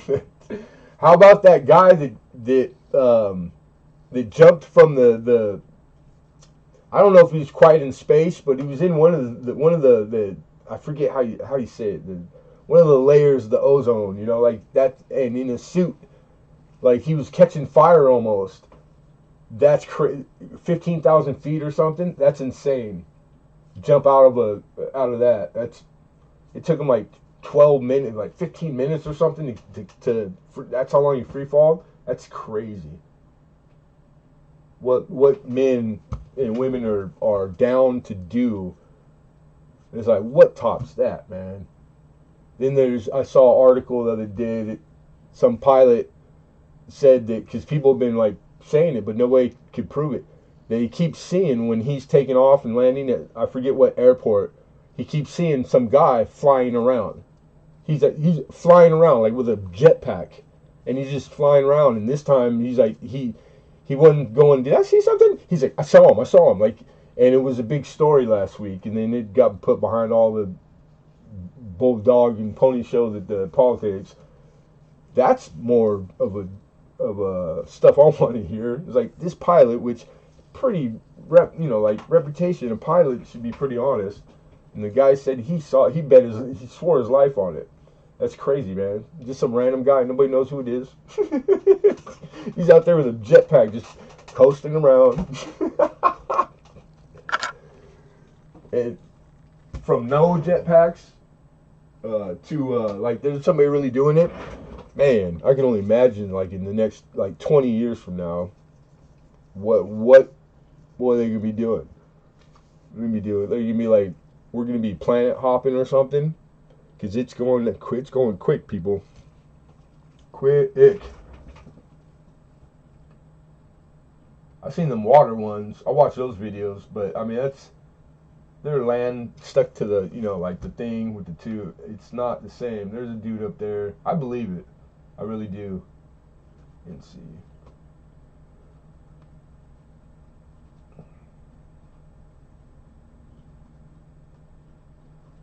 Okay, so lot 24, gone. This is lot 25. This is the 24 large cent, normal date. In a good 6. List is $38. That's current market. That's raw. And I'm asking for 30 as an opener. Alright? And that, again, that's the lot 25, 1924. There we are. And let's see if there's anything. The mintage on the 24, 1,262,000. That's the mintage that this originated out of. Alright? The survival estimate on this coin, 2,500. Pretty low. Now that's because the way they keep track of that, the estimated survival on this, 2,500, that's in all grades. They do get more minute, and they go to, in grades mint state through 65. 60 through 65, they will tell you the estimated population, because it's, and even more accurate, because all those are they're slab, they're record of them, and then it'll go 65 plus. So there's 3 tier to the record keeping of those survival numbers. And we have metal detecting NC with 30, looking for 31, which pretty cool. But it's always, I'll never, like, I just skip over that info all the time, because there's no way I'm ever going to be like, I need to know what the survival rating of my mint state 65 plus small cent is, because we're talking the money these coins are worth. You know what I'm saying? There's a lot of these smaller cent that some of them there is no known specimen over 65. There's none in red. There's like 10 in one of these that I have this evening in over mint state. So it's like this is kind of a good little batch or example for like for our large cents of these are more special than it speaks to that even in these lower grades, these are really special coin because there's not a lot, and every day that goes by those populations, whether we know it or not, or see it or hear about it, you just have to know they're getting smaller because somebody lost one. Somebody gave one to a nephew or grandson, and then, what do young men? I was given a few things from my grandfather when he passed away that I was too young, and I was not a good keeper of it because I ended up losing it. He had a Knights of Columbus ring. He was Knights of Columbus, which is a Catholic thing, and it was a treasure of mine, and I just, wasn't as responsible enough. Well, even adults mess up, so it's like this is a small pool to pick from in when you're a collector, and that's one of the jargons. When you hear properly, it always speaks to whether or not it's easy to get the specimen in that grade that year, and when you start getting into the reading a lot about it or trying to track down, you're out there hunting one of your coins you want or need, you'll come across that. You'll find literature that the people that take care of the tracking this and the info tracking, they will speak to it. They'll let you know. It's going to be impossible to find one because there's two.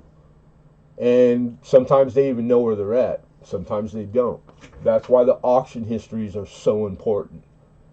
They're more important than they given credit for. And we got Hawkeye. Hawkeye jumps in 32. Metal detecting comes back with 33. Hawkeye PA at 34. NC metal detecting says make it 35. Over 2 million minted. On the 24, no, less. 1 million, far less. 1,262,000. So that's the 24's mintage. And survival estimate out of all grades is 2,500.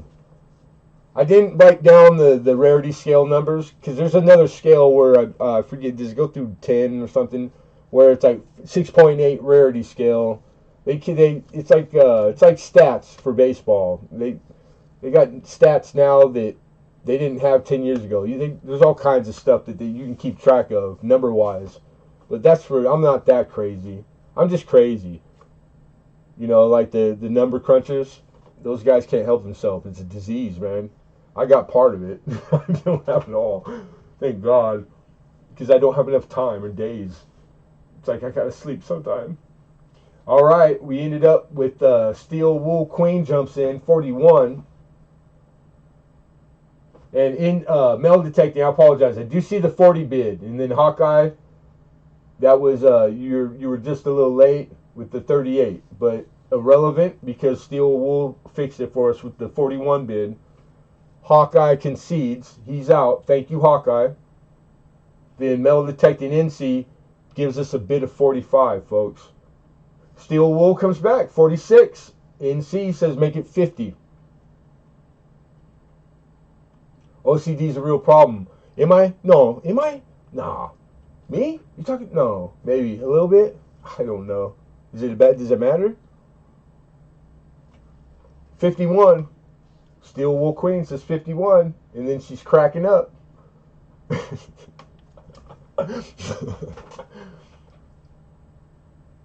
Let's see the reverse. I'm sorry.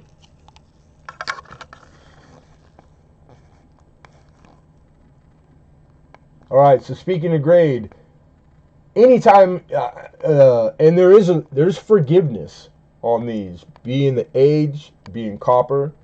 I go through a lot of auction history, sold histories, and photos, and I'm always amazed, like, wow. Because a lot of them, there's a forgiveness, which means the grading is critical. Like it has to be this, or like company, they're not as critical because it's, of course, the age and the likeliness. Like it's not stuff that you're going to come across when you read the grading for this coin. It'll be more critical, but it's an unsaid said, just to call it what it is. So some like Jefferson Nichols, their grading on them is kind of forgiving. They get higher grades than I would have thought if I just read and mastered the book on how to grade them. I would find out that the tangible evidence of real like what happens is slightly plus or minus. It's on that side. It's on the, there's some forgiveness. It's in these in a large sense. But this one's nice. It's got separation from the device. So it's what we call like full rim. It's just got the bottom right side.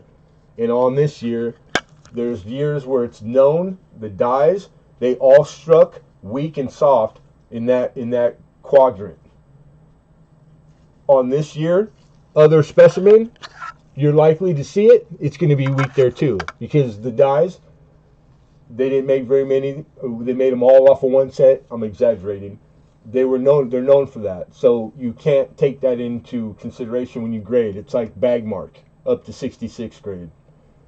You can't, even if you want to and you see it, you can't, because it's not how it's done. It's not the standard. But that again, that's how deep it gets. It's like, I didn't know that. I didn't learn it till I learned it. don't get me talking about die pairs and shit. We don't have enough time. I'll just give you rough estimates. 56. Steel Wool says 57. JD Francis, I apologize. I saw it. I'm looking at your name twice. Welcome and thank you for coming.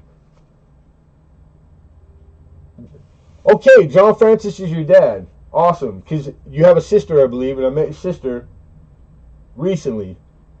And because John Francis, tell your dad I adore your pop. Your pop has been he's been with me, a supporter since like the start. He's one of those handful that have been with me as long as I've been on here. So nice to meet you, and thanks for coming. 59 from Metal Detecting, North Carolina. Yeah, good looking, man. I mean, good 6, easy. Net grade, she's got. I did a lot of these. And I might be, because I'm a conservative grader, and everybody knows that. And because these are forgiving, and I know it on some of them, but it's okay, because it's like, you guys, I don't mind. I don't want the phone and my email start blowing up ever. And the black on her cheek, most of these are their original service. It's not damaged, it's not concave or incuse. It's like just a little bit of caca, you know what I mean? And yeah, I'm tempted. I'm not touching it. I don't clean my coins. I pass them along just like I get them. But that separation or hair in the center, the ear, just being able to see the ear, the loop. You see remnants of ears and think that's the ear. No, man, the ear is like, is it the ear? Is it a lobe? That matters. All those degrees. She's solid. Denticles, beautiful. 61. Steel Wolves at 60. We're at the 61 North Carolina detecting. Yeah, Kayla Lincoln. Kayla is his daughter. There's a lot. Just recently, for some reason, I've been learning that about like a lot of different people, like in the community. Like, oh, I didn't know. I'm making the connections. Couples, like the whole time I knew both of them for like a year or two, and I had no idea that they even knew each other, let alone that they were like married. That's crazy. All right, I'm gonna push you guys to it. We got a few more after this, so we're at $61. We're looking for 62. I got metal detecting NC high.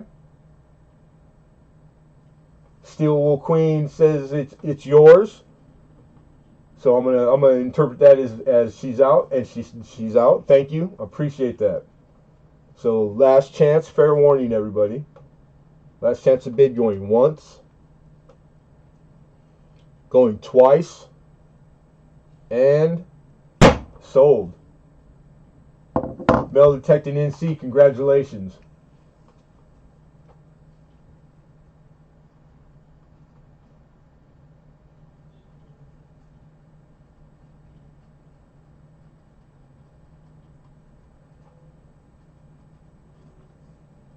That was lot 25, folks. 25. Bye, beautiful. I'll never forget you. I'll always remember you. I took a picture hugging her earlier, all of them. Then we did a family shot. All right, number 2. Multiples. I hired a professional photographer too.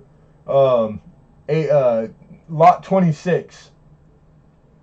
This is a large scent, very good 6. 25 is the opener. Normal date, because there are varieties. This one is normal date. There'll be one that maybe it's the 6/1, etc. So most large scents have some sort of going on. Whether or not it's a how do I say it? If it's a red book variety, that's how they say it.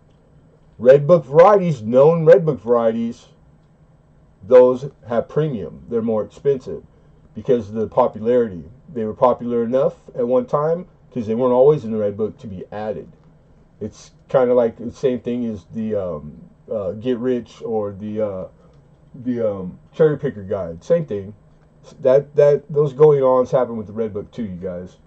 So there's varieties that, well, I know a variety on the 24, like 4 of them, but it's not in my red book. But there is for the 25. Yeah, exactly. Popularity. That's all record kept and tracked by how many times it sells, because that really tells you how popular something is. If they're both about the same image and they're both about the same value, and they both have varieties, but one has 8,000 auction histories and the other one 100, I would say it's superior in popularity. So thus it makes it into the printing of the annual, red books, blue books, etc. I see John Trader with 31. I see Metal Detecting NC with 20. That's not pot. That don't work. Carry divided by pi. I do see the bid. I appreciate the bid. And I do see John Trader first, Metal Detecting NC. So we have 31. We're looking for 32.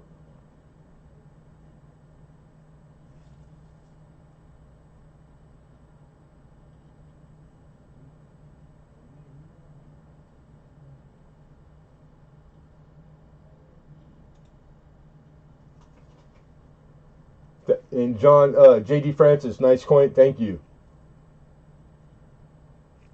And I'm going to give a proper thank you and shout out. Not really a traditional our YouTube standard shout out, but my source for 90% of the coin that I bring to auction and have for a long time now is I'm grateful and thankful. And this was one of those days that there's been a lot of them lately, and I couldn't say better things, it's a lot of luck. I was lucky I was there, but I wouldn't have been there unless I'm prompted to, whether I'm conscious of it or not. I'm there always, as often as I can, sourcing my coin because a million places to go or try to do it. So I just shout out to my guy and gal and employees, because I'm damn lucky. So if they sometimes will lurk, and thank you, because this is what I like also. It's a business. I do this for profit, to live, to make a living. Small, good, mediocre living. You know what I'm saying? We're getting bigger and better, but I would be nothing without source. Who would? 32, Metal Detecting NC, and his bid, he just beat you in there, Trader, I appreciate the 32. Trader says 33. So we right now are high at $33, looking for 34. John Trader's holding the high. 34, looking for 34. What year is that? 26? 26. Did you make it into the notes? The mintage on the 26, 1,517,425. Original mintage. Estimated survival on the 1826, 4,000. So all the powers that be estimate there's only 4,000 left in all conditions. All my estimates tonight they're all, I don't say it, I should have. It's in all grades. So that encompasses, that's it. That's the total. Plus the one or two past 65 and the mid-state 60 through 65. That's the other two columns. And Steel Queen jumps in. Steel Wool Queen, excuse me, with 37. John Trader comes back with 38. Metal Detected NC is out. Thank you, Metal Detected NC. Where do you get the survival rates? You can use PCGS, and it's on like 3 different places on one page at a time sometimes. Like the home page will have a section where you can go straight to it. But when you specifically get down to click to the, let's say we're on the page for just 86, when you scroll to the bottom of that page, past the price guide, past the auction histories, etc., and it's going to be, that'll be the next set of info. It's the survival rates and the rarity scale, and that'll be that.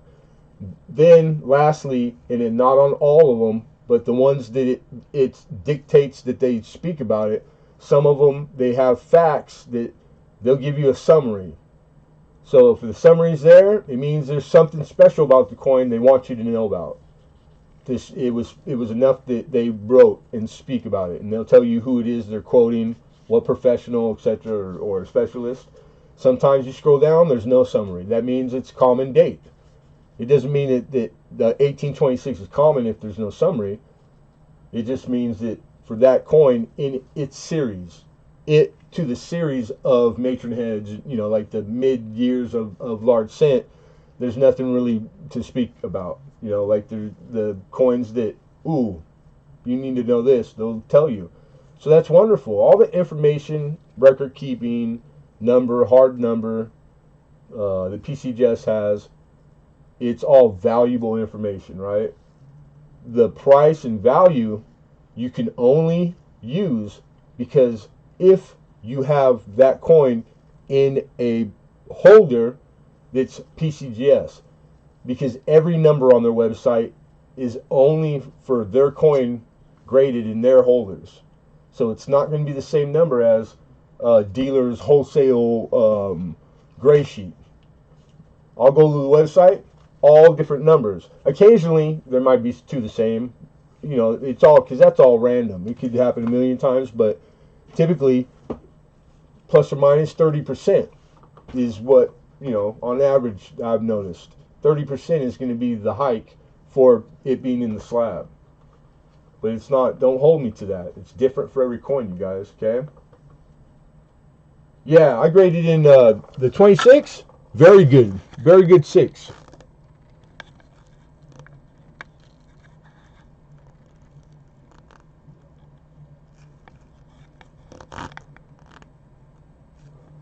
That light, when I get too close, it's always where it wants to focus, where I get the reflection from it. There, that's pretty good. And then when I go to the west, you can see how more lines pop up, more detail. That's me holding it. The west side of the coin is actually closer than the east side, right? I'm holding it at a slight angle when we speak to left or right, and then more detail pops up. Just the way it wore. Your eye only registers depth. When light makes it to the deepest part, it refracts, it bounces back out. When it does that, that's when your eye registers depth. Sometimes something perpendicular, just dead square, I'm staring at the painting on my wall in the center of it, it's not enough when you have things there in 3 dimension. So when they speak to the high point on the relief that wears first, It's because it's it's raised. When you take a coin and you look at it tabletop, you'll see you can see 3 dimension or at a slight angle because now your eye registers all these heights and depths. So it's get in the habit of cartwheeling your coins when you look at them, especially if you're air variety.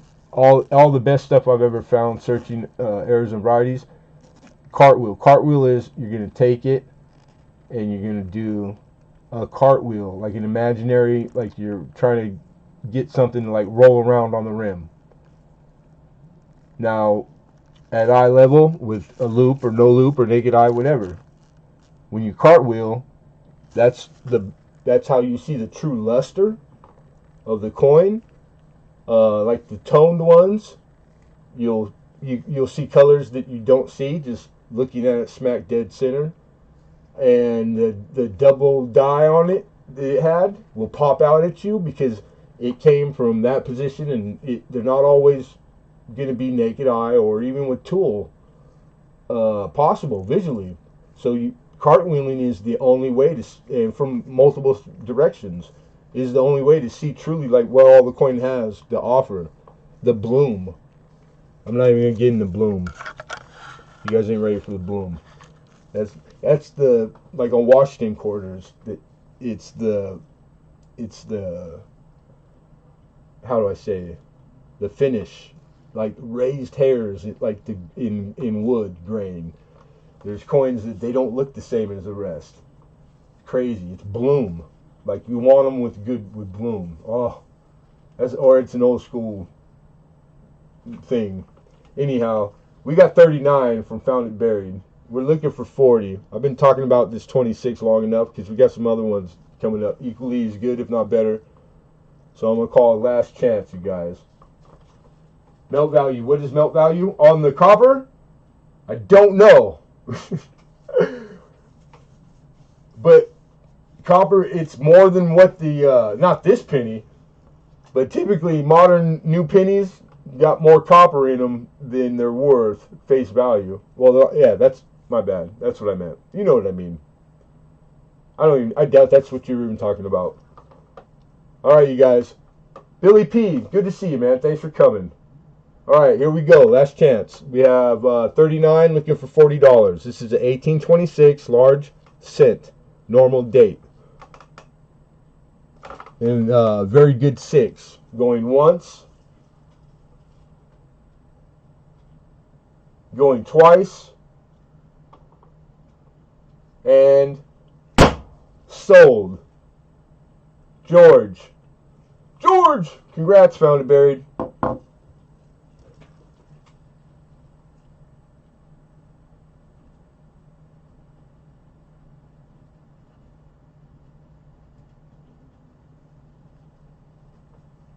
That was lot 26 on the 26. I didn't do that on purpose either. I just noticed that. And we are moving on to 27. And wow, that's weird. Dang it. What are the odds on the one? Yeah, totally. I mean, it's happenstance. Natural selection. 2 in a row. Oh, that's creepy. And 29 is only 1 off. Oh, that's weird. The 32. Anybody know what I'm talking about? The auction list, it's not really matter, but dude, I don't believe in that stuff anyways. Sometimes. Depends on what day it is. Alright, 1827. This is 1827 large cents in a light grade. A very good 6 I graded in. Alright, starting bid 30.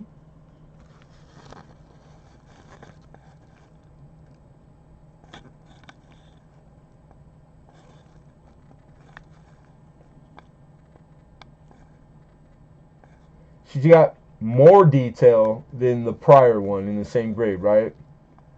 Like at first glance, you go, oh wow, that one's obviously way more detailed, but there's countering like factors. Like the forgiveness, the nick in the rim, down at like what is that, 5 o'clock? I take it or leave it. I could leave it. You know, like it's not in a focal point like it's important, but it's distracting enough. So it's like that counters it. And I did, you know, I looked at a lot of photo of current, like the most recent auctions per year. God, I spent a lot of time on this. Like probably altogether like 30 hours just on this small. How many I got in here? 10, and a little work you didn't see, but yeah, and you'll see. And there's a lot of them that they're currently way outperforming the current market values in like price guide and website. That's stuff that like you really gotta check. You gotta follow through if you're gonna do it right. Not well, I shouldn't say right. That's not. I don't set the standard, so I shouldn't say it right. That's what it insinuates.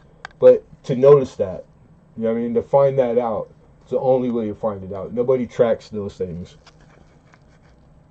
It's because I don't know why, but why? I gotta think that through because really, it's just a missed thing. It's an anomaly in something that's sound.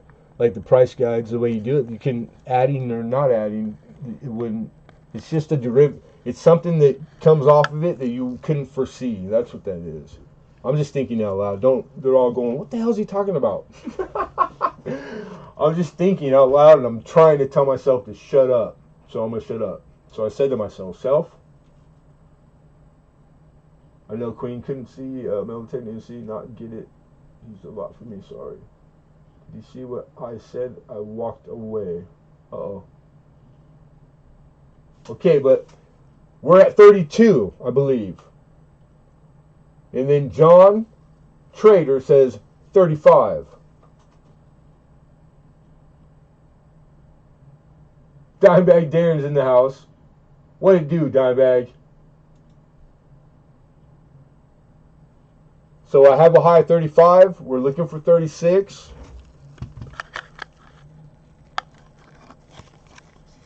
$27. Let's see if we got a note on it. We do. All right, so the 27 is the reason I was getting into that weird explanation that I might not have chose the right words because it's really not something typical, is because the last auction of this 2,357,732 minted coin with a estimated survival rate of 5,000. 5,000 in all grades estimated to exist. Left. I think left is a better choice of word.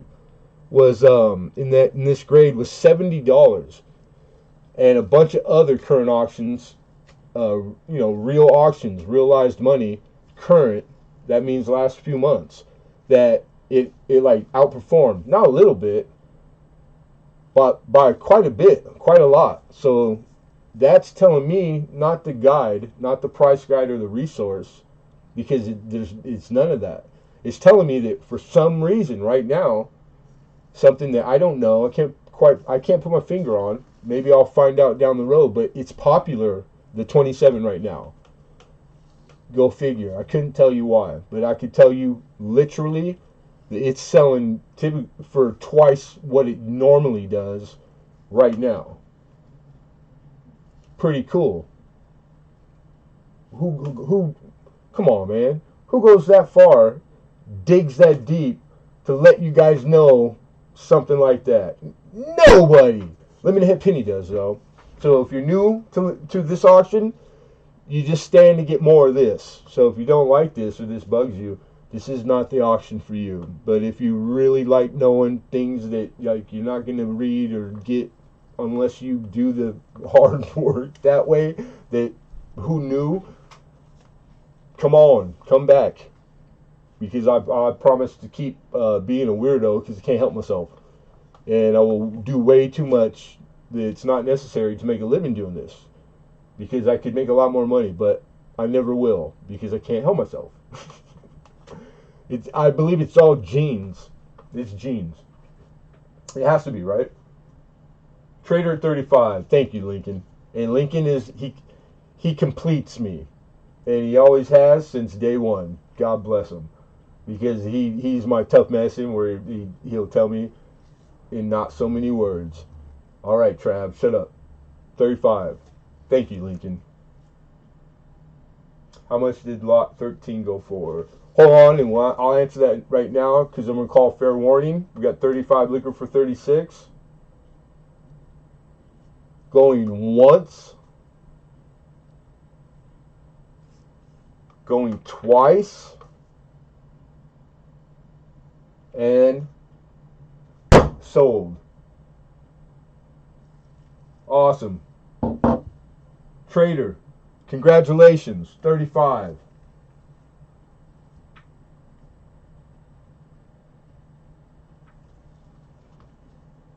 Okay, Dimebag said lot 13, Dimebag. Oh, the silver, yeah.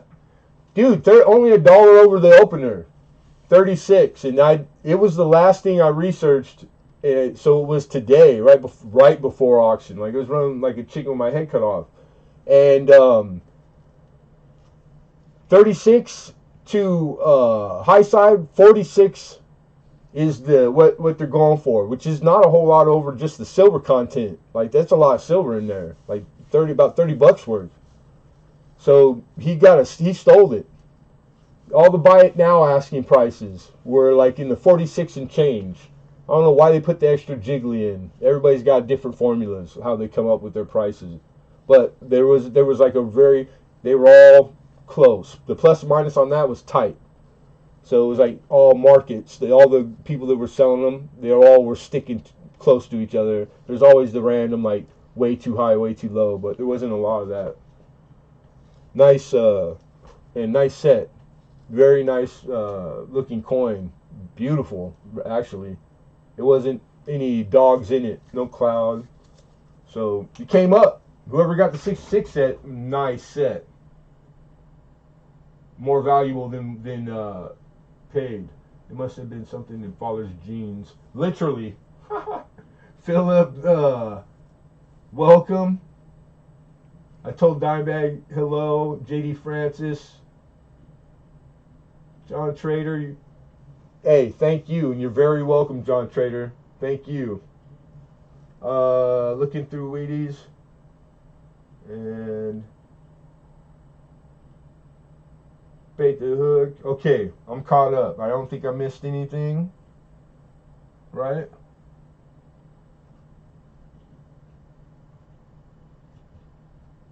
John Trader. I think this is the first time. If not, don't take any offense. It's hard to keep up with that type of stuff for memory.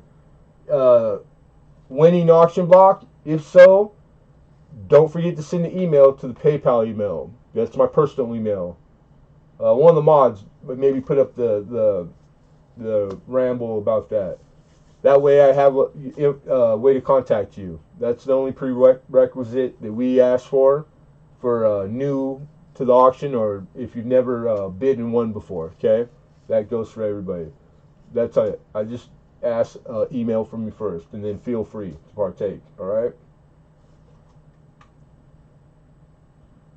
At Lemonhead are no date large cents worth anything. Yeah, I have some. Because of the 7 different varieties, you can narrow down and through deduction eliminate a set of years.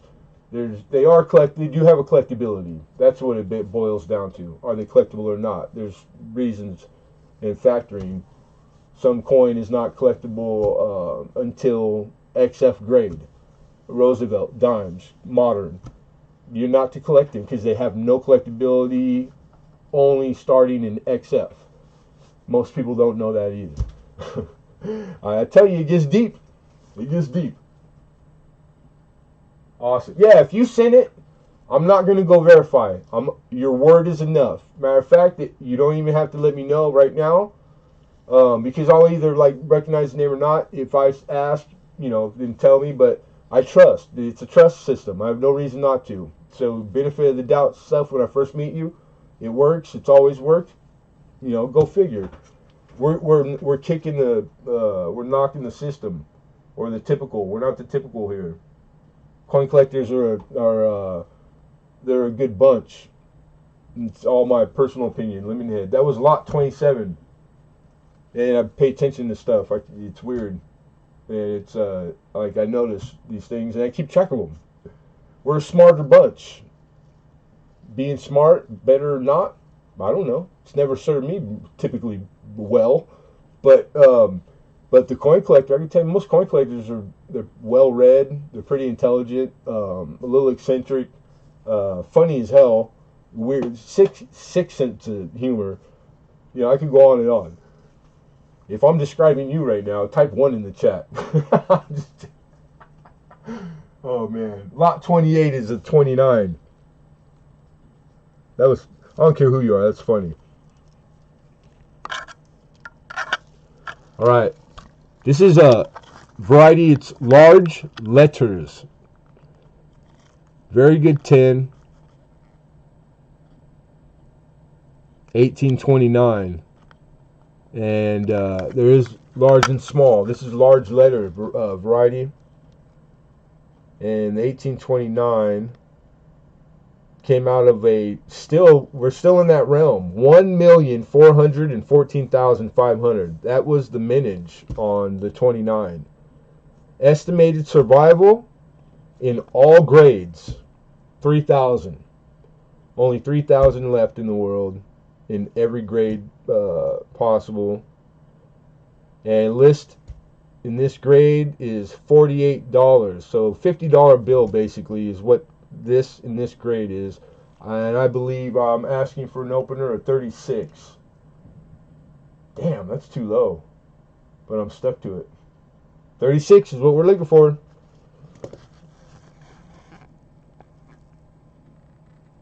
Come on, focus.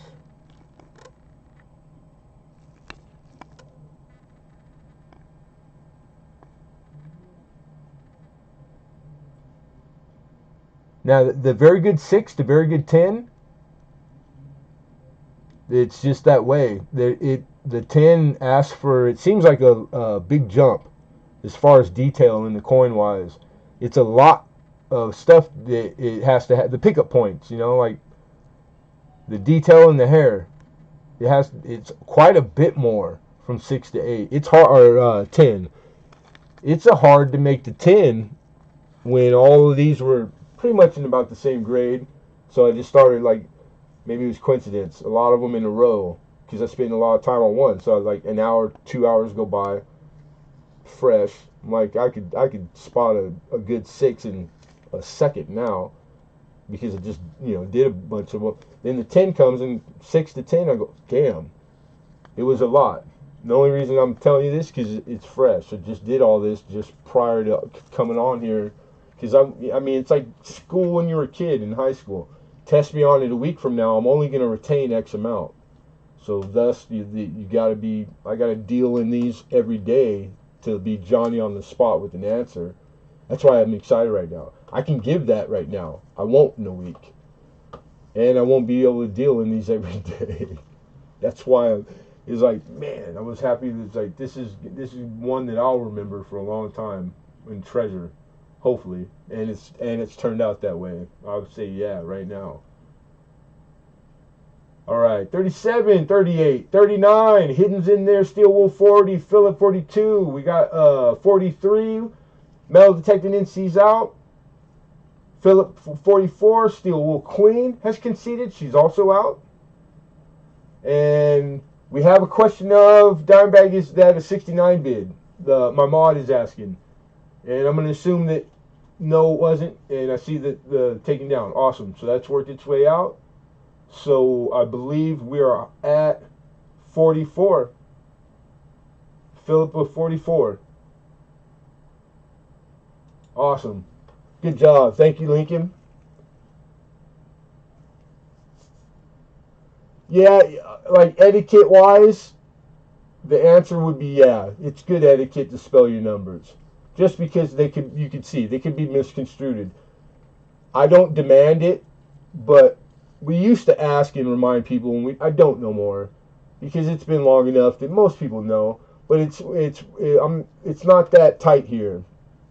I'm cool, no big deal, and I don't mind. I'd rather have you here hanging out, having a good time. It's not a deal breaker.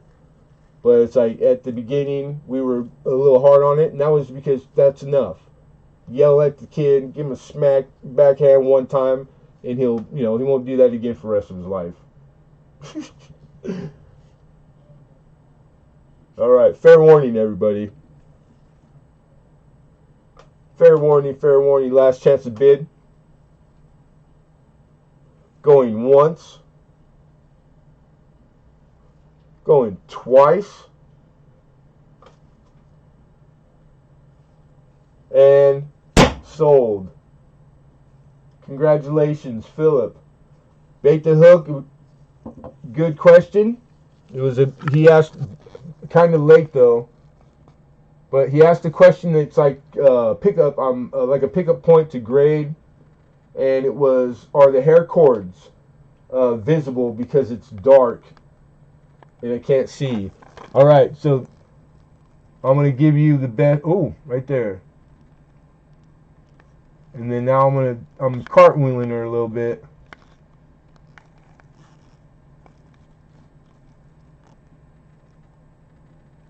From the 6 to the 10, it's really the lines, the big one through the center from the back of the ear going east, of course. Whether or not it has a line inside of it, and then the lines at the bottom of her hair by the curls at the bottom, whether they are there or not. The tops of the LIB and Liberty and like that part of the head and how intact they are.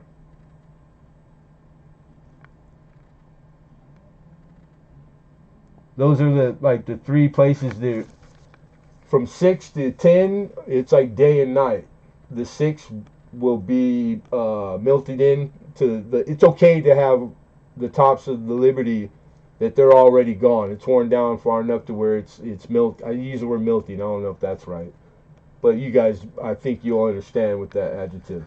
And where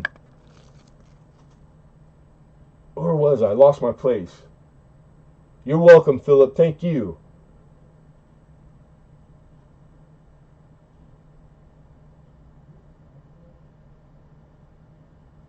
Oh, I'm sorry. I thought somebody's leaving. And I just caught a few words out of like my corner of my eye. So anyhow, congratulations to Philip. And if I don't write it down right now, and we haven't missed one, I gotta do that really quick.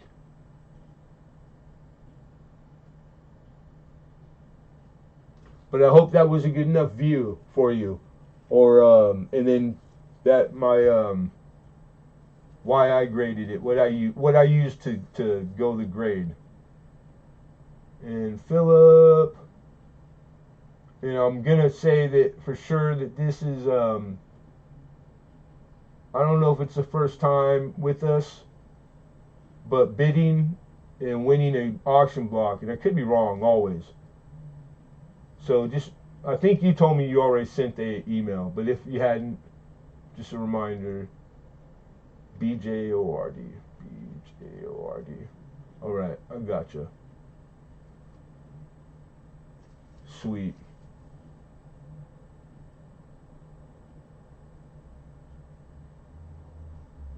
$44.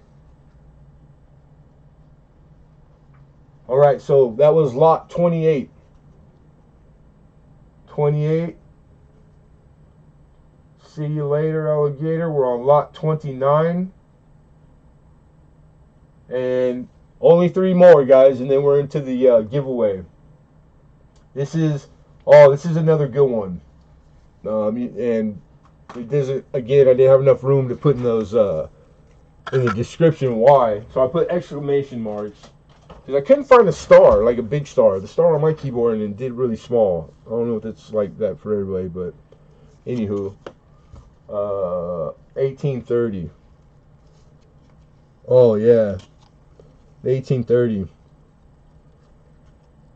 This variety in this date is very scarce. 2 words you want to see on any coin. All right, very scarce. Why? Well, the mintage is 1,711,500. Not too crazy. That's not that big a deal, actually. It's a good 6, not a big deal. Oh, this is the estimated survival. There's only 400 in all grades in existence. That's why. So the matron head, in every way you could find her, and this is educated guesses used with all the hard number. They estimate that hopefully there's 400 left. I mean, really, you got to look at it in both lights because they're both true statements, man. So very scarce is how you would correctly call something that the 400. 400 puts you into very scarce, which is this coin. Prices are higher than normal.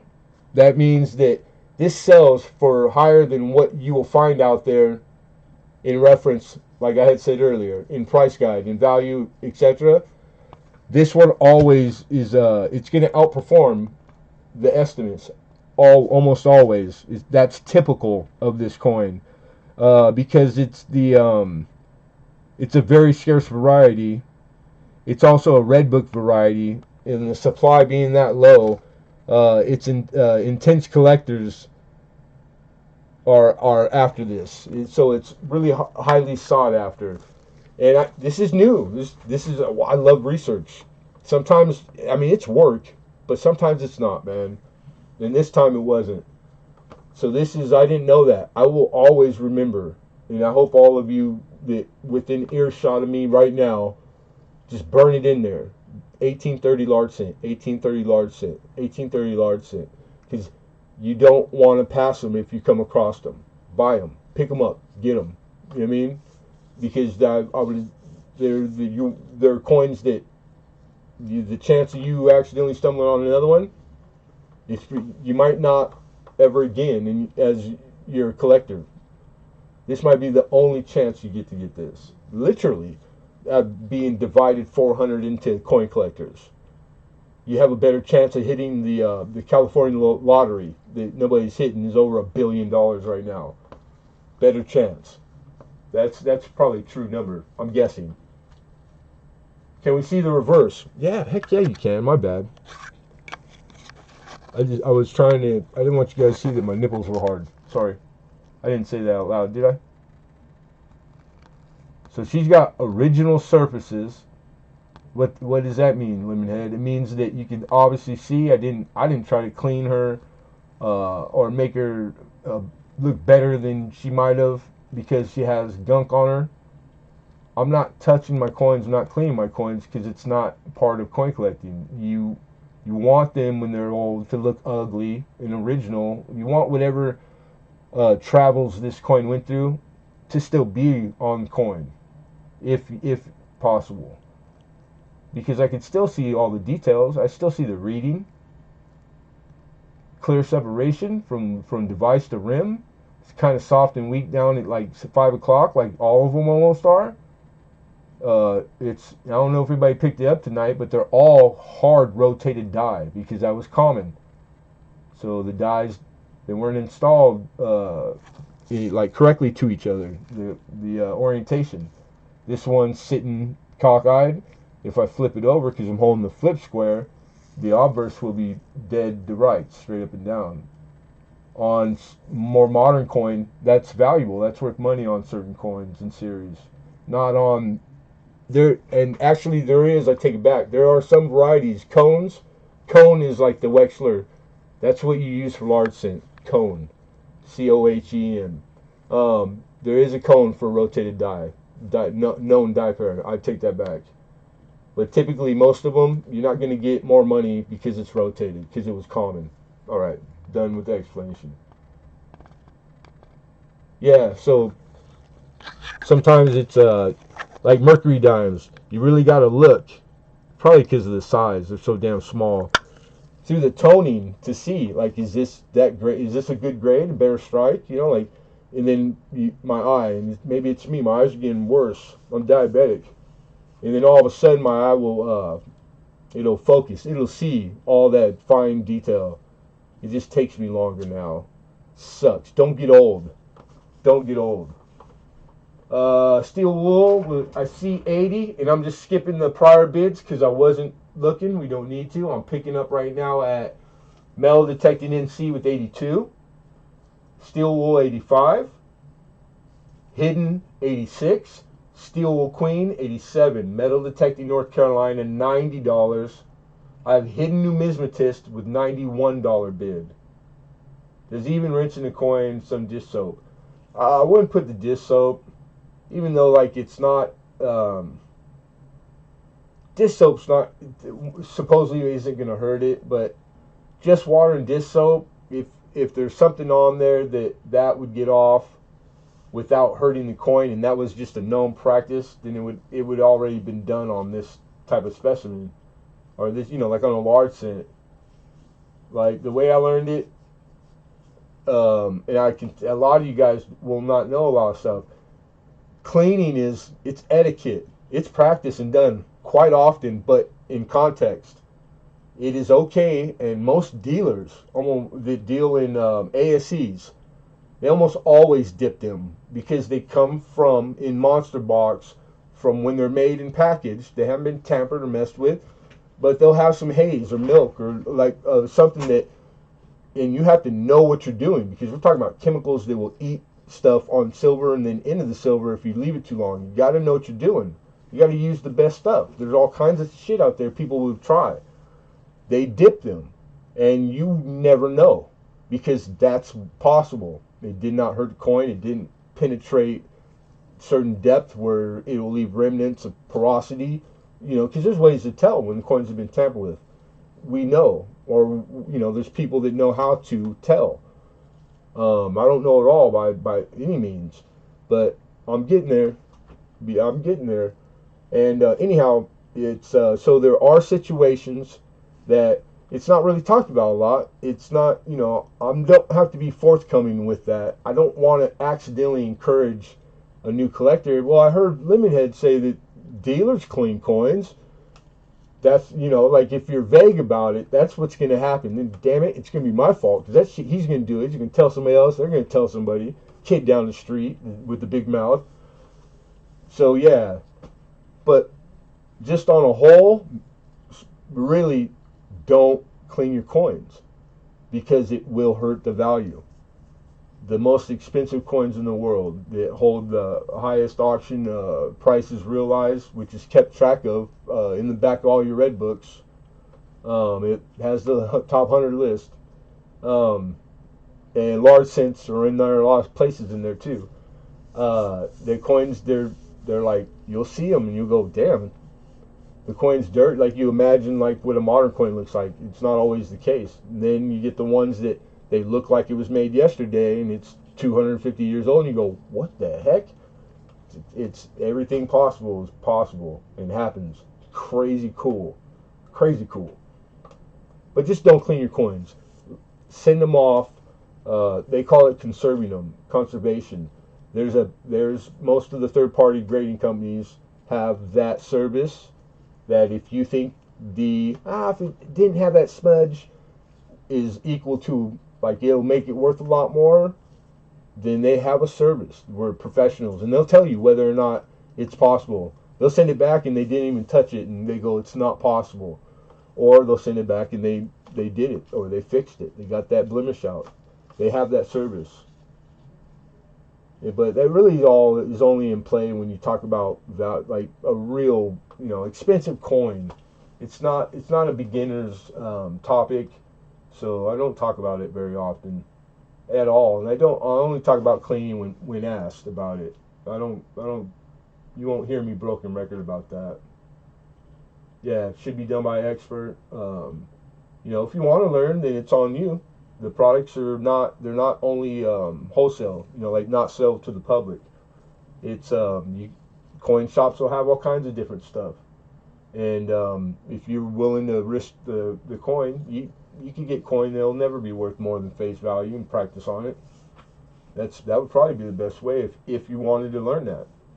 Go if you want to go do it. I'll do what you want. That's what I want for you, every human. Free. You're born free. It's a free country, free world. Whatever makes you happy. is what you should be doing. Where we at? Mod. Any mod? Give me a 101 Steel Wool Queen. I believe that was the last high bid. And that was hidden at 100. Steel Wool Queen 101. That's what I'm looking. Okay, Metal Detecting North Carolina is out. Thank you, sir. Appreciate that for letting us know. And okay, that's where we're at. 101 Steel Wool, right? All right, we're gonna call fair warning, everyone. Washing the Hawthorne. Yeah, there's certain brushes, the bristles, that you can only touch that copper with it. You guys would be surprised how they're kept. They're not kept in 2x2 staple. They're not kept in plastic flips. Plastic flips are not for long term. Even the correct ones without PVC, they're really for just sending it from me to you. Very short term kept in. And the rub, just like album windows, you won't see it naked eye. Maybe it'll wear your coin. They keep them in like this certain type of cellophane, and usually in little envelopes. Manila, like $1 million coins. You would be surprised. It's crazy. And in the raw, love that. All right, going once, everybody. Last chance. Going twice.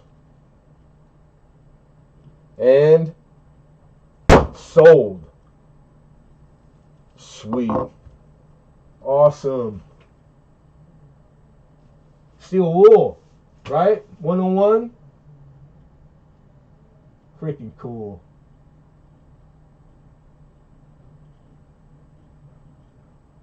Steel Wool Queen for 101. Very nice. Thank you, ma'am.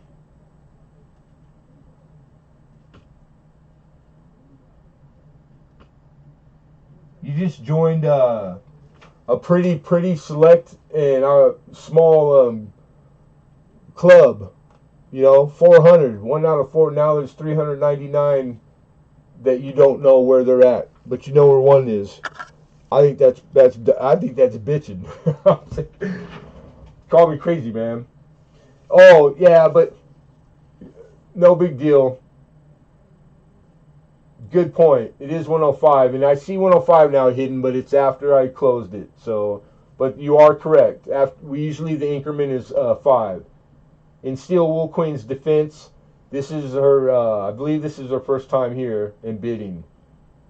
So with that said, in all fairness, we're gonna forgive it because that's the right thing to do. But we'll just remind people. So I don't think that would be handled you couldn't handle it better, right? You have to let Lemonhead call it. Yeah, the call for the 105 bid is easy. It was after it closed. Period. Hidden's he likes to mess around with me. But yeah, the 101, spotting the mess up. This ain't a video game. It's not like it's not. Ooh, I saw it first, so I get the coin if I bid. No, that's ridiculous. Yeah, I would have gone 105. Yeah, it's easy. All that it's true, the noticing it, the discrepancy, but it's not relevant because it was after the fact. So even if it was noticed, it's imaginary. It has no bearing. It has no literal bearing on what happened. But freaking good eye, Lincoln. The only one out of 38 people, dude. That's this is what I've had backing me up since I started this. Was that kind of stuff. I love this guy. This is my guy. He's been with me since day one, and nobody mods a channel anywhere out of the trillion uploads every day on this sucker better than Lincoln Central. I dare you to find one. It's crazy. He's not. I don't think he's not even a robot. The robots mods and stuff. I don't think he's a robot. You're not a robot, right? You would tell me. I'm joking. You need to refresh, Lemon. I need to refresh? No.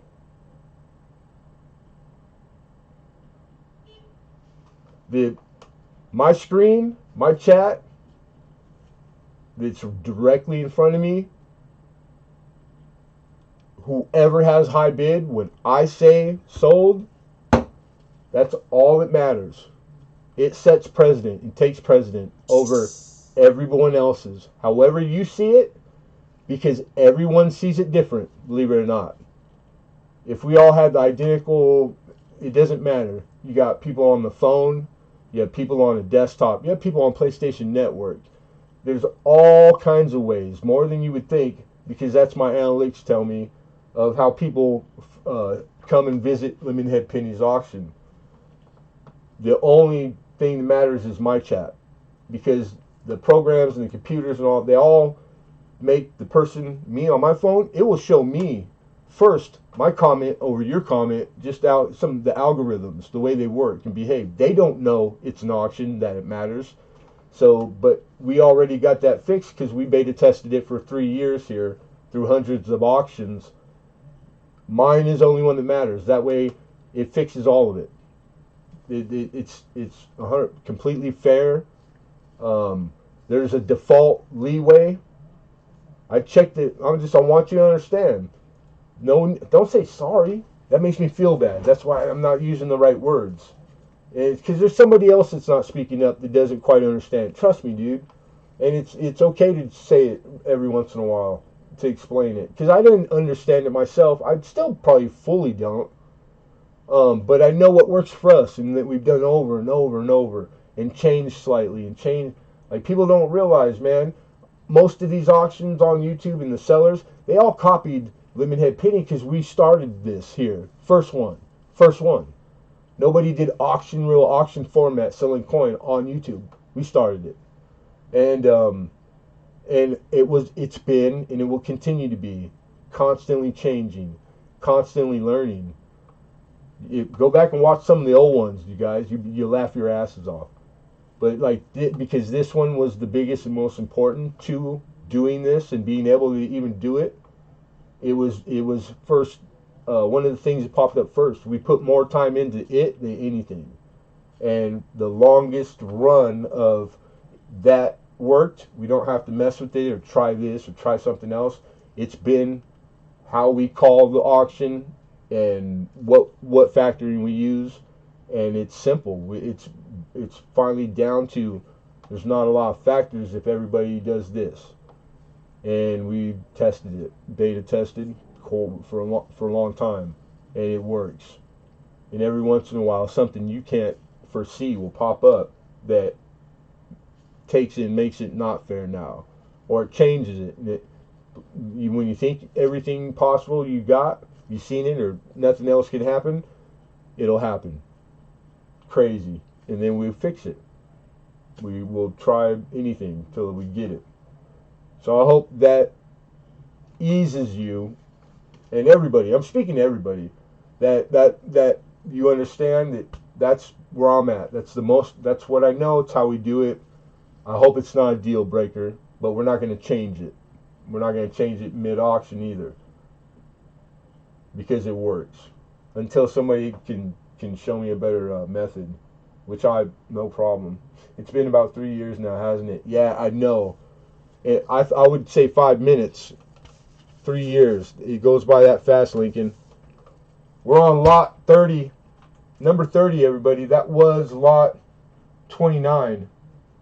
And Steel Wool Queen. Again, congrats, Mama. Nice pickup. Very select few, right? Alright. And not even the estimated survivals doesn't mean that they're being held by a person. It just means it's a educated professional guess that that's what's out there. It doesn't mean that that's what's out there to be had. I think. I gotta check into that, because that, you know what?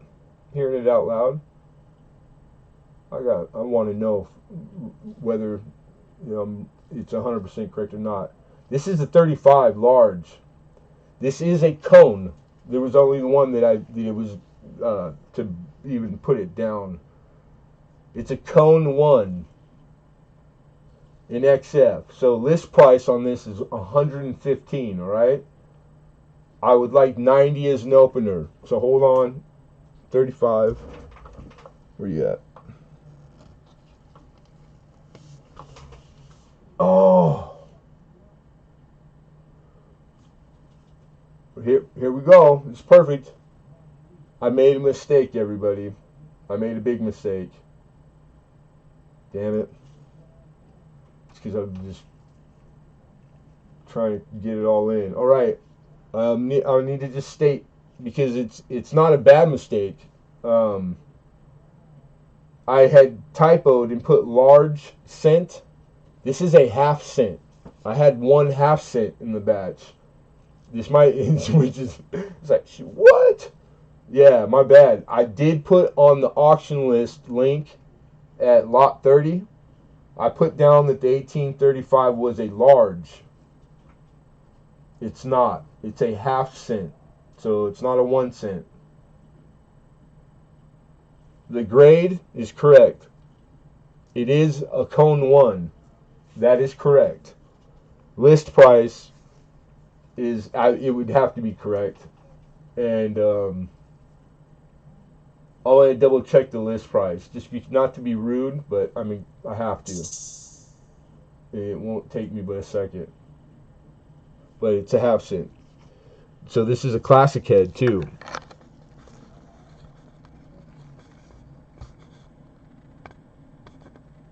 Heavy toned.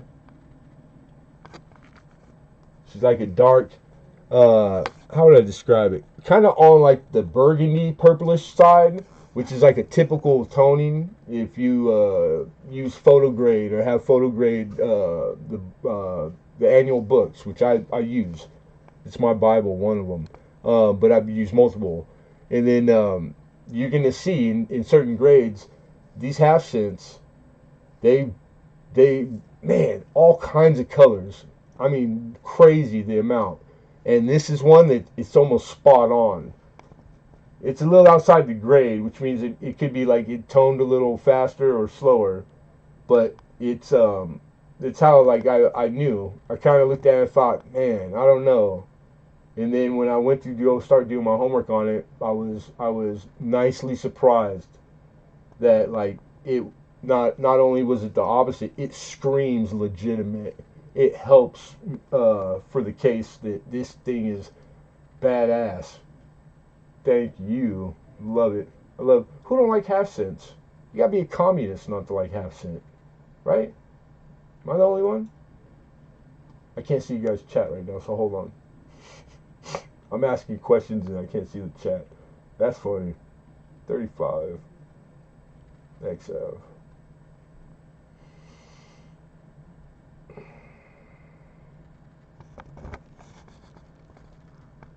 So showing the color hard. Tempted to call it red brown. Yeah. All right. So it's right. I didn't, because I possibly had confused it with large cent. I was thinking, why would I have accidentally labeled it? But it's because it was like 20 minutes after I'm running 20 minutes late that I just finished the list. Let me give you the reverse. Great type coin, man. Damn. Beautiful.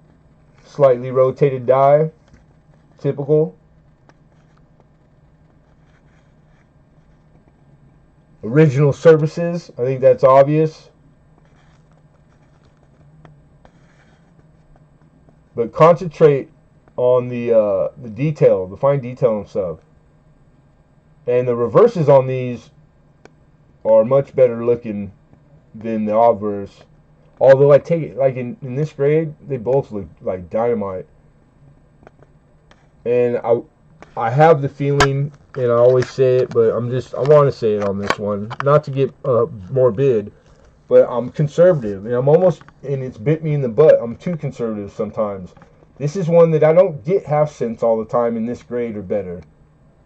I've had maybe 2 in this grade or better. I've had a lot that were lower grade, but so all these things don't matter in that. It's easier work. I'm wondering if I'm not great, I'm off. And work backwards. That it's really, that makes mint state. So I don't have the book for half cents, but there's enough out there resource to grade it properly. So I'm not worried. I'm comfortable. I made it so that worst case scenario, I just miss out on a few bucks. And I've always stated from the beginning, I don't give two shits about money. That's not what I do this for. I just do it to make a living and for the love of it. And I'm blessed that those two things coincide. All right, now I'm back to the chat. And I already see hidden out. You're already out? Numismatist? It's not a, I know it's not pachyderm. Maybe, well, kind of. It kind of looks like an elephant if I hold it up, like, sideways that way, and then 13 degrees and a half. Like, oh, the elephant right there, dude. See it? Ah, pachyderm. Damn it. He's a hard sell, that guy, that hidden numismatist. Very hard sell. You wonderful. My brother from another mother. All right. Who is high bid? Let's find out, shall we? I see Mel detecting NC. He's in bid, and he is now out. Thank you, North Carolina. And I see Alden Davis, I believe. 20 chicken out here, 20 chickens. David Carlisle, you bastard. How are you? You stole. No one was even. 2 hours went by this morning. I finally go, cool, perfect time. I look left, I look right across the street. I bid $100. Here comes David Carlisle, 100,000. Oh, did you end up winning? Because I wasn't able to stay. All in 115. So we have 115. Again, increments are 5 after 100. We're looking for 120, guys.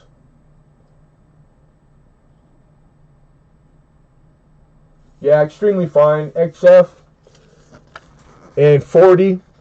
I went XF 40. So, because like all grades, there's more than the numerical, the 40 spot. It could be XF 45. XF 40 to 45, I don't remember, but as example, that could be a tremendous jump in money, monetary value. It always happens on coins in all different range. You know, like it could be the full grade, or it could be a half grade. And they all have usually. It's because of the populations. There might be out of what there is to be had for that cent in that grade. It might be a high number for that The population of XF40 out of the 1,000 of them is 100. That's quite a bit. Like most of them are. So, like, if you graph these things, you might see that, like, it's typical, like, they look like graphs, right? Damn, there's more of them in it's typical to get them in middle grade than it is in worst grade. That's kind of backwards, like, common sense. One example, the key date Jefferson, the 1950 Denver, it is more likely to find one in high mint state grade than it is to find one in low worn grade. They hoarded the 50 Denver nickels so hard that you will have a harder time finding one that's in low grade than you will a mint state 65 or 4. Crazy. I bet you didn't know that. I bet most of you didn't know that. Dude, I told you, this shit gets deep. There's a lot to learn. That's crazy. That's the truth, Ruth. It's a fact, Jack. Focus, Travis. Hey, I can eat ice cream for dinner if I want. We have a record. We're not losing nothing. We're not going to miss nothing. We fix our mistakes. Oh, I get your point. He's like, hurry up and call it because I'm high bid. I'm coming. Or maybe there might be some other facts I could tell you guys about this. I'm trying to encourage you to, like, why you want. He's like, you bastard. All right, fair warning. I do think all the players had conceded. But regardless, fair warning. Last chance to bid going once. going twice, and sold. You ended up with it. I could picture him. If I was anywhere within a mile, he could shoot me. You get it? He could. Get off the pot. Pooper, get off the pot. You got it, Alden. Congratulations, man. And thank you, sir. I believe 110, right? 115. All right. Yeah, congrats. Freaking beautiful. Good looking, man. Oops. We're gonna go up and we're gonna go down that way with the head and see if we can't get that purple. See burgundy. And I'll be honest, at first I look and I go, okay, you got the highlight, right? The light color there on the right. Well, that's obvious. It's toning that came off, because toning's layered, like it's a buildup. It's tangible. It's real stuff. And so I start freaked out. I don't know. I don't know what to do. Do I just throw it in? Do I literally go put $20 bill on it? But I had to go and start doing my homework because it's too good a detail. This coin is beautiful, except detail, right? Wow. And I'm thinking like I'm leaning to a much heavier grade. So I start looking like, what can you do to help make your decision either way? Auction record from Current, from the biggest auction houses in the world. They've probably seen way more of these than I'll ever see. And because they take really good photo with the best coin photographers in the world. Sweet! I looked up auction histories, photos, and boom, the first couple I click on and look at, and that's normal. So, and you can see the randomness of it. It's not a smear, it's not a wipe. It wasn't an attempt at a cleaning, because that's what I thought it was. So cool. It's not. And it's typical and awesome, because it just made instant comfortable, and I feel confident in my grading now. And because heavens forbid, my nightmare is that I'm way off on something that I sell. Man, and I mean that 100%. I would be more hard on me than you would if I stiffed you for $115, because that's the way I would look at it, and I don't want to do that. So the only way that would happen is if I was lazy, and I'm not going to be lazy. I'm not going to sit on my hands when it comes to what I do for a living. I take pride in what I do for work, even though I haven't done this all my life. But when I was a builder, carpenter, etc., I did the same thing then, baby. Old habits don't die. You lucky dog. Hey, Alden, did you get me something for Christmas? Can you everybody type in the chat 1 if you want Lemonhead Penny or Alden Davis? He should gift this to me for Christmas, because he didn't give me nothing for Christmas. I'm joking.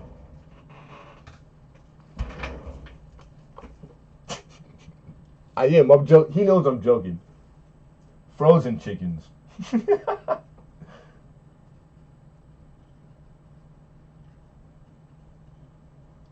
What do we got one left, huh? Dang, we do. We're finally one more giveaway, then we're on the giveaway.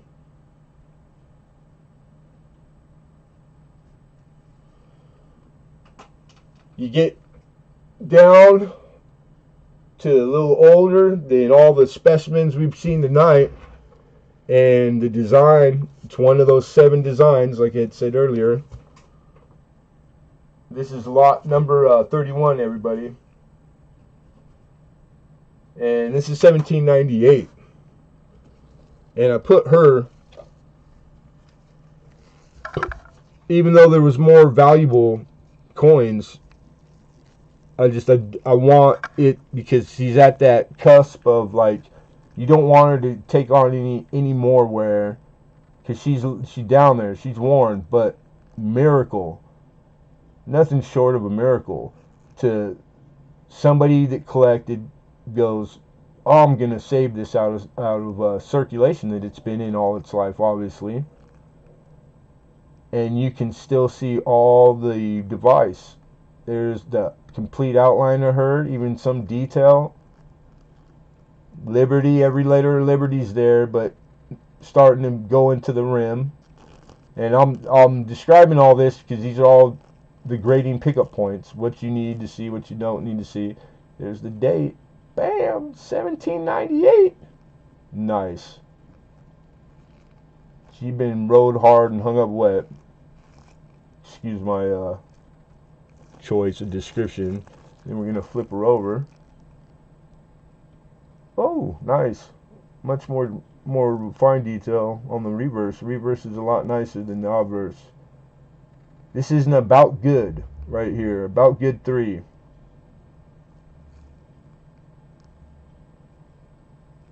There are a few varieties. I want to say 2 hair varieties. It could be a 1 or a 2. I wasn't able to finish that, but it's because I didn't need to. At this grade, the value did not. It's not. It was even in 5 grades higher. It's not gonna change. That I needed to know. So, but just so you heard, there is, and it's like one has 2 curls, one has 1. You know the placement.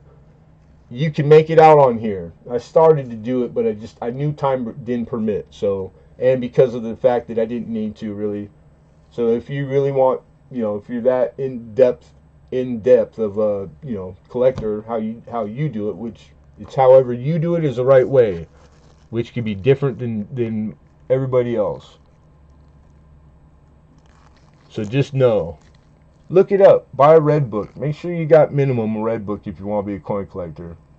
I would say for, minimum, because it's got all that type of good stuff in it. You really enjoy the large cents, then go from red book, get a specific all about only that series of coin, because the choice of resource or book out of that is tremendously large. Lots of people have also loved these so much they made them their life's work and wrote books about them, and they know all the stuff that you don't when you start, because you'll have a lot of choice. So now it's kind of like, dang, where do I throw my $100 bill, on that one or that one? Is David Bowers more knowledgeable than this guy? Yada yada. Because there's some of them they're going to have more or better. Or it's crazy how in depth and all the derivatives. Because I like collecting books. Oh my God! I'm a coin collector, and all of a sudden I'm buying more books than I am coins. What the hell? Alden Davis can contest to that. It's everything that is involved with coin and paper collecting. Like, all of it is so cool and so interesting. I mean, it's like it's crazy. I wish I could do more of it. All right, I'm gonna pick up right where I can see on my chat. So if there's something prior, it doesn't matter. But I apologize. 110 metal detecting NC, hidden 115. Metal detecting North Carolina comes back with 120, hidden with 125. Alden Davis has this year. John Scott jumps in, 135. Hidden numismatist over the top of that with 140. And I believe Hidden's high with 140, looking for 145. Metal detecting NC's out. He conceded. Thank you, sir. Appreciate that. Most of us collect coins, probably collect a lot of other things. Yeah, I do. I think, yeah, heck yeah. I would bet good money every single coin collector, because the act of collecting, that bug, that whatever it is, I've always, since I was a child, it's a gene. It has to be a gene. For you and your 5 senses to come across an act that you see pleasurable, your brain deems pleasurable, that's in your genio. So yeah, I think that's a safe call. The I ran through the sports, did collect cards when I was a kid, you know, all the way to I collected old antique craftsman specific planers for woodworking. Like I could go on and on. You got a week, and then when you get filled up on one, or you accidentally just walk across and look and find out about something else. Oh, you can collect those too? That's me. It doesn't take much to get my attention. So all the prior hobbies before this one, pour them. I'm not that kind of loyal to a hobby. But I can tell you this, it's like everyone that I gave up the one prior for, it was worth every time. It was the right call. This one was way more pleasurable or whatever it was. But I went through a lot, so I was doing it all the time. Coin collecting, it might be the king of hobbies because I haven't came close. I haven't cheated on her or looked at another hobby. I might have glanced, but you know, that was all. Yeah, it's more than just, you know, looking for a coin. It really way more. You gotta remember, this is a king of hobbies. I mean, a hobby of kings and queens. Like this is thousands of years old, and the importance and connections to real to the bearing and quality of all the people that have come before us, that have lived and died, to the quality of the life they had, the experience they experienced. It's all tied to whether how much money you had, because that since the time began, whether it was money or cinnamon or tea or whatever was used for the money of the day, your life depended on it. Whether it was a good life or a hard life, because people still unfortunately are living really hard lives because they don't have a lot of it, and that's really a shame. But coin collecting, it's all the ways it branches out and what's attached to it, and you know, how heavy or not heavy. I guess it's perspective, glass half empty, half full type of stuff. But it's like, it's truth. Try to pick that apart. I've never heard anybody talk about it like that. But I'm a weirdo, and I could be right now hallucinating. That is possible. Starbuck Jeff's here, so I know I am. Starbuck, what's going on? All right, we got hidden at 150. We're going to call last call, fair warning, last chance to bid. Going once. Going twice. And sold. My brother, congrats. Thank you, hidden. I heard blah, blah, blah, blah. Blah, blah, blah, blah, blah. Brother Lemon, Starbuck, good to see you, my man. I started collecting in 75. My mom got me a cent folder and a pile of pennies. I found a couple wheats that were before the date at the beginning of the book. Oh, I get you. Now it's hooked. Right on, dude. The penny, everybody, most of you know the background. Greg Lee, that's a new name. Welcome. I agree with everything you said. Thank you.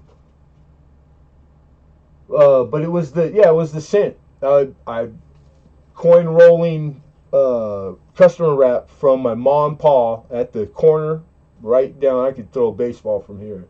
Liquor store, and I found a 31S wheat cent that I had no idea.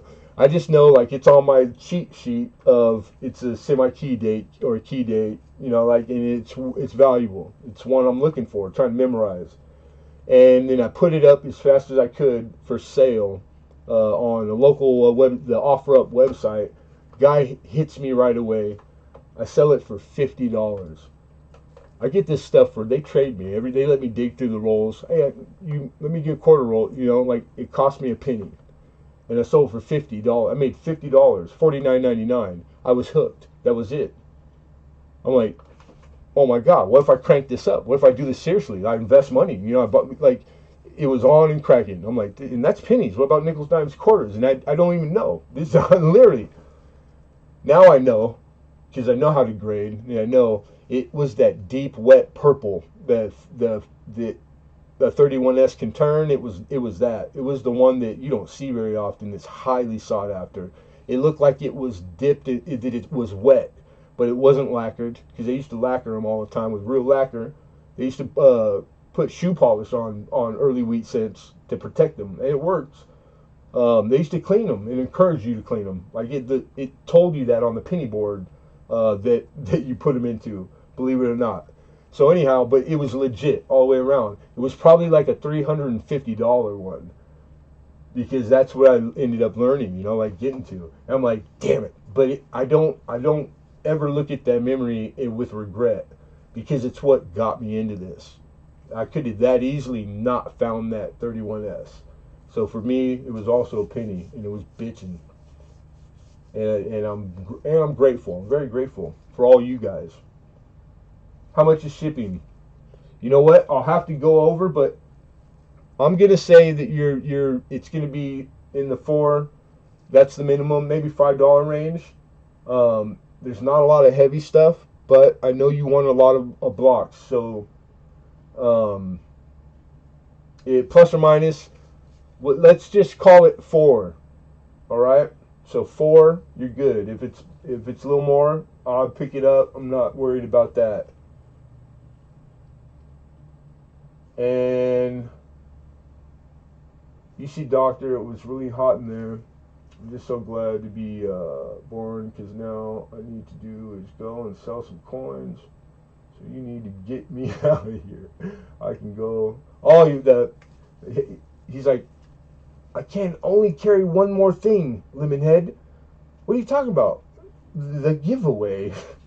The confidence in this guy is crazy. But that you have to be telling him it's the only way. He's like, I'm winning this giveaway. What? Stop me. I love this story. I have a meme. Don't we credit it all. Thanks for sharing. Thank you, Hawkeye. Thank you. You know, all the hurry up and the jokes, I love. That's all even as appreciated. But like just the genuine comment and like something like that, man, that's like, I know that's what hidden meant. The same identical words.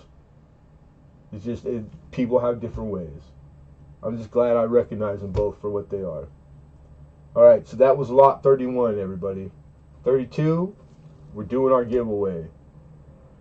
Shout out. I want to make a shout out because the giveaway is sponsored by my man.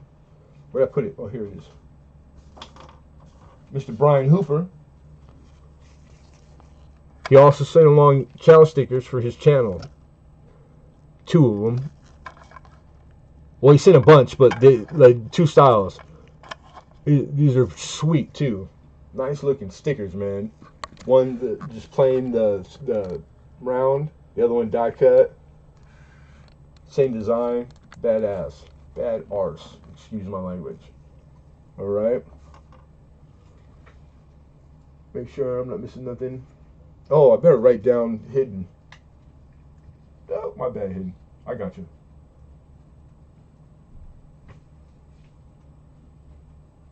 Yeah, they are. They're nice stickers, man. They're like the good quality ones, the thickies, thicky thick.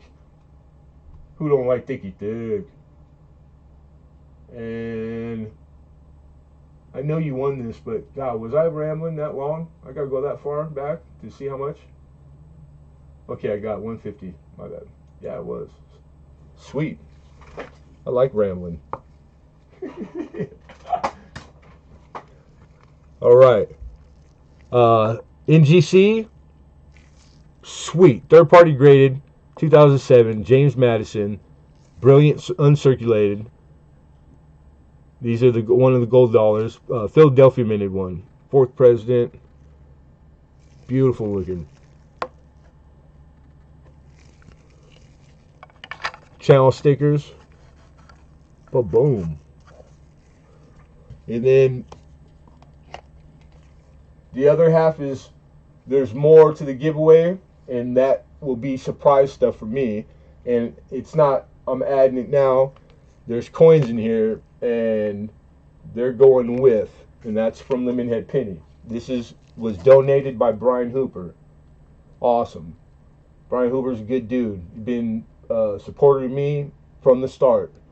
I've known him as long as I've been on YouTube too. One of the first people I met. You know, there's a bunch of you. You know who you are, and I appreciate you guys. I don't think he's ever missed an auction, whether he's in the chat or not. He's always there. So it's like, man, pretty cool. Some dynamite people in this community. Brian Hooper is definitely one of them. DMC Coins, good to see you, kiddo. Brandon Scott, thanks for stopping by. You guys, I hope you're probably lurking. Awesome. I might have to buy some from you, Lincoln. You and Joe Durbin.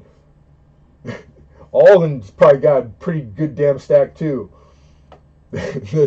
Every time you guys joke about that, but it's true, but it's so funny. All right, so I had said earlier, some of you might not have heard. I already ahead got ready for the giveaway, and it's going to be a trivia question. All right, it's written down right here, and you'll find out some silver in those coins that are coming from me. All right. So to be fair, everybody right now, you're going to want to refresh your watch page, right? All the stuff I tell you over and over, broken record, I will continue to always do it, because that way you have no excuse for not doing it, or there's a chance you didn't hear it. You want to reselect live chat in the chat box. So refresh watch page, make sure you're on live chat, all right? Then you're going to wait for the prompting from me. So in chat, you're going to see from me, Lemonhead Penny. I'm going to put a comment, and then that's going to be the go. It's going to be the sign to go. So it's going to be the first one that gives me the correct answer in the chat. That's the winner. Pretty easy, right? Trivia. Everybody does it every once in a while. So I just, easy money. Trying to save time. Came across it lurking on somebody's channel today, and I can't remember who. I wish it did, so I could give him credit, because I'm not going to lie and say that I just thought or went in and looked for trivia. It was one I had heard today, and I thought, oh, that would be perfect for the giveaway. So good luck to everybody. And again, wait for the for me in the chat to prompt to get you guys to go. Mel detecting in. See, I do stuff like this. He's trying to guess what the question is. I want to say that's a good guess, but I don't want to influence anybody's, like if you're guessing at the real question, because it might mess up their, where they were going to go. So it's like, just the act of guessing is what is good. Not that the guess was good. I'm coming, Hidden. Damn it. Ugh. Hold on.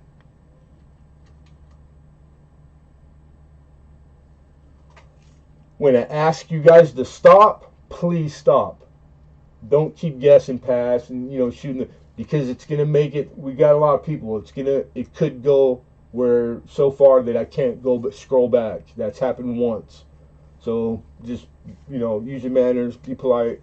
Please stop when I ask. Okay. So get ready, everybody, and we're gonna do it.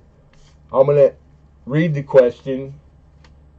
Don't prematurely put the answer in before you see me in the chat with the word go, because you're not going to win, and that would suck. All right, so patience. You ready for it? All right. What's Lemonhead Penny's social security number? No, I'm joking. Everybody's going, oh, my bad.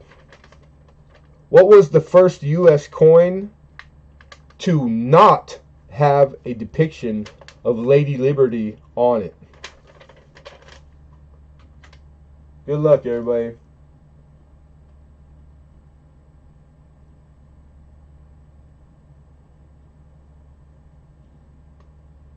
Rose said, I'm drunk. So she still puts a number guess in. I love that. Pineapples. Colonials. No.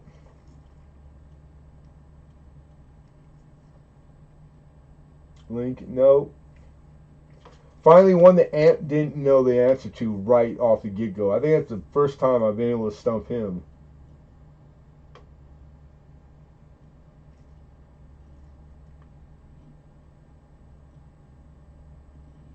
Oh, you guys are getting hotter.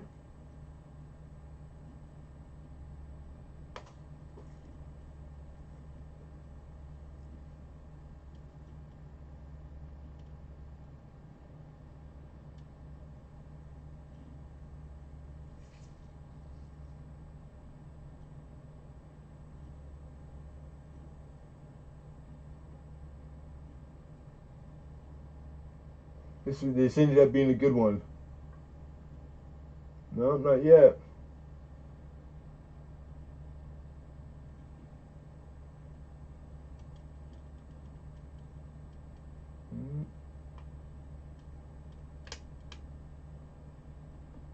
I got it at the end. Why aren't you guessing again, Ant? Oh, I see. Nobody cares. What's the damn answer? We have it. You guys can stop. Philip, congratulations, Philip. Philip put trime. He's the first one to put trime, and the chat went slow enough. The guesses came in where it was. I didn't have to. We don't have to worry about. You guys stop though. Please stop. The 3-cent silver, also known as a trime or a fish scale. That's the correct answer, you guys. Pretty cool.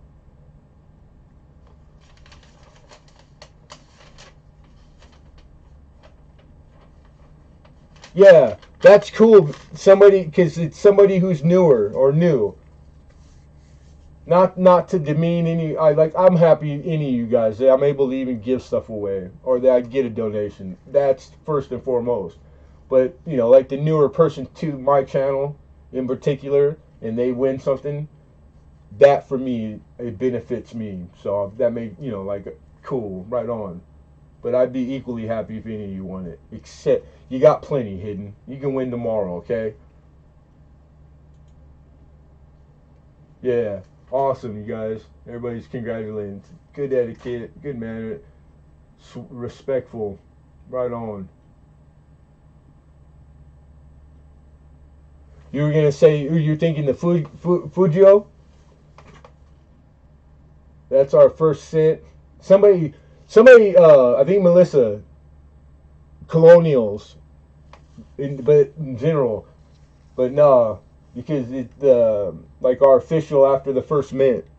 So the colonials. I thought a lot of you were gonna go with the cob, the real. I don't think I saw anything guessed like that because that's what I had like started off with, and I was wrong. And then fish scale. It's got the Star David on one side, the C on the other. Yeah, pretty cool. Sherry Ward, how are you, Mama? I'll have paperwork tonight. Uh-oh. 4. Now the chat's going quick, so I'm missing stuff, you guys. Do you need any Lemonhead stickers hidden? Oh. Let me write down the winner. I'm used to the Post-it. I did it on the stationery I was using at the time. Alright. And let me scroll back.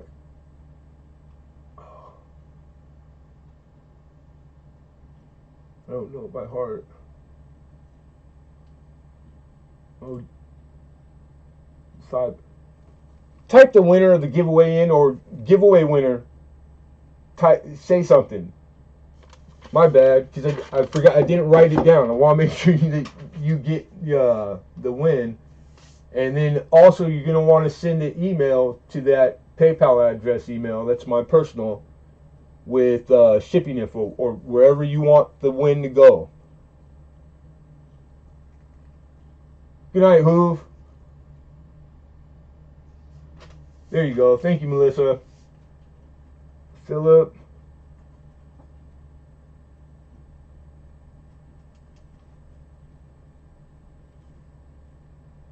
Fiboard? I'm probably not saying that right. I know that one is, I think the letter's silent, right? The J, born, like Bjorge. BJORD. Okay, awesome. I got it. There he is. You're very welcome, dude. And nice win. I mean, really. Awesome. And thank you for coming. Don't forget to email the tdacmartin1 at gmail. Trader, what's my total?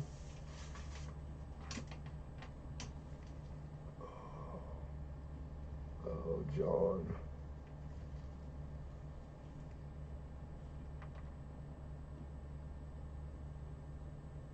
I think you just got the one block, John, right?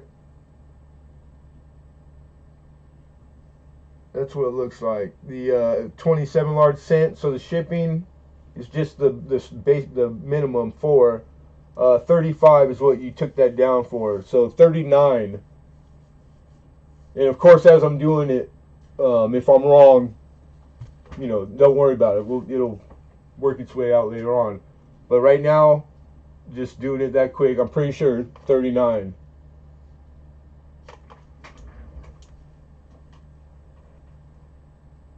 Fill up the board.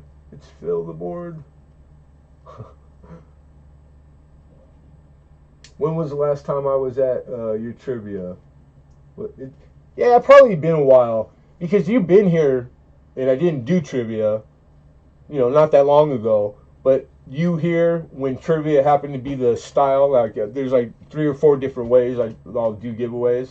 It's been a while. But I just had this faint memory of, but I was doing trivia like, maybe 4 times, like for a month, 4 different auctions that you were at and that you knew, or it might have been a stream we were hanging out at because we were crossing paths a lot. And then PB, it was like you were the only one that gave me a run for my money. Not that I'm not trying to brag. That I know a lot. I just know my own experience on here. And it's like I remember when I won the big show 3 times in a row when it used to be trivia, and I was the one they made the rule no more winning 2 in a row. That was Lemonhead. That was me. So it's like, and then here comes Ant, mess up all my whole game plan. I'm gonna win everything. I couldn't believe I won any of them, to be honest. But yeah, Ant's he's a smart dude. He's a numismatist, man. He knows quite a bit.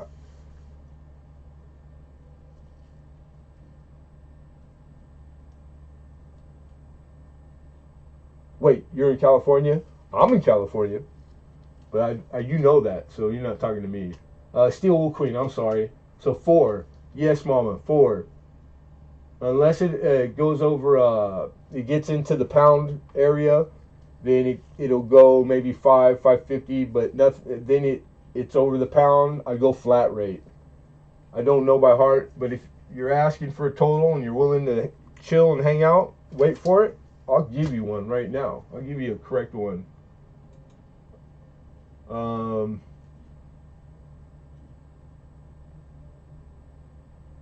Sent an email earlier. Do you invoice for auction? Yes, I do invoice, Philip. So if you want a block and I just didn't see it or remember it, then yeah, then you're good. I'll have your shipping info. Your auction items the giveaway will be in with them. Okay. All right, cool. I'm caught up. Let's see here. Steel.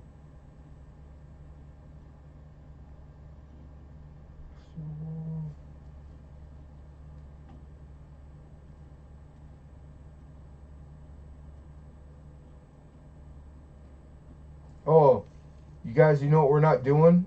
Damn it. There's the items that didn't receive a bid. We revisit them. So I'm going to do that right now. I think you just got one block. You just got a good one though. You got the 1830. Yeah, so the one coin, the $4 shipping. So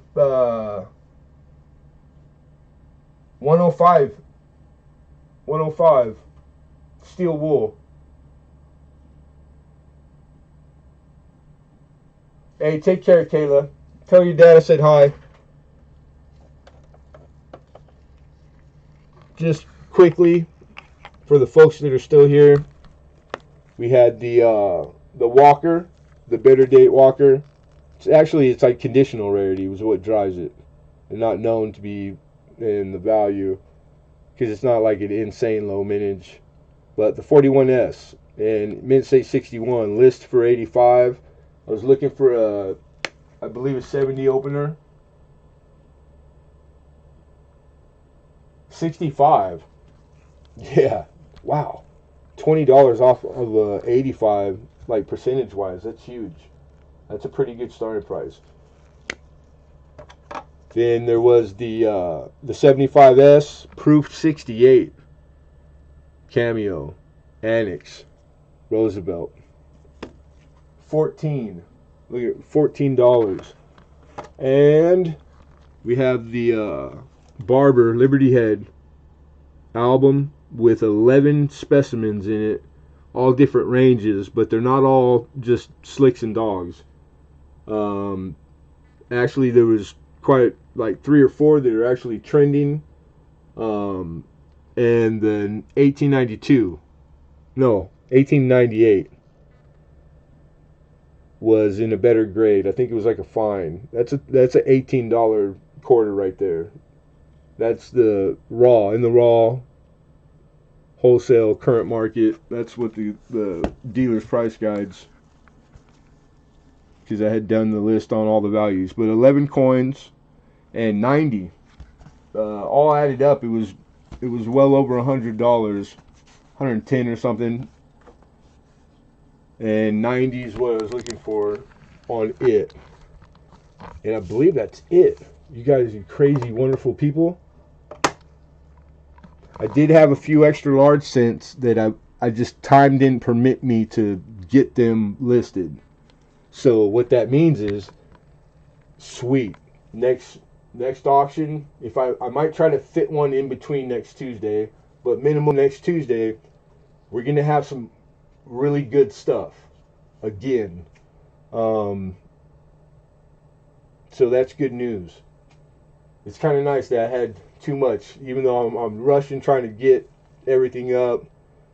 You know, it happens for a reason.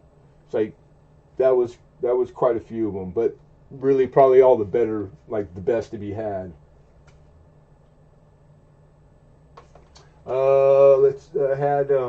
Let's see. Send me an invoice once it's all done. Yeah, Hawkeye for sure. And good looking out, Kayla. Thank you very, very much. That is the bomb. Thank you.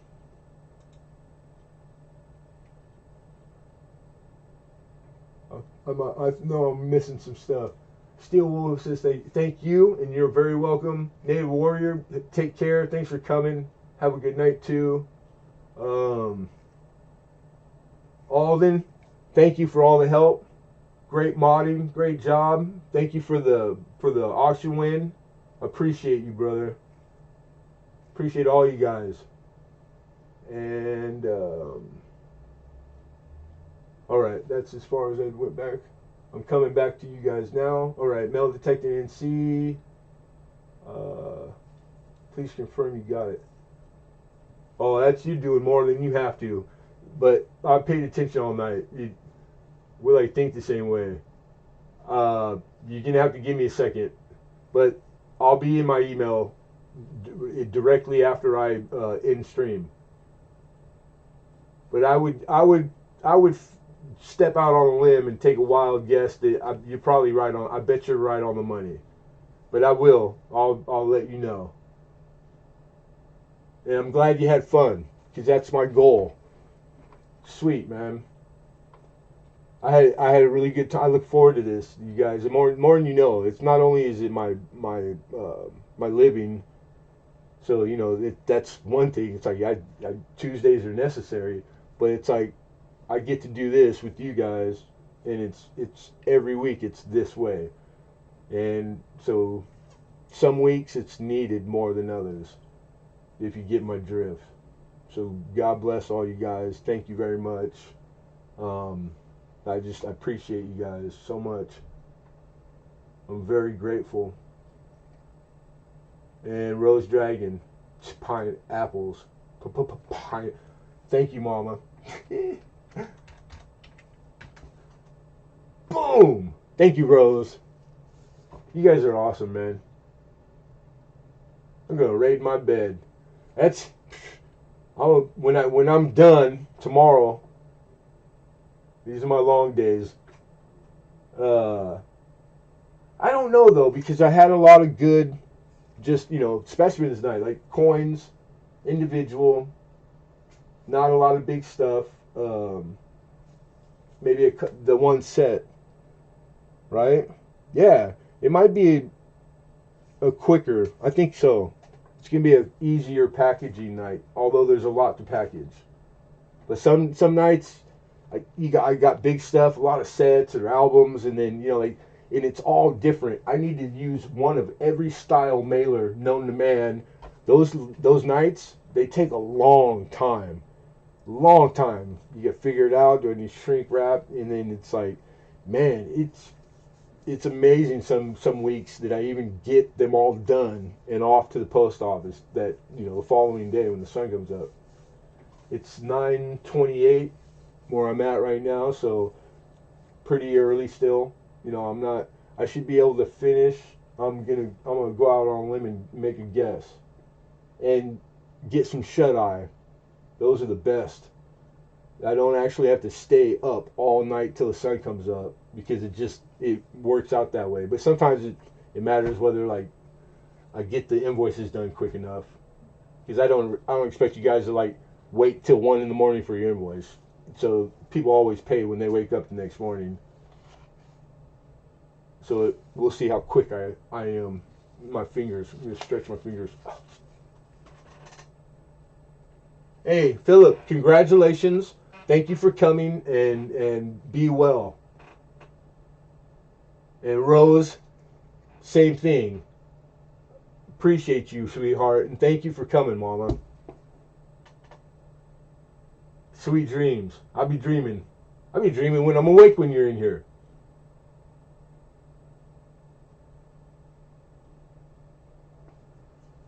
Bring that dime up, Lemon. John Trader says.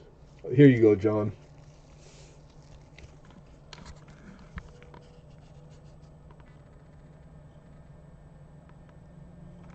Your label.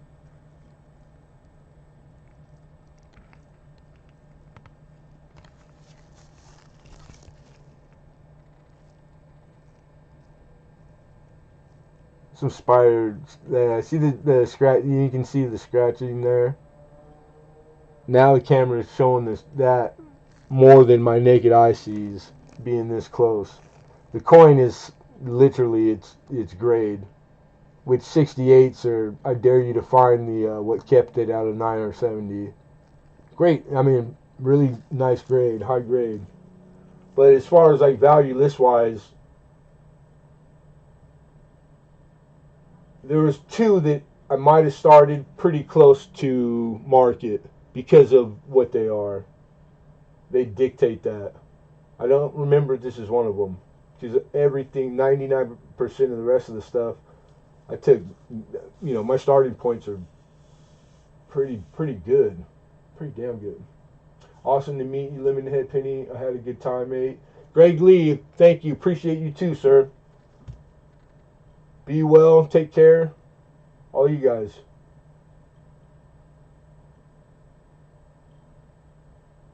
Hey, you got next Tuesday, Sherry Ward. But it doesn't matter if it's 5 minutes or 5 hours. It's always a pleasure to see you too, Mama. And stop us some more. That's right. Stop it some more, please. Sir, may I have another? Ma'am. We gotta move over in the light better. There we go.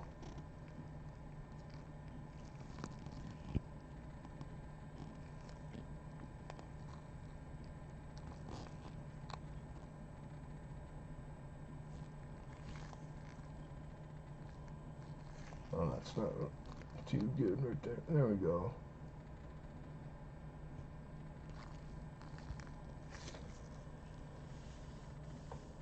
Four, 14 was the opener, and always you'll get it because this is the last chance to bid. Going once, going twice, sold.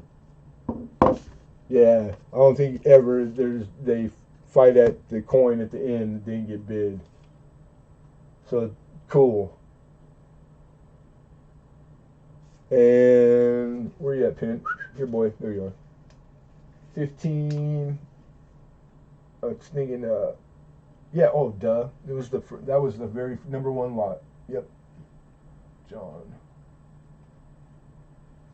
Trader.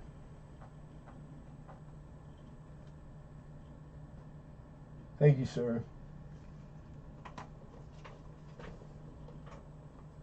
What's this magic holder be? You know what? I can't explain it. But I've had it all my life. I had a lot of fun too. I really did. Awesome, Sherry Ward. I'm going back, read it, and try to make sure I don't miss nothing, you guys. I said goodnight to Greg. All right, what is this about? I think it's because I'm tall. I've always been tall, but I'm not joking. Like I was young, because I don't see it now. But I used to be handsome. I used to, like, big time.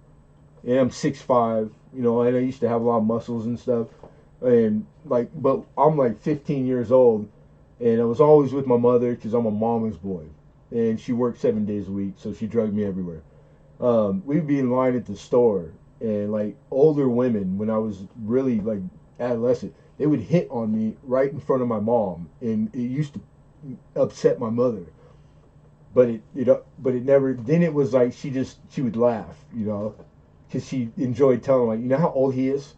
That's my son. He's 14, and then like it'd be some 40-year-old lady in line, and they wouldn't say anything back, and my mom never rubbed it in, but she would just upset her. And now here I am. This is what happens when, you know, like, then don't get old, because now I look like a bag of old dirty socks. But what are you gonna do? It is what it is.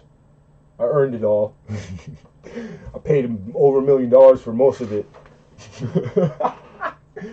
Can you put the slab walker back up? It's okay, not slabbed, but I put in these are snap tights. Ugh, couldn't spit that out. They're actually Tetra. That's the guardhouse makes them. They call them Tetra 2x2 snap tight. They're really they're for what they are in that range. They're the better ones, because you can get the same style, look, in different companies make them. And there is a low end one that I don't like. That doesn't. It takes a scratch easier, faster. They use a different polymer mix or something. I don't know. But these are out of this style, these are the nicest. They're about $1.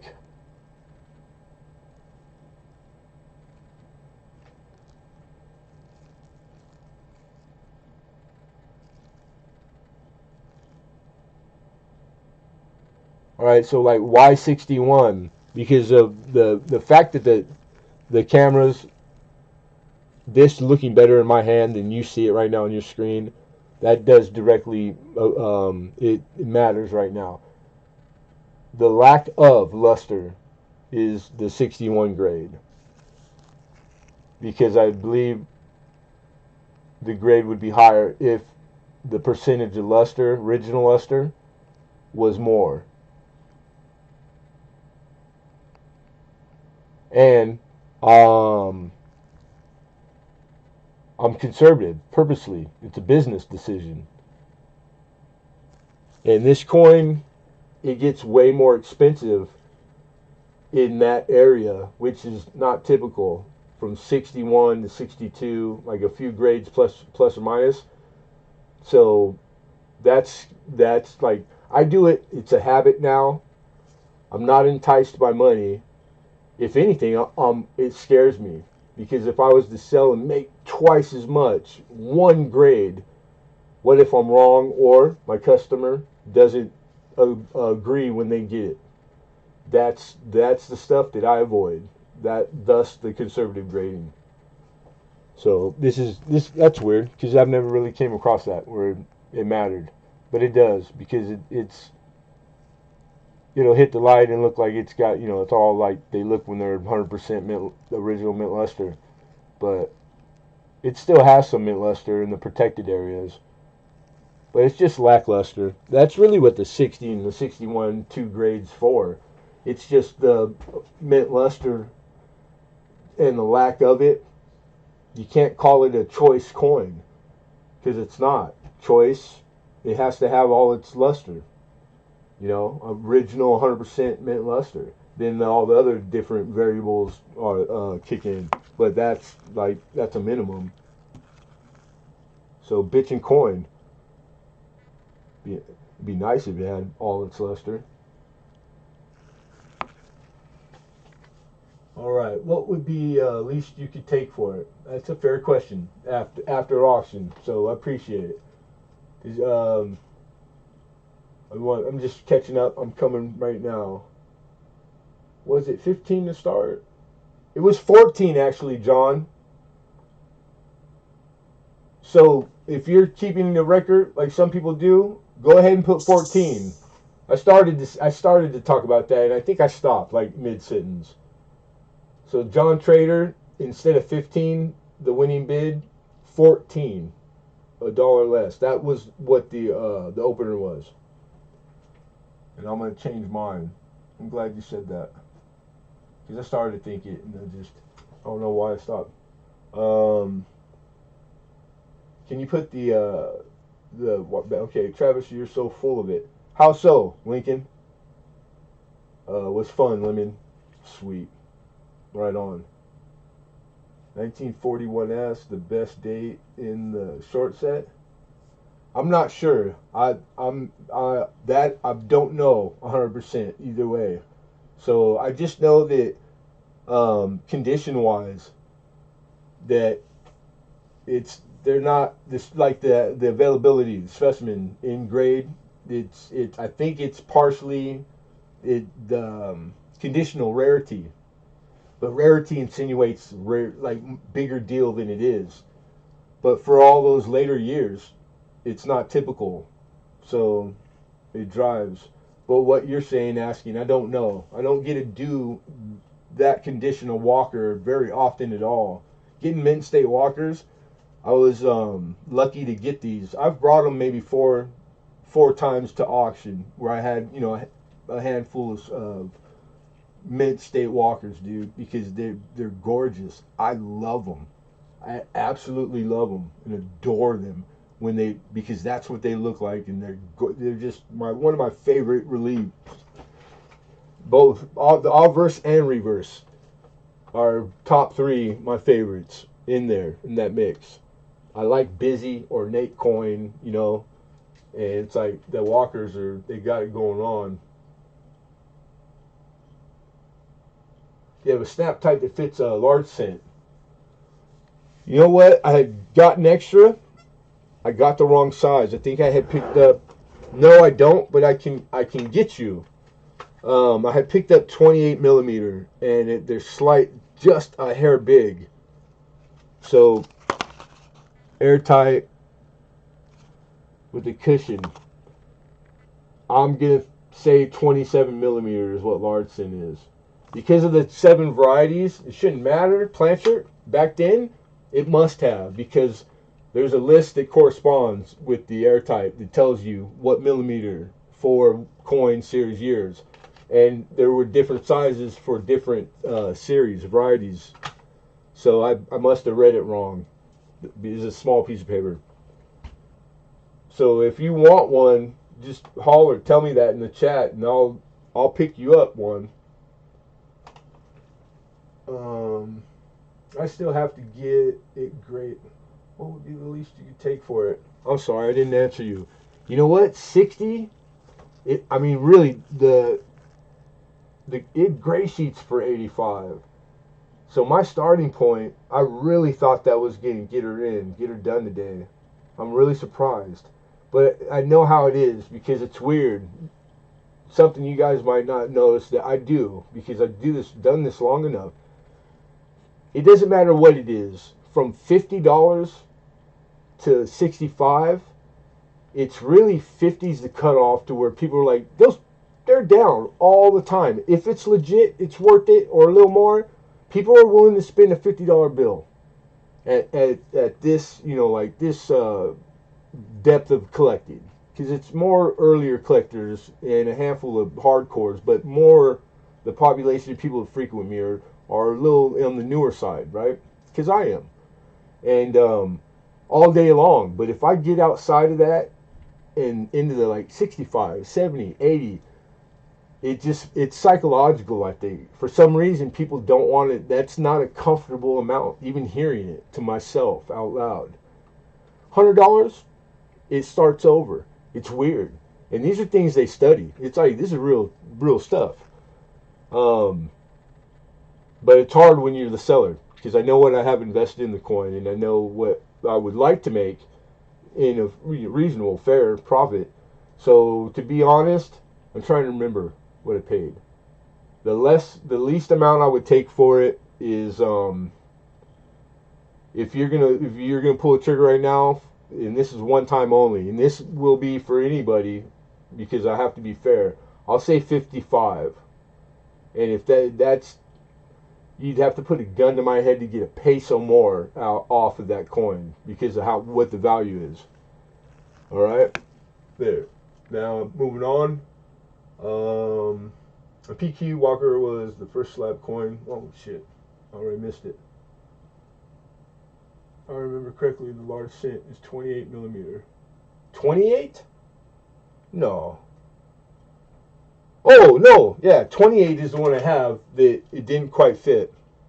My bad. I was thinking I'm looking at it. It looked like an 18, but you're right. 28. That's or you're very close. Or the one you had, because it is that kind of like it's a size or a millimeter or two, but that wear would explain that. Ashley West Coast. Hello, Mom, and thanks for stopping in. We're just finished up, but I appreciate you coming by. Thank you. I hope you're doing good. Good to see you.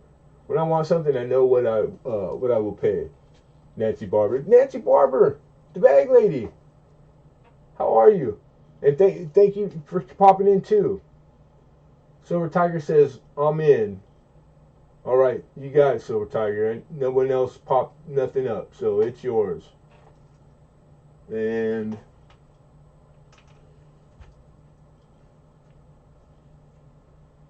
here we are. All right. 55 silver. Damn, that's a deal. That's a good deal. Tiger.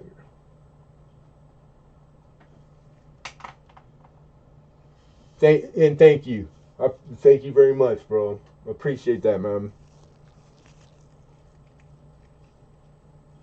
Giveaway. We got giveaway there. All right, on the table.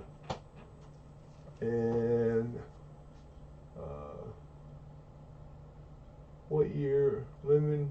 The Walker was 41 San Francisco, 41S. Walking half.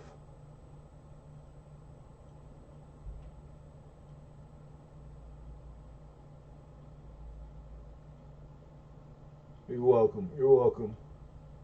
Hey, good night, Lincoln. Really great. It was a pretty good auction. I know right now what he's saying out loud, sitting in his living room smoking cigarettes, he's going, yeah, you didn't have to sit here and listen to you. I already know. But I love you and I appreciate you. And I hope you're feeling better. And, prayers and blessings, man. Because I know you're not doing as great as you could be. So I'm gonna call you. I'm gonna call you and bug you. Maybe not tonight, but this week for sure. Good night, Silver Tiger. Thank you.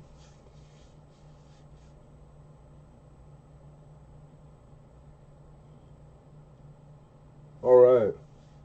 Well, before I get off, God, we got 31 people in here. That's pretty awesome. Um, I'll really quickly, if there's something anybody wants to see, I know somebody earlier had asked about roles. I got lots of roles. Um, then now's the time. And then, of course, you guys, most of you know, feel free, bug the heck out of me. Work me like a, like a rib. TDAC Martin 1 Gmail. That's the contact.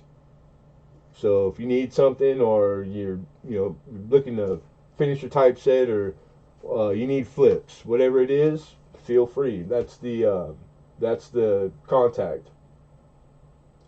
Nancy Barber says, what type of rolls? Penny. We do mainly penny, cent. So Canadian and American. I have a bunch of BU roll, Canadian rolls, dealer, like tubed rolls. I got maybe just a few bank rolls left. I bought a big collection, and it had, because I don't get OBW, original bank in the papers, for like the old Canadian small cents, and I had gotten some. It was pretty neat. And then a big range of years for American. Good night, Rose. Appreciate you, Mama. Be well. When is your next one? I've been doing Tuesday roughly around 3 o'clock, but 3 o'clock is what I'm trying to maintain. PM, 3 p.m. Pacific time. I'm in California. And Tuesdays, for about 3 years, a little over 3 years maybe. And at one point, a year and a half back, maybe two, it had gotten pretty big and good. Like we had gotten like big, fast. I had added a second and a third. I was up to 3 days a week. I was maintaining. Then my personal life, I had some things that I had to step away from YouTube for months. I can't remember how long, maybe 4 or 5 months. So coming back, it was like I had to start over. I didn't lose my original fan base, if that's the right way to call it. And I had still would pop in on YouTube, but I would not as Lemonhead Penny, like come to my channel. I wasn't putting content up. I was just visiting my friends that I had made. But we've been back for dang it, it's going by quick. Almost a year maybe, or maybe like 8 months or something. Like full time, and yeah. So there's a lot of stuff still coming that I want to add or change, or mainly add. I used to do a late night coin talk because I'm a late night guy, and I did it for quite a while, as long as I had started. It was on here, and it had a really faithful following, and I felt horrible when I wasn't able to maintain it, because I know people come to rely on where you hang out. You look. It's something that's why YouTube itself they promote that, but why they put a big weight on it. It's important that you're able to maintain a time slot. And that's why they don't speak to it, but that's what it is. It's because people they depend on it. It's somewhere to be. Like I had kind of hinted or said it. Like I needed a good day today because I had a couple bad ones this week, and this was what I needed. This was my medicine. I'm in a better mood. I'm in a great mood right now, and I had a really good time because I don't have a good time every day. I just work. It's not, I love the coin, but it can be, drag some days if it's strikeout, or, what it was, or you can imagine. But yeah, I appreciate all you guys. I got a phone call and missed the giveaway.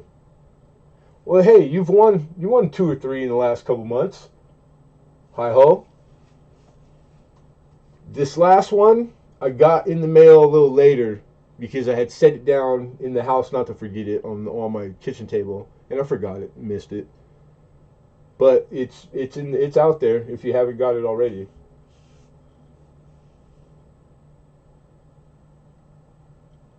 I think that was you. I know international. I had to put the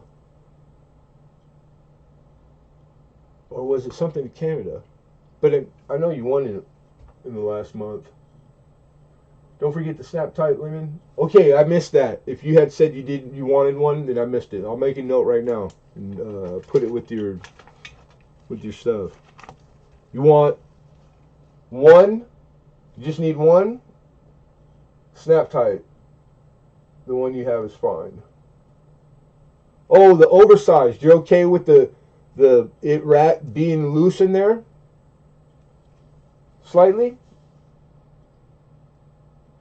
Because if that's cool, then no problem. Like I actually had gotten two, but yeah.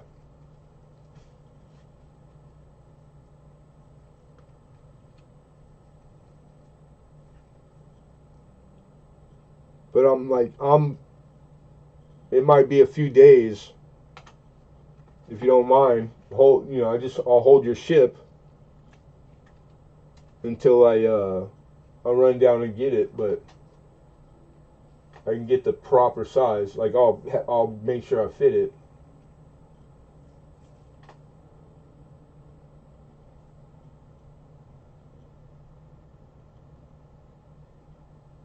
Nancy Barber, you had to quit a battle with Paul last auction. Right on.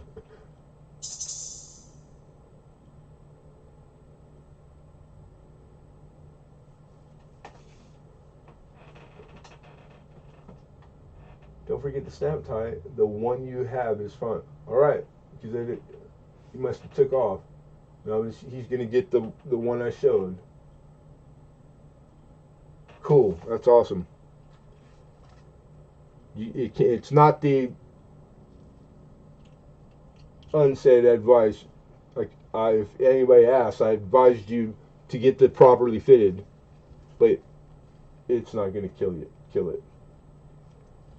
You'll be fine. John Trigger.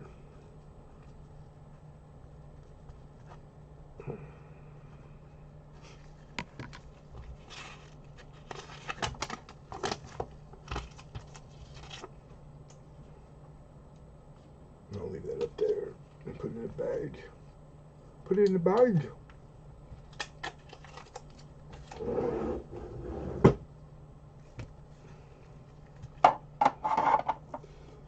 All right. There he is. Yes. Okay. We got you already. It's right there.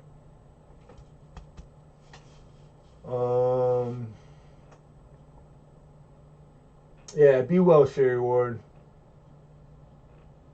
I hope blessings for all you guys this year, this new year, right? The last one wasn't bad for everybody, but it wasn't as good as most years. Even my bad years were better than this last one. Uh, Took the cake. 2020 took the cake. I couldn't survive another 2020, to be honest. And I know there's other people who had the same kind of year, so hang in there. This too shall pass. Spam man. Spam man sighting. Paul Hampton's in the house. What's up, Paul?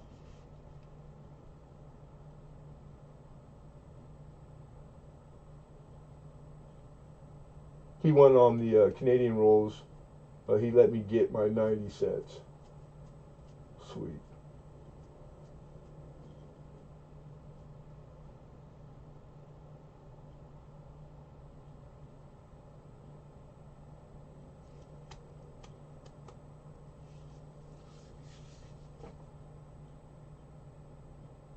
Anything else for anybody? Anybody? This will be it next week, Tuesday. 9 hold and or no dates, large scents. I think maybe two of them no date. And a lot of 9. $10 a pop, $90. $10 bill for a whole large scent. And there's people who I think it's cool. I tried, and I halfway through I couldn't do it, couldn't finish it. They do the whole album. They like large scents. All the specimens have to be whole and legitimate, And it's not as hard as you would think, but it's still hard. Just a date set is hard, let alone hold. But it was common, like back then, all the way to the turn of the century, and even at post turn of the century, that people they did it. They hold, they sewn them to their clothes, they wore them on a shoestring, they hung it over a nail over the door. Like there was all kinds of ways and why. Pretty crazy, or pretty cool. Major migraines. Migraines no bueno. You're a pachyderm collector, Paul. Need to check out. Are you really? Another one? My latest design in my merch shop. There you go. Right on.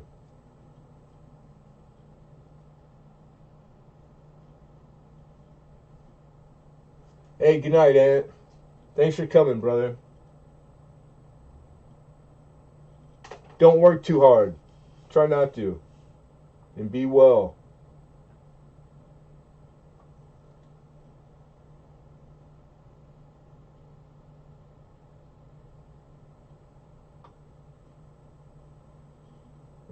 We're approaching 10. As much as I would like to, because I want to, I miss it. I used to do it in my auctions, but it kind of just a few things changed just enough that it doesn't permit it really. But it's 10, and I need to eat and take insulin. But now that I do invoices, I just do them all.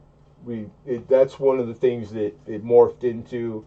It's better, and I'm the capability now. So we do invoice. So I can't linger like I used to. So I got to start doing that. So we're gonna call it. We're gonna bid adieu. Arrivederci. A river who?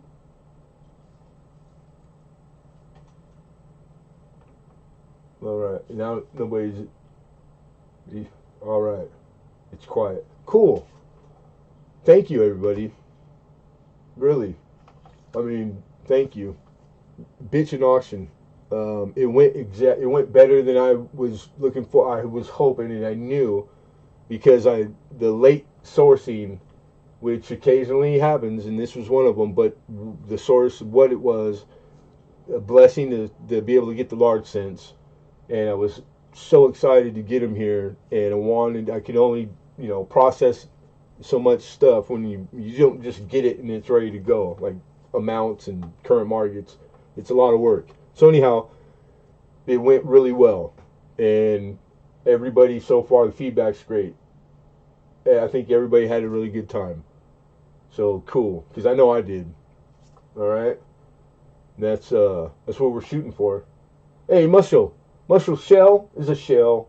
Hey, thank you, sir. I hope you had a good time too. Thanks for coming, brother. Appreciate you.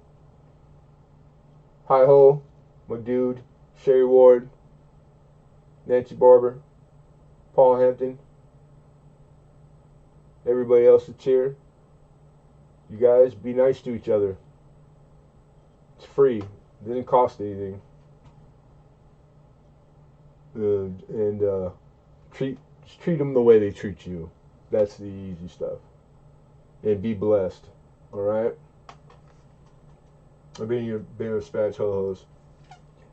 I got some ho-hos. But I can't have that stuff. I cheat. All right. Hey, good night. Good night, everyone. How about 72p Type 2 Ike? That's pretty specific. Do I have one? 72.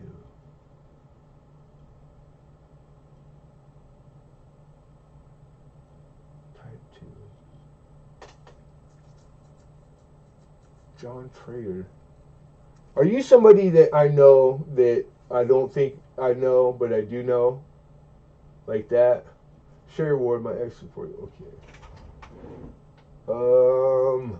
Type 2.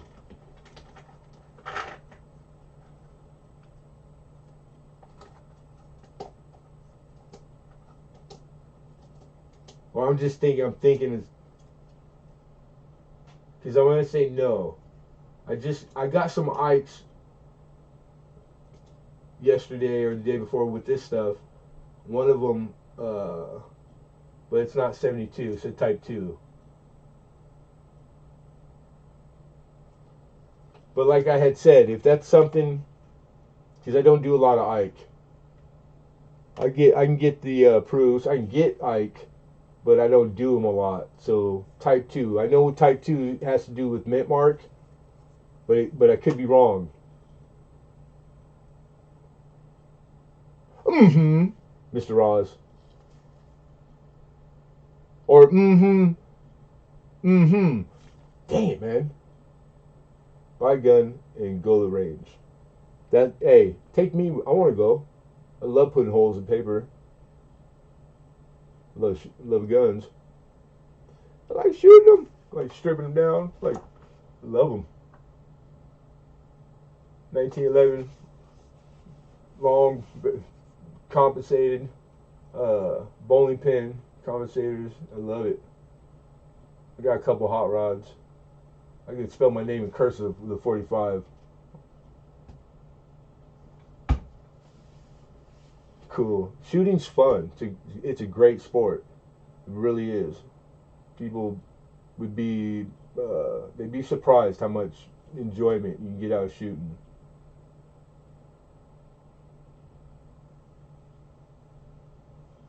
John Trader says yes.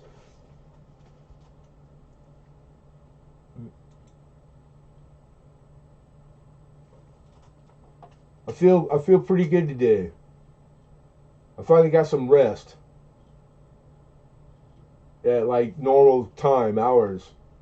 So, because I know we were up pretty late one night this week or within the last couple of days, and it was like the next day was pretty rough. I don't know how. I seen you streaming too, and I was like, God, I know I was gotta be tired.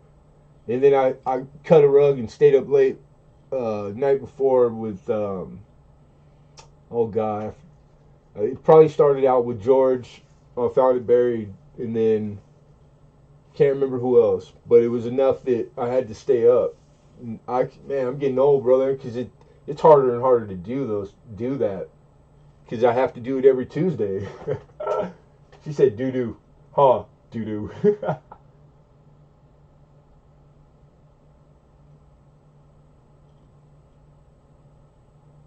John Trader, watch you for a couple years. Hey, right on, right on. It's crazy. People could say that. It's like it has been. Lincoln tonight. Later towards the end, I forget what the setup was that reminded, but he was like, it has been. I think he was talking about how long I was on here, and it's like, damn, it went by quick, too quick.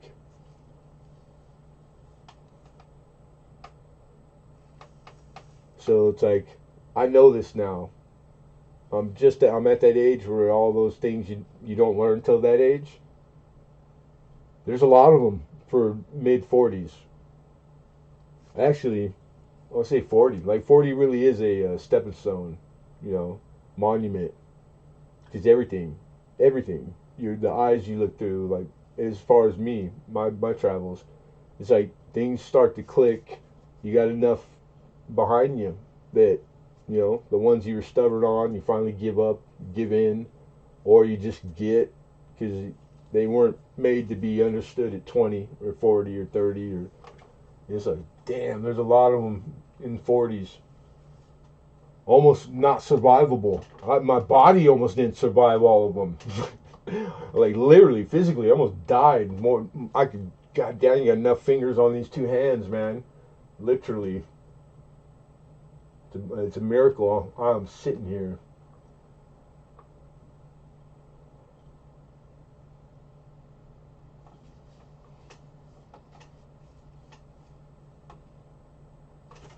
Fist bump, pound pound. Can I please be in my mid 40s again? How old are you, Paul? I don't know. I don't think we've ever like conversated like that. But I know you're older now by the question or by the statement.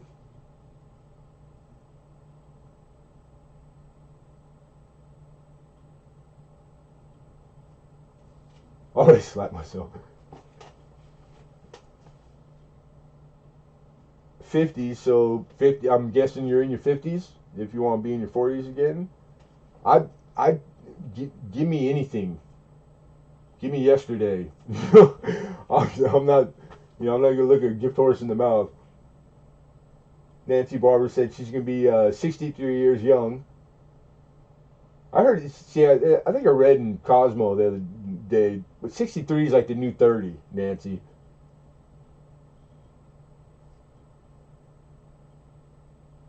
When you were gone, I was really bored. I I want to say I was, but I wasn't, but I was. It was. It's weird. I publicly I can't explain it, but yeah, I can say this. I missed it more than I thought was possible, for sure. Um, Up until then, I wasn't the computer generation. Like I didn't. This has been. I had to learn and teach myself all of this, how to do this. I just missed it. Literally, they put computers in my high school like the next year. I missed it by a year. Anyhow, I've used one. We owned one. I didn't think you could make relationships with people online that were legitimate, that were real. You know, I didn't think I could grow fond of somebody enough that I'd take a bullet for, like that, or I should say, equal to out here, tangible in the as if you were my neighbor. I saw you every day. It's the same. I was wrong. I thought it was two dimensional. Like it lacked the things necessary for those kind of relations. I was wrong. It's the same. It's just the same. Nothing really changed except that, like, I can't pinch you, you pinch me. It's about it. Because when somebody says something hurtful, it hurts equally the same as if you were standing right in front of me, except that I couldn't punch you. You know what I mean? But not that that's a joke, really. And when you say something really nice, it equally feels identically the same good that it would if you were in person. Like all these simple, really simple things. And I was overthinking it. And I've just been burned too many times in real life that I had gotten bitter and lost my faith in humanity and didn't give a shit whether or not I could make a friend. Matter of fact, I cut all the people I ever made friends with in my life off, um, trying to better my life. And I think YouTube saved my life. Isn't that crazy? Uh, Website. Like, that's how huge YouTube is in my life. It saved it. Because at the time, it needed saving. And it's what I relied on and stumbled onto. The way I ended up here, I'm not going to get into that story. I'll tell it sometime. But it's a miracle that I even came across YouTube coin community. Like, it's that kind of goosebump story. I'll tell it some other time. So it's like, I don't know. The powers that be, the coin gods, or just the gods in general, I've never really had favor with, I had thought in all my life. And turns out maybe I did. And I just had to, I don't know, earn it or something. But I don't want to get too deep on you guys. I'm just grateful. Yeah, it's possible because all of you in here, I'm gonna say, with the exception of a few, I've known for quite a while. Then there's a handful of you in here that I consider I'm close to. You know, like that we're really friends. We're not just going through the motions, which is nice. That's etiquette, and you do that in real, out tangible. You know, like you go through the motions because that's etiquette. You don't have to go. Oh, we're not really that tight. You don't forthcome tell someone that. That's rude and mean and not cool. It's okay. Yeah, all right. You know, you're friends with. How many people did you know all your life that? Yeah, you call them a friend, but really they're just it's a friend of a friend, or it's not that serious because that's not the question at hand ever. Just it's nice to be nice, and then you want what you put out. That's it, man. It's easy money. But then there's always the people that you're closer with, but you don't rub it in the other guy's face when they're all in the same room. But then again, I forget everybody grew up different places. It matters. Everybody has different. Doesn't make anyone right or wrong. I'm no better than the next guy. You know that deal, because that's the truth. So that means that's why you have to be open. You don't always jump like. Why do people run? Because they think it's a race to be the first to point out a difference. You know what I'm saying? Like, what's wrong with you? Why would you do that? It's like because it's logical. It has an explanation. This is why. Why would you dare even like you're an idiot and you look like a dumbass for bringing up something and you think like there's nothing to win. Nobody's keeping a record, and but it's human nature. Like people do that. It sucks, man. It's like things don't have to be that hard, but they are. It's because we're different. As much as we are alike, we are individuals completely. You know, we both got two eyes and two ears, and you know, like yeah, we're Homo sapiens. We're related, but we're different, man. We're miles apart. Individuals. You know, why does one guy like art or another guy has disdain for it? You know, or just doesn't like it because we're that different. It's crazy. But overall, universally, good is good and bad is bad. And everybody knows. I don't give a shit. So, don't have to be rude, but it's a choice.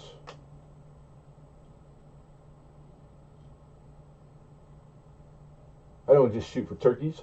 Oh God, I love turkey. It's targets for all kinds of meat. Yes. And fish and food. You shoot fish and food? I'm joking. Turkeys came back to get you, Oz. Uh-oh. Even money? Whose hand is on my arse? Lucky? Oh, wait, I never get a hand on my arse, but I have no arse. I suffer from no arse at all. It's a disease.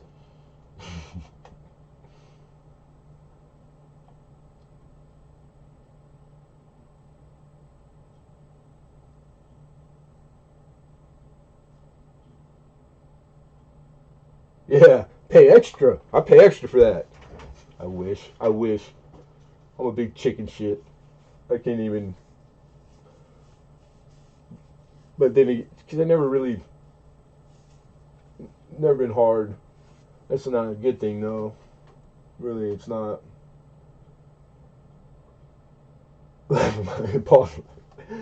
Dude, it's one of my. I need new material because I use that joke, even though Oz was the straight guy with the setup.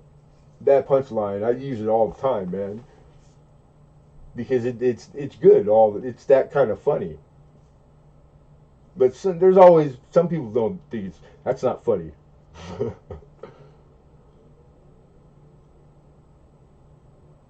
I got no arse, but Mama blessing you with extra long butt. What? This is great. Well, crack seems I'm mooning people when I don't mean to. That isn't that the plumbers the plumbers crack.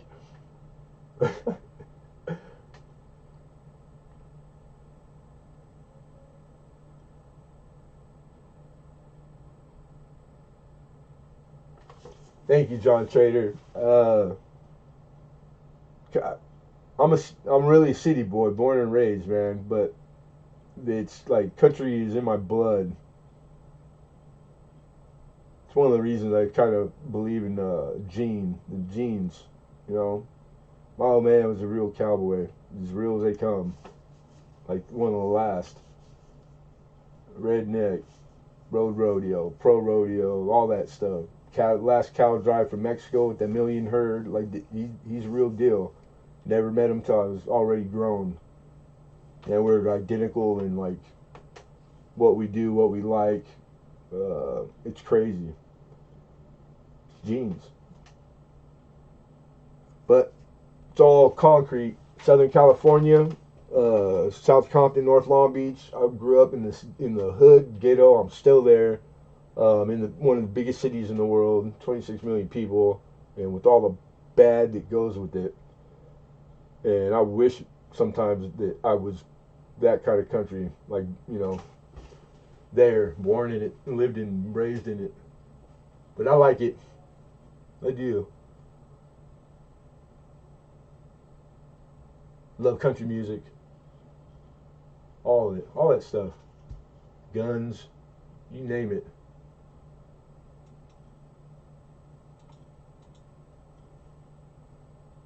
I told my sister she been over in those buffet pants again. I'm gonna call the cops on her. She's harboring 300 pounds of crack. Ah, that's funny. You are following SWQ. Hi, my queenfulness. I'm a dear. Wait there. Be careful, Oz. Got his shooting iron. No deers around.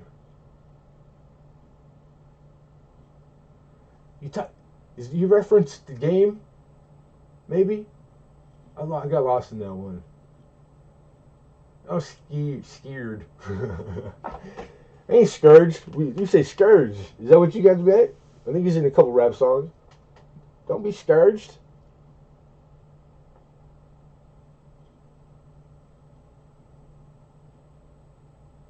I got the memory of an elephant. So he's got a really good long memory. That's elephant. That's what that old adage is. I'm glad somebody does, because I sure as hell don't. I'll remember some way out stuff that like can't believe that I can remember. But if you ask me what I did 5 minutes ago, give me an hour.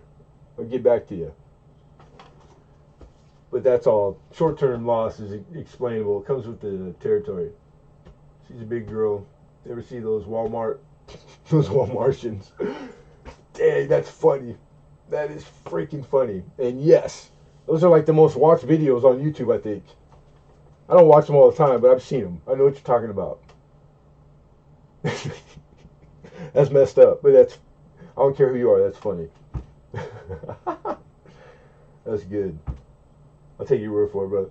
The Lord giveth and the Lord taketh away, right? He said, I guess.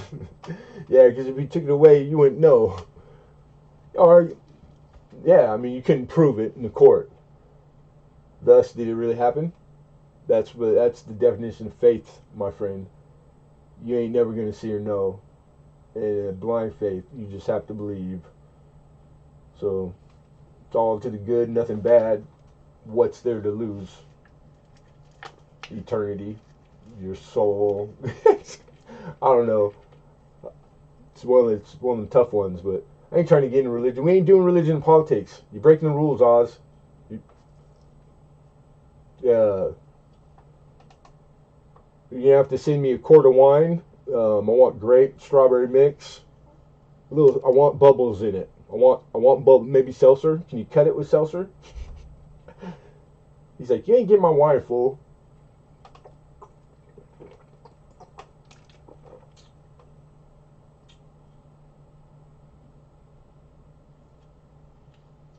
What's CRS stand for? CRS. You can't miss what you never had. That's true. That's why I always advise people to be careful what you wish for, and to not be so lackadaisical about what you see, what you hear, because it's exactly what it makes you who you are. And most people can't comprehend that, or they don't believe it. It's you keep bad company, thus you are bad company. You like you without knowing adopt whatever group you hang out with, mannerisms, how they talk. It just is. It's a fact. If you see things or you watch things and you hear it, if someone plants a seed, that's all you have to do is hear it one time. They can lean you to an ideal or an opinion. They can control what you think. It's way easier than you think. So I always am envious of the really like the little guy that like he's got it made. He never did that, or he never seen that, or he never came across it. It might look boring outwardly, except that all the pain and misery that he missed. Man, I think I might rather have the slow, simple life.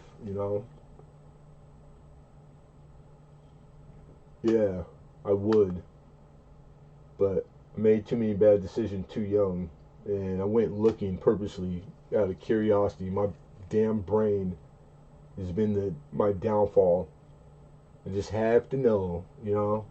It took me 45 years to be able to go, I don't need to know, or I don't know. That shit, I don't know why. I don't know why it took so long. But I seen it everywhere. It's common. If it's a company keep, hey, if assholes could fly, this place would be an airport.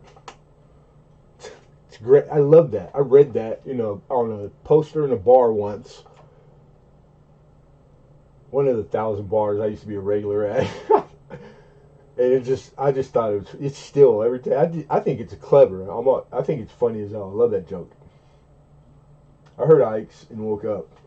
Right? What happened? Oh, I got asked if I had like a type or variety on a certain year.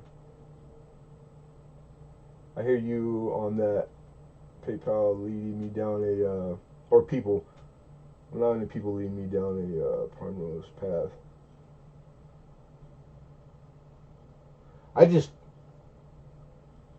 I was fanatical, for lack of a better word, like the conspiracy, the politics, political science. Those things were my hobbies for like a decade. Like I did it as hard as I do everything hard. I'm a try hard. I can't help myself.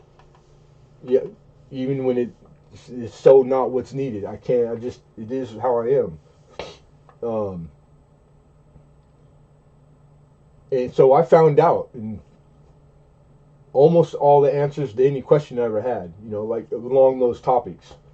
And I can tell you right now, you don't want to know. And it's not all bad, but it doesn't matter. It's like because I can't not know. I can't put it to the side.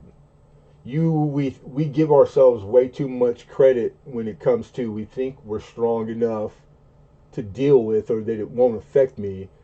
Simple things like that, like reading a newspaper, good, bad, and indifferent content. Well, there's such thing as like bad that you might not have been there. You just read about it. It's gonna affect you the rest of your days, however way that is. But the degree of what it can do, it can go all the way to the worst possible. It doesn't have to be you were there. You can just read about it and you're messed up. It was the one little stress too much over the invisible line that you couldn't take that day. You just didn't know, and it broke you, or it just gave you depression, or it changed the way your reaction from there on out will be in that situation. That it's not the one that's good for you. Like it's astronomical, all the possibilities. So with everything that you take in with your senses. So be picky and choosy of your friends, of what you watch, of what you listen to. because it's more powerful than we know, that anybody knows. And they study this stuff. These are facts. They're not guesses no more. They like they've tested everything phonetically for since man's been on Earth. It's just since record keeping, and then computers, the advancement in every subject there is known to us on the planet, the speed in which it sped up, because it was pretty quick, normal, organically, and then the internet, and we're already to AI overnight. People just don't get it. They just don't get it. I got sets of type 1, 2, and 3. I was asked for, I think it was John Trader, for a type 2. John, hey, if anybody could help you out with the Ike, it's Lincoln. Type it, let them know what you were looking for, John. Type 2 is the hardest to find. 1, 3, 4, not so hard. That's all the type 2s. The stinker. He's right. He's probably right though. No numbers in the chat. Oh, stop it. Did you leave us and you're back hidden? You lurking? Irking and jerking? I'm telling you, bumper sticker. I'm always lurking and working. Catchy. I keep good people in my life. If you want to drag me down, you're on your own. Yeah, mine. I had good people in my life, and I dragged myself down. That's where I'm at. I don't purposely. Those are the hardest ones for me.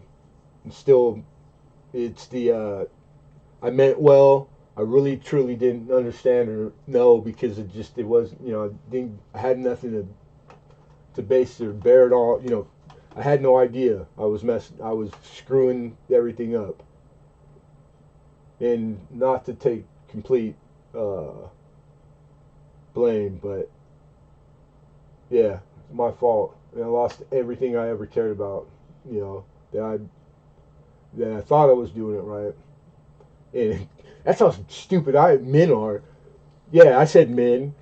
God, not only am I doing it wrong a little? No, I was all thinking I'm killing it, and I'm all the way at the end of the line.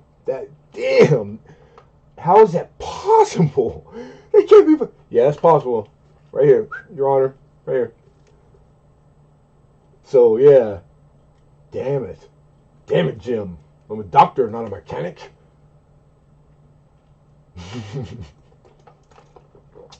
But yeah, I ain't trying to have the bad. Yeah, it's not you can make that stance if you have it, a lot of it. I had a lot of it. It took me a while, but it's a lifestyle change that I picked some years back. Like, I stopped watching TV. Listening to the radio. I only listen to what I pick. I specifically hand pick. I only listen to my own made playlists. It's not enough to insulate completely from these things, but it's a damn good start. And then I started cutting off the bad fruit. I'm talking about guys that I've been friends with for 30 plus years, that I love and adore. That's why it was hard, but it had to, because they weren't healthy for me or good for me. Like, go tell that cat that you've known since the second grade, spent every day with, saw him at least 5 minutes every day. You're like, that, because he doesn't, for him it's out of left field, out of the blue. It's a hard sell. Like, it's yeah. So I got that behind me. So out of like hundreds of guys that I like grew up since adolescence, I'm down to 2. 2. Crazy, but necessary. So now it's kind of like a new start, fresh, a clean slate. I mean, literally, it's whatever you want it to be. It's all an eye of the beholder, but literally, that's what it is. I get to make new friends. Now I have a lot of them, on here. and spend as much time, if not more, than I did with these other people that I spent the first 40 years with. Except I'm not doing the things that were like water and oil. I was fighting it, trying to force it to be when it would never be. I just didn't know any better. That's a God honest truth. I mean, I'm no angel. Don't get me wrong. But I pretty much react to actions. I've always thought I was a good dude. I still do. I never started a fight a day in my life. I ain't never ran for one either. But it sucks when the company you keep, the kind of fights that come. That I didn't get it. By the time I got it, it was almost too late. But you got tippy toe your way out of that shit. I made it. I think. Anyhow, now you have all the us crazy folks. Yeah, but that's the thing. Not to agree with you, but yeah, I think a little bit. I think a better choice of word is eccentric. Because why is it taboo to say it's looked at, it's frowned? Oh, no. Where is it written down that crazy's bad? Why is it always the rush to fix? Or judge by, like that was like, or that's, people. Oh my God, it's you keep your side of the street clean. You know what I'm saying? Worry about you. If you're not happy, then you want help, holler. But I ain't calling crazy people. Some of the kindest, nicest folks I ever met in my life, and they were batshit crazy. Weird, huh? You see how much hair the Lemonhead had? Hey, what do you point? I don't see you on camera, suck a fish. In the picture, that's not you in that picture with the chocolate all over his face. Although I bet you right now have chocolate like that all over your face. That's not you, Paul. Chicken. Let's see how many hairs you got. I hate it. I do. I try not to. Never let them see you sweat. Yeah, it's. I don't like it. I don't like hearing that. I admit I'm crazy, and so do my other personalities.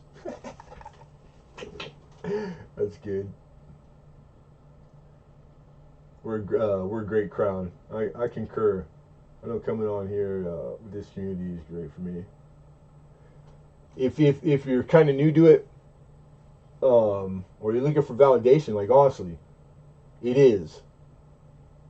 Because of course there's always I'm gonna say 10%. All the same things you should worry about out there, they're on here.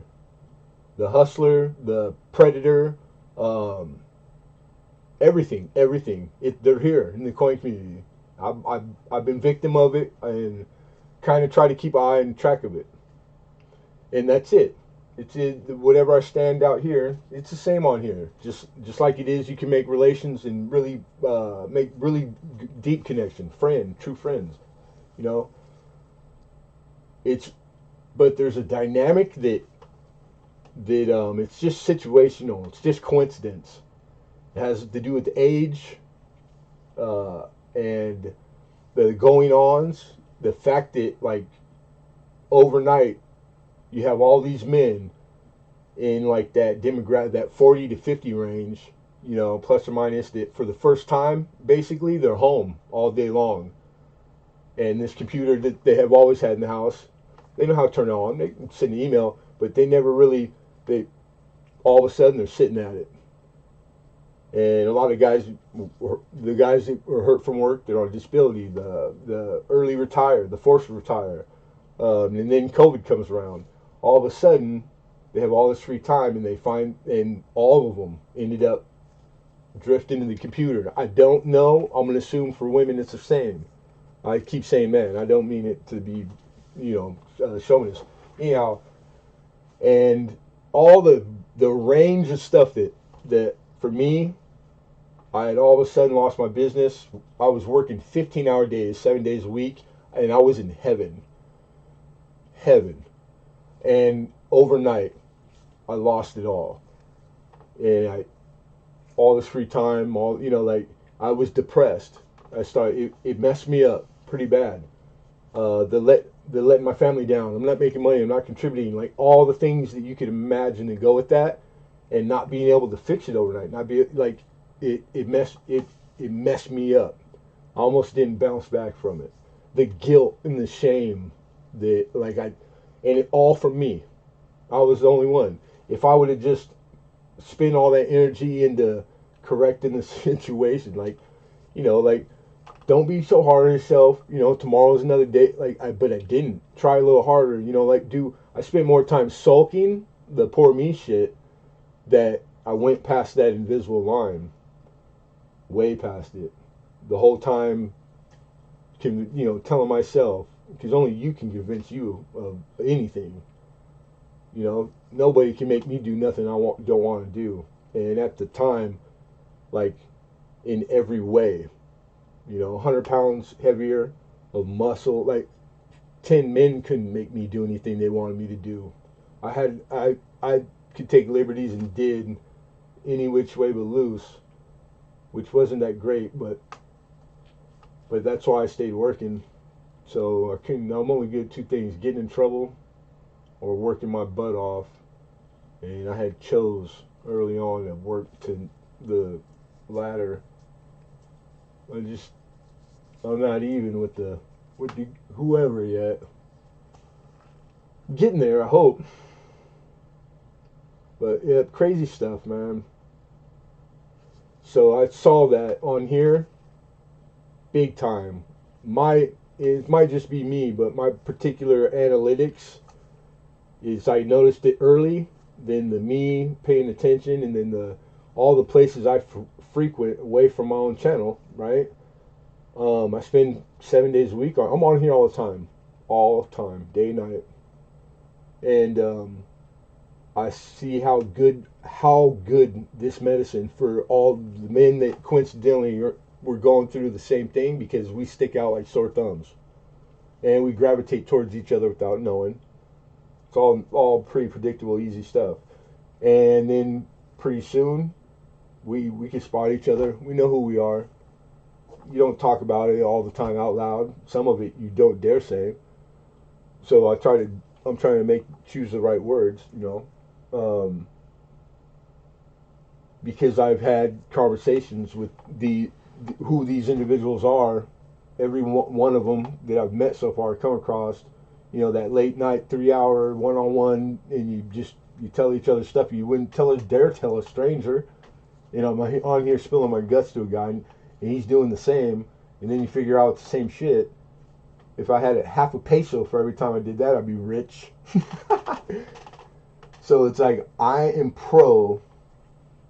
I guess that's what it boils down to for me. I'm pro YouTube, like till the wheels fall off. I get offended and I take offense when I hear people badmouth and critique it because of what it's done for me.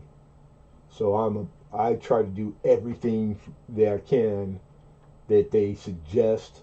It's the greatest thing next to like hamburger that or invented since I've screwed that up.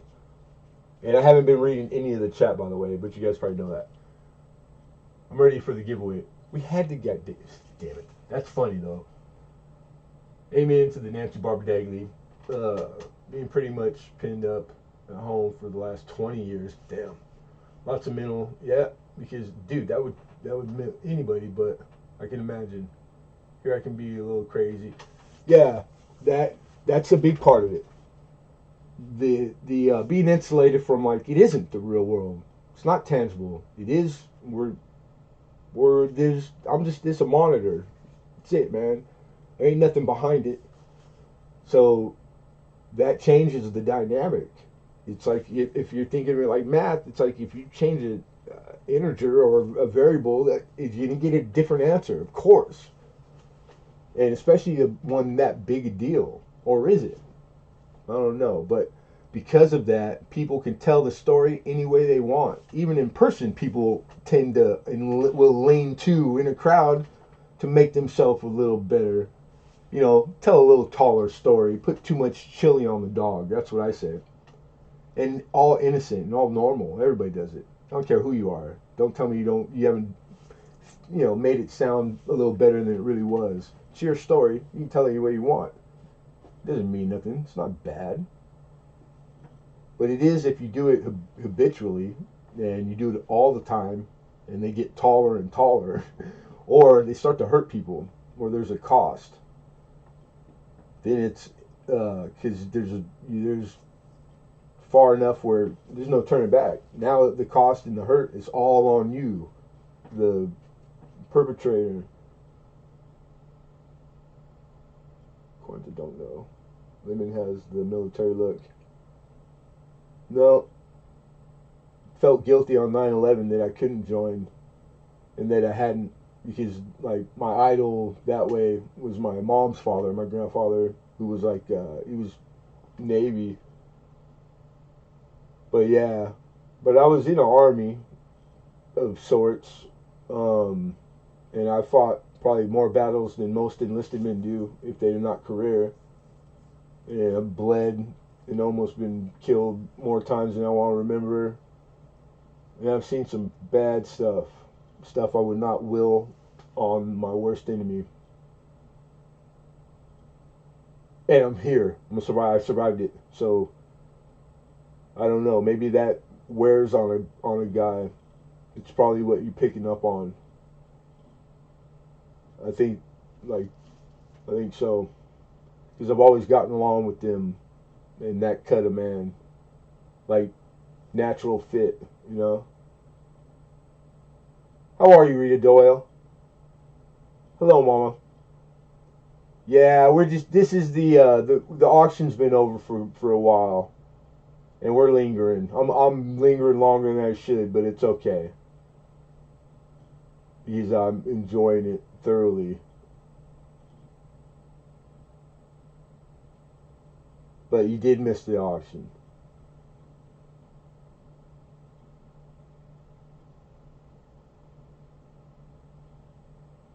I got a table stand Australian flag behind my monitor. Oh, the Gatson is because there's nothing right there where that one hangs, so I use it as a drape. And then the American one I put up because I don't know, I didn't really put it up there. It's mine because I'm pro-American, but I think it was because I had nowhere to put it in here. You know, you don't want them to touch the ground ever. You're not gonna die if it does. But it's a custom, right? And it's an older one. I can't remember where I got that. I used to like the garage sales and the estate sales, and that one I got from a rather old lady. Like she was really older, and her husband had just passed away, and she was doing the estate sale. Like she moving into a smaller place, but it was all military stuff. It's weird, like his belongings, and I bought that from her. So I just knew that the person that owned it, and her too, the couple, that they probably flew it on 4th of July, like it just so cool. I'll buy a flag. Price was right. Pull the trigger. Give it to me, lady. Knock down an 80-year-old lady. That's not hard. No, I'm joking. I'm joking. This may not have coins, but this is more fun, I think. Oh, I don't know. I think they're both. Well, that's right on, man. I sell coins, so I don't want to 100% agree because I'd be like screw like being against myself. But I agree. Of course, we're all. I mean, I think we're all adults. I know I got a few younger guys that they come in here. We sneak them in. Yeah, it's grown-ups. They get to talk grown-ups because I don't get to be around a lot of grown-ups like I used to every day, all day long. So the instant abrupt stop of like, man, cabin fever, I get cabin fever quick. And the interaction, and especially like when I was like an alcoholic, like I drank every day, I was always at the bar, like, bump, see the same guys. It doesn't matter what routine it is, you come to rely, you need it. The camaraderie between men is necessary, not having anybody to shoot the breeze with. Well, with the Bulls, the Bears, that shit's important. It really is. So I'm all by myself all the time with the occasional, 2 second, 2 minute conversation. It's not enough. So this is I need YouTube. Not only do I make my living on here, but it helps me maintain and try to maintain my mental health, because it's horrible. Look at the mods I pick. What's wrong with this dude? That was a poke at Lincoln. I still have nightmares about being a first responder, voluntary firefighter. Things I saw before. Made kids wear seatbelts and stuff I don't care to talk about. Yeah,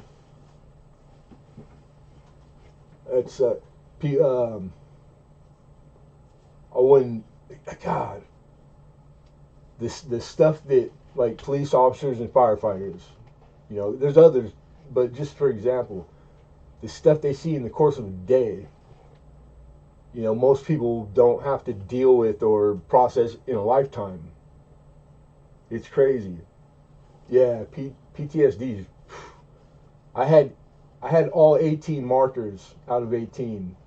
Bad, horrible. And I've been living with it for a long time. I had no clue. I didn't know. Did not know. I had no idea. Anxiety, crazy. Like, I had no clue. And then it explained a lot. It fixed a lot finding out. Thus, treating it. And, like, so I'm thinking pretty good with it, but it just scared me to have such a high opinion of myself and my smarts, lack of or not, or smart, that all these happenings and things that were real and right under my nose, and I had no clue. It just like coming to that realization, I was ashamed of myself. Like, man, I could be hard on me. Trust me, and you wouldn't want to work for me. That's a joke. I used to tell guys like all that all the time. But you would want to work for me if you wanted to learn it right. I knock over camera and start laughing when I should be like a female George or worse. Oh, right on. For 10 years I was alone 16 to 18 hours a day. And when he got home, he was doggone tired and just wanted dinner and the news in bed. Huh. And you're out in a rural area too. Yep. That's the rut. That's both of you. It's the last thing you ever thought or planned, but it's just life. I was in the same kind of I had the same experience as him. It's like he's just living. You both just living, and it's scary. You have no idea if you let things go. Like, is it 5 years before it does whatever damage it has for you? Potential. It sucks because it's different for every person too. That's the other thing. Crazy. But I can tell you right now, it's like, don't be lazy and let your days go on the stupid things you think are not it's not a big deal. I'll wait for them. I'll put it off. Don't put nothing off. Nothing. Because you got no clue. The highest, most worst thing that is possible, it's just, if you live like it, you just imagine you're right there on the cusp of it. You're on the fence. One more, and there it is. Then you'll be less likely to do it. Everything I've ever wanted in my life, I had it, all of it, and I lost it all because I didn't know that I was right there. I didn't know I was on the line already. Matter of fact, not only did I not know, I thought I was so far away and insulated from it. It's because I'm not as smart as I thought I was. Matter of fact, I am a dumb ass. And lost all of it. Gone. But I got some new stuff. And I'm hoping the me being head over heels in that. I think enough times went by, because that's always a chance. Once the romance wears off, it hasn't worn off yet. And it's been like a long time. Longer than like a regular relationship, you know? So that's kind of like, because I need stability, because I don't know how much I don't know if I could survive. I don't have another rodeo in me. This is my last rodeo, that's for sure. Nights being dead tired, yep, standing next to the bed, scared to death, go to sleep because of nightmares. As far as that, the sleep and the dreaming part, I stopped dreaming. I I haven't had a dream like for 2 decades, and I still haven't went and worked that one out, whether it should or not. It just I remember dreaming as a child pretty vividly, and my mom, big time. So they in color or not in color. How about it just left me? That's not normal because it's part of like sleep patterns and like it's a process.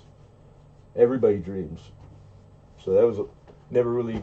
I'm working from 20 to 40 like that. I didn't have time to slow down and think about could that potentially be like unhealthy enough that it manifests something, like shit. It's gonna affect this. I don't want to do that. Fuck, who knows all that stuff? I know now. I love to fish and hunt. Sweet. I have to type in caps because autocorrect goes crazy. I do it because my eyes are getting bad. And I love it when people go, "What? Why are you typing in?" They have to do like earlier I was talking about. They got to be they just rush to be the first one to point it out. They think like there's somebody's keeping score. Nobody's keeping score, man. Am I hurting you? Like, why are you shouting? I get the okay, but really, and then they stick to it. I'm like, God, that's gonna make me type in caps for. That's it. I'm breaking the button off. That's the only fear I have, Paul, is the house being on fire. That makes sense, man. You can't get the kids out. Damn it, Lincoln. Like I can only imagine. But I get it.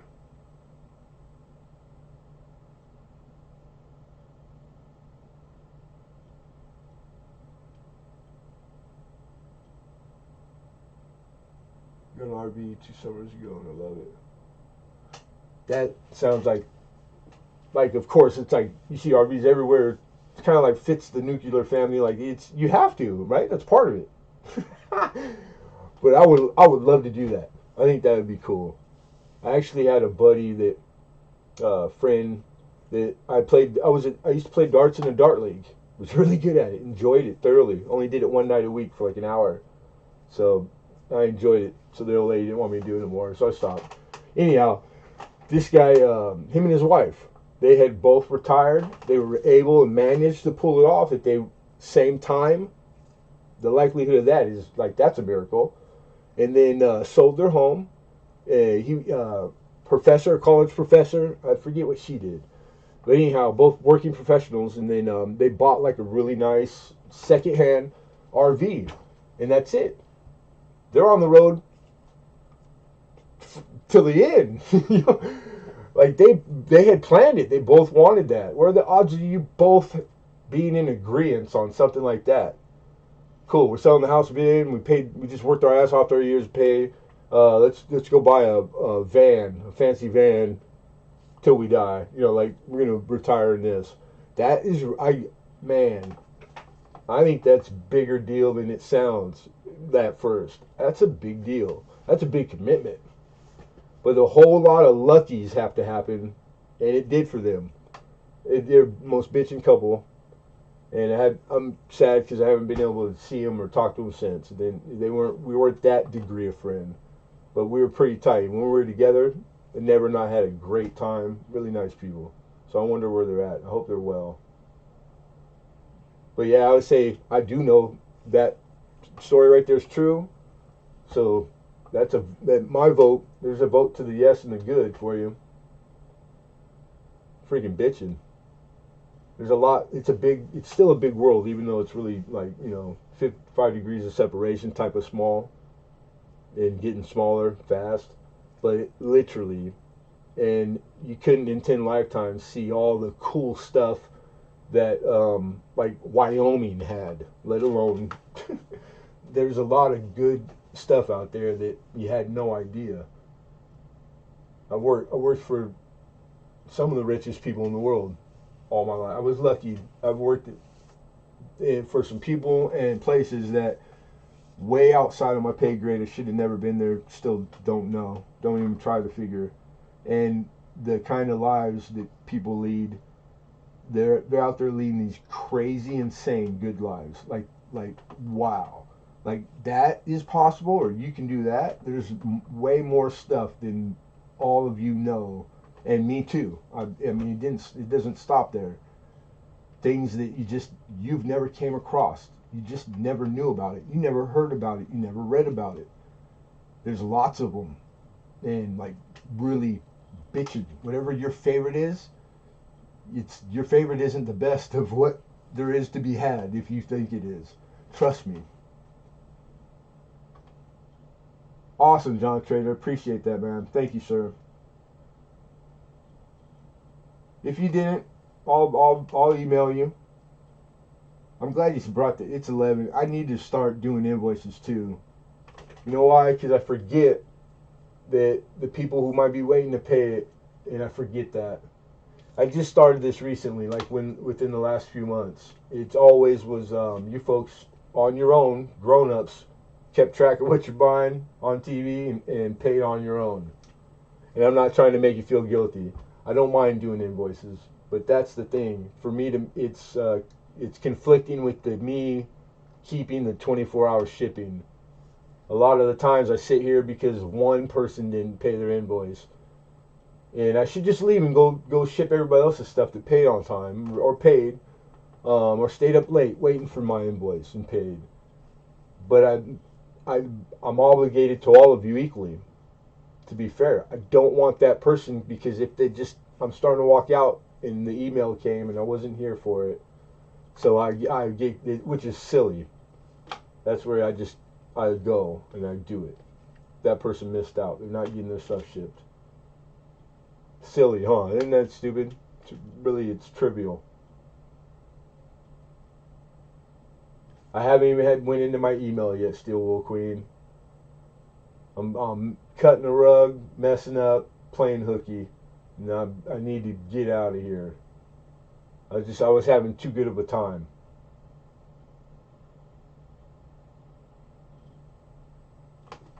Come and go. I haven't really figured out what triggers them. It could be anything.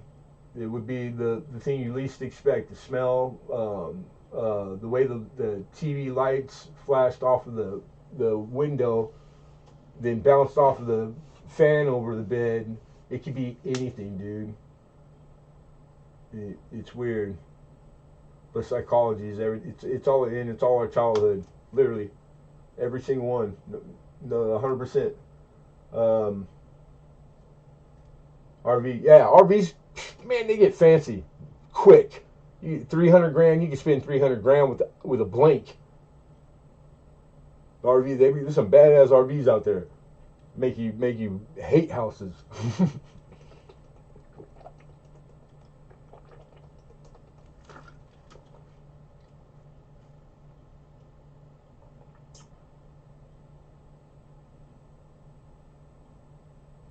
Yeah, you gotta do what you gotta do. That's it in a nutshell. I got a list of non-payers. I got a couple extra to add to that list, Lincoln. They bid up auctions and not pay. Yeah, and one of them I'm worried about because I don't think it was purposely, which means I don't know. But the lack of just not contacting and saying, hey, I'm not looking for the apology. I just want to know that they're okay. You know what I mean? Because I know firsthand it's tough, and the liking this and partaking in it, and then like if you live check to check, I live even worse, week to week. Like everything hinges. I don't have money in the bank to survive a week. I'm not joking. So I know, and I know it's usually pride, or like you don't want other people to know. But then the asshole who purposely, premeditatedly, who is a predator, who's trying to get stuff for free, stealing, using any means, lie, whatever it is, those people are here too. For me, it's pretty easy to tell them apart, but not always, man. So our list, if you got a list, I'll give you my list. It'll help. Mr. Mudswat's back.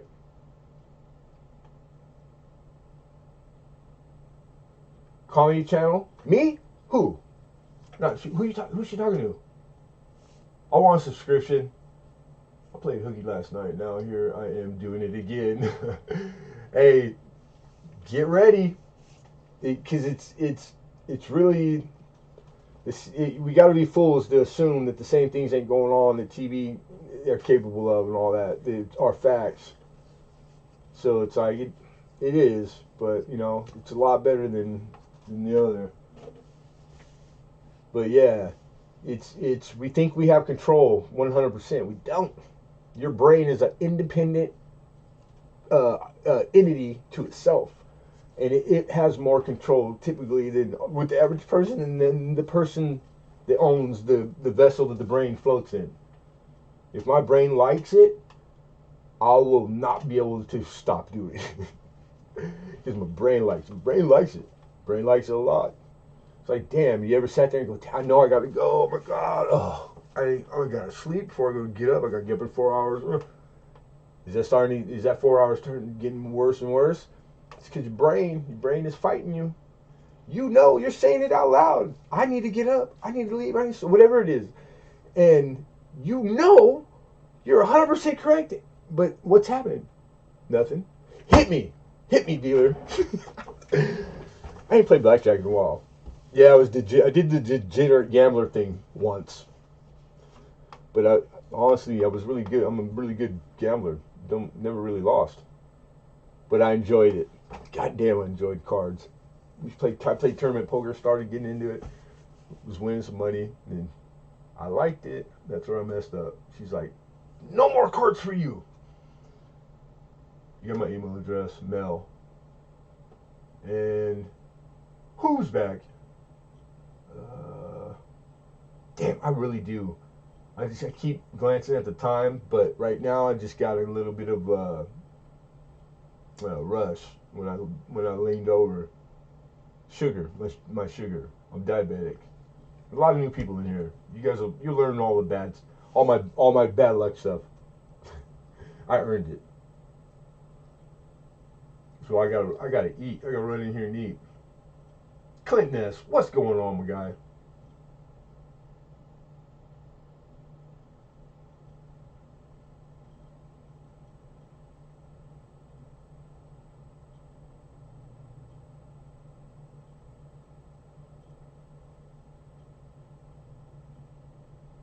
I love to play pool. Yep, I shot pool too. Pool league. I'm pretty good pool player.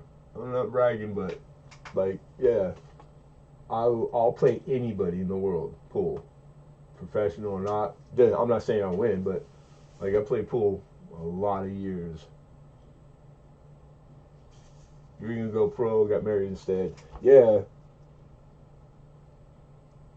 I even got. I don't use them, so I got this beautiful. The last stick I bought was a snooker, like a custom snooker stick. And I started using it like in my knick-knack bar league, because it's not really a pool stick. A snooker stick is a totally different game. Anyways, I love playing on a quarter table, the small one, because it's fun. It's really, really fun.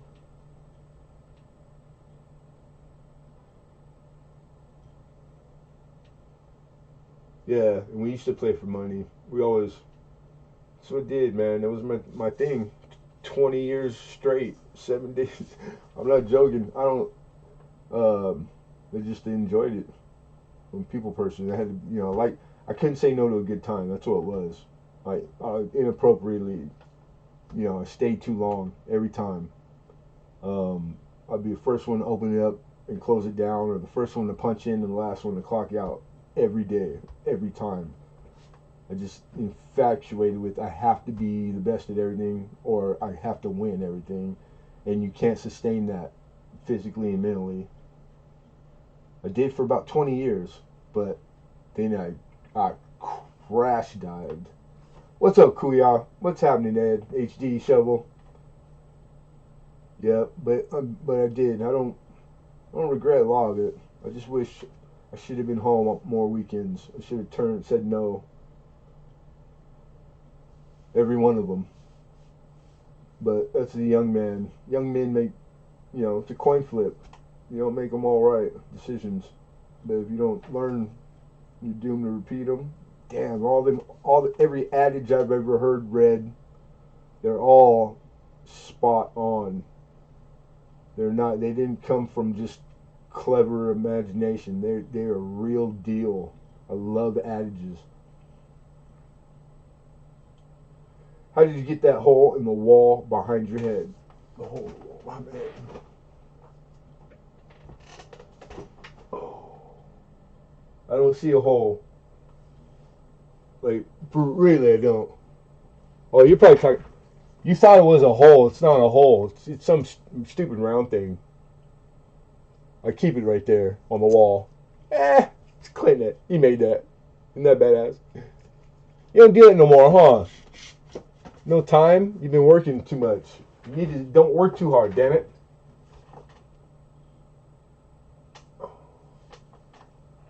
Mochi steak. Sounds good. I'm gonna put this jacket on because I'm getting cold. Go gadget knees. Ugh.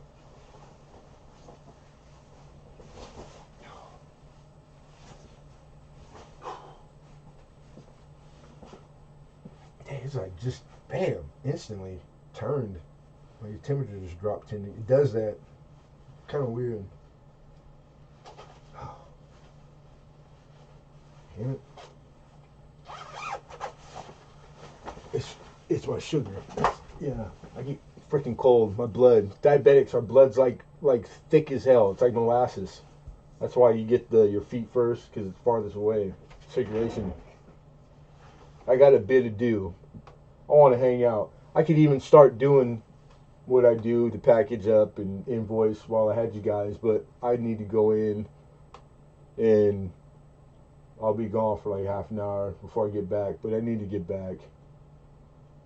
I'll have to remember to apologize to all the people who are sitting waiting for an invoice because I could have done them already. But it was worth it. And I always enjoy all of you. And thank you for hanging out after. This was nice. I needed this too. Talking about stuff is it's really good medicine. Even the simplest conversations, it's good medicine for everybody. Good night, Steel Wool Queen. Everybody, thanks for coming. Don't forget to hit the like or don't like. Either way. And I hope to see you guys next Tuesday, if not earlier. Clint S, hi-bye. Hoove. Nancy Barber, Steel Wolf. Lincoln, HD. Excuse me. Mr. Paul Hampton. Nancy Barber. And everybody, be well. Take care. And good night, you guys. All right? And if you guys are lurking, I miss you and I love you. Good night.